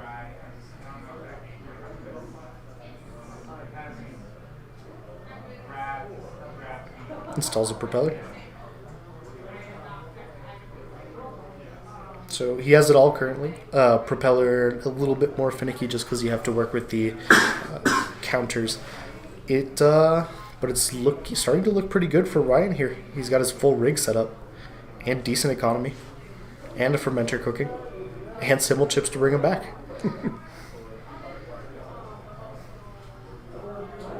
It'll be interesting to see the next couple of turns from both of these players. Agreed. I wouldn't be too surprised if Nick starts trying to score here. I do see some agendas in hand. Getting a nano management for the extra 2 clicks. Installing the mystery agenda that he had in hand. Advance, getting the 2 credits from it. Advance.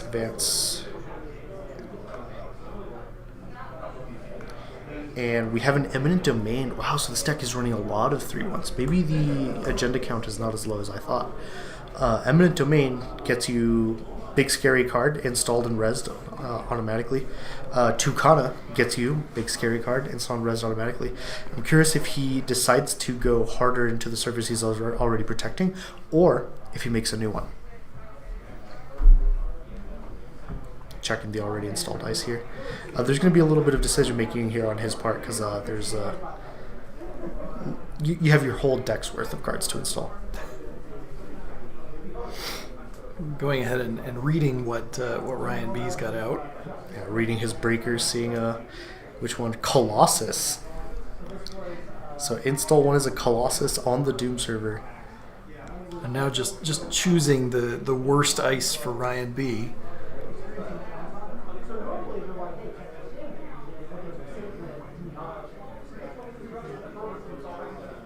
Interesting. He's probably starting to try and get his value off of advancing here. So it looks like he's eyeballing a Meshnikovska.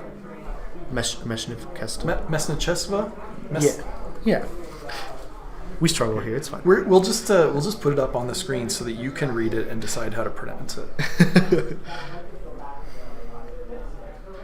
Decided against it and went with another one here.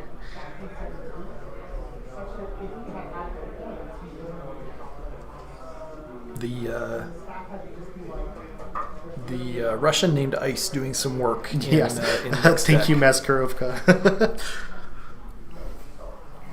I mean, it's all good numbers on it. 3/3, two subroutines, one value, one in the run. And what's this ice that he's dropped in front of the remote? So this was the Colossus from earlier. Gotcha. Okay.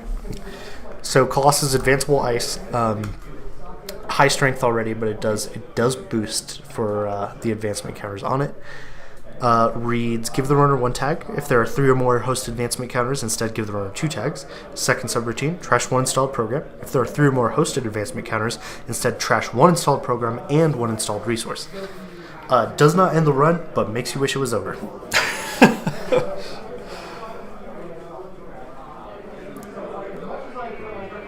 Ryan there with plenty of things to trash off the Colossus. Counting up the MU. That is the 10-minute count in the round here.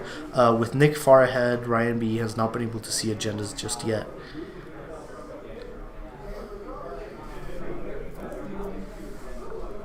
It's kind of looking to me like Nick might be able to get into the top 8.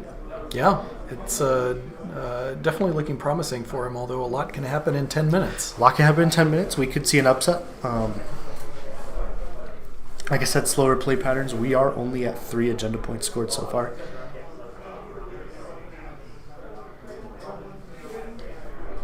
Technically 4, but the other one doesn't count.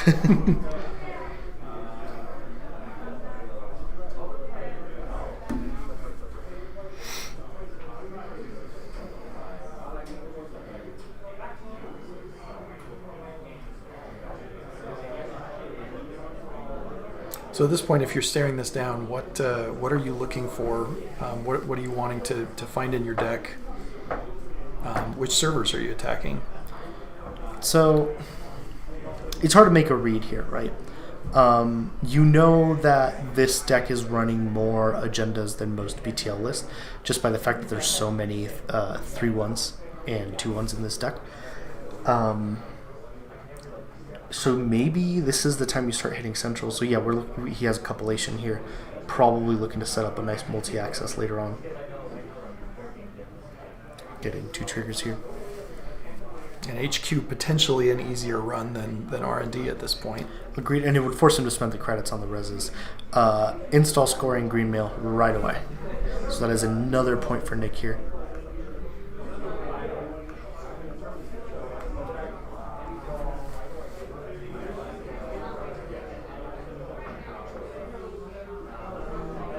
And this one probably just staying in the score area, not getting eaten by a Komodo dragon. Yeah, and because of BTL, it is a credit neutral advance.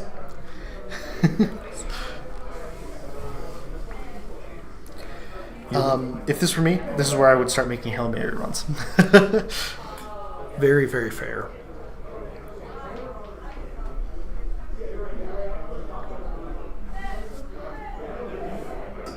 Being 4 points down with 1 and 2 point agendas, he's going to have to make multiple runs, and he's got the credits to do it.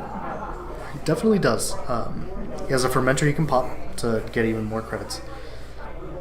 Nothing installed in the Doom remote. I'm curious if he was planning on getting through it a lot more, but then nothing was ever really installed there that wasn't immediately scored.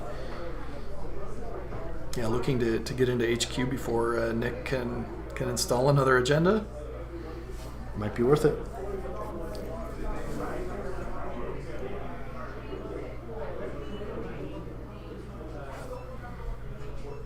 Alright, so he's running HQ here. And we get to see what that advanced ice is, maybe? Potentially he's taking a look here, seeing what's behind it. Hasn't looked at them in so long. And he's sitting at 11 credits.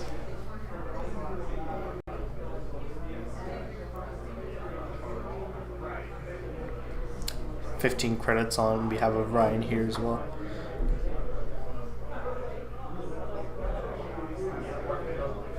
Getting his breakers together here so he can make a decision.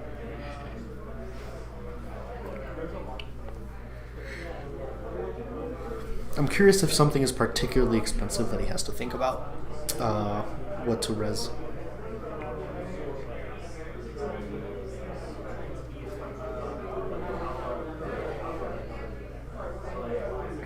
Okay, So we're so letting him through the first. Another Maskarovka. seeing all three of them out here now. And Nick either unable to res that first ice or saving the credits for something else. Believe so. This would be a good credit trade if he has no agendas. Yeah, we got a Winchester here being accessed. He's deciding here if he wants to cup it. But this tells me that there's no agendas in HQ. Does decide to cup it.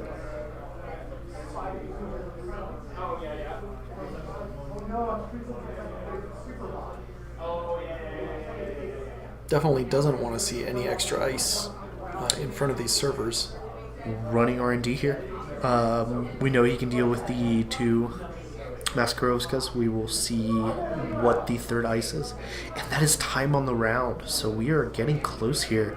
He has to really lock this up.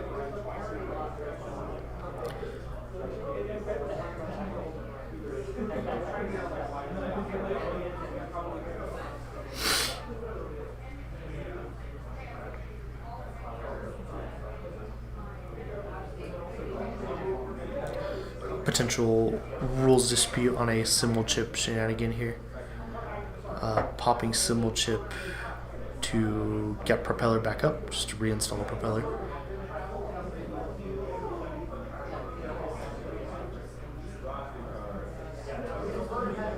I like the idea of one shenanigan, but I feel like Shaper never goes for just a single shenanigan. No, not at all.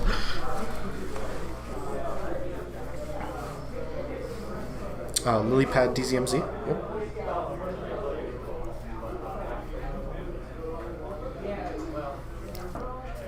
Do we res here? And Nick perhaps saving his credits for this res.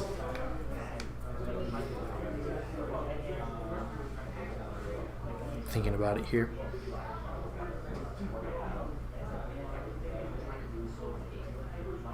And Ryan B with 2 clicks left, I think. Yeah, I believe so. So if he can pull a 2-point agenda here and a 2-point agenda out of another run on R&D or a run on HQ, he could tie it up.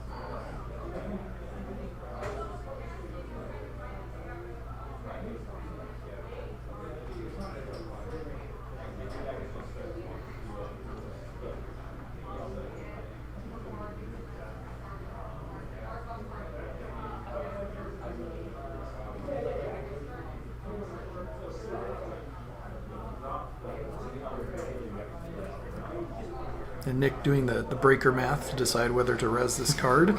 Yeah, definitely. Oh! That's why. Okay. And forfeiting that point. Forfeiting the Biowalk back down to forfeiting the green mail for Biowalk back down to 3 points. And saying, deal with it? Oof. Wow. I did not expect a second one. So yeah, this is going to be a 6 strength ice with trash installed program around the run, trash installed resource around the run, and end the run. How much is it going to cost Ryan B to break these?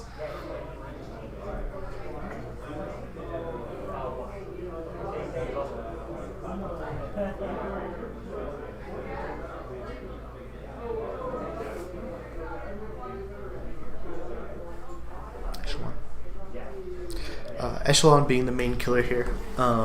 Numbers do look good on Echelon just because there is other breakers installed here.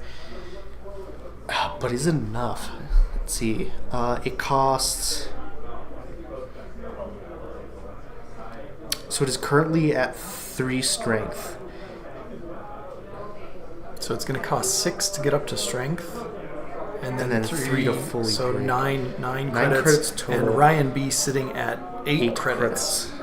So he's gonna have to eat a subroutine here. He might just be deciding which one.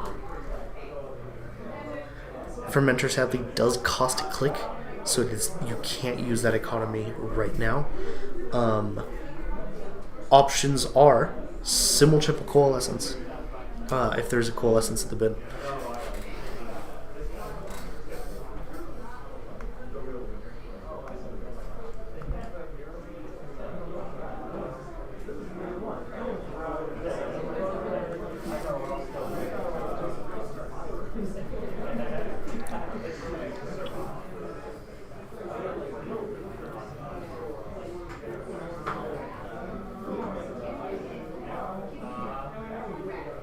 Did he spend a credit on something?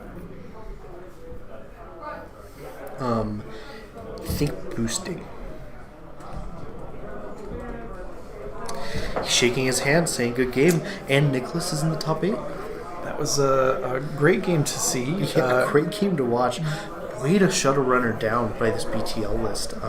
Haven't been seeing a lot of BTL running around recently. This is really cool to watch. And a good ending for both players here because both are going to end up in the top 8. Yeah, so. exactly. This is good for both of them. This is basically more of a determining game for Nick than it was for Ryan B, who's already an established player.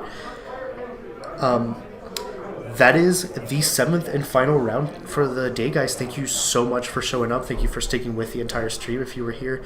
Thank you for all of the friends of friends that decided to tune in. And thank you for supporting us. We'll see you back here tomorrow starting at 11 a.m. Mountain Time. And we hope you'll join us. Yeah, have a wonderful night.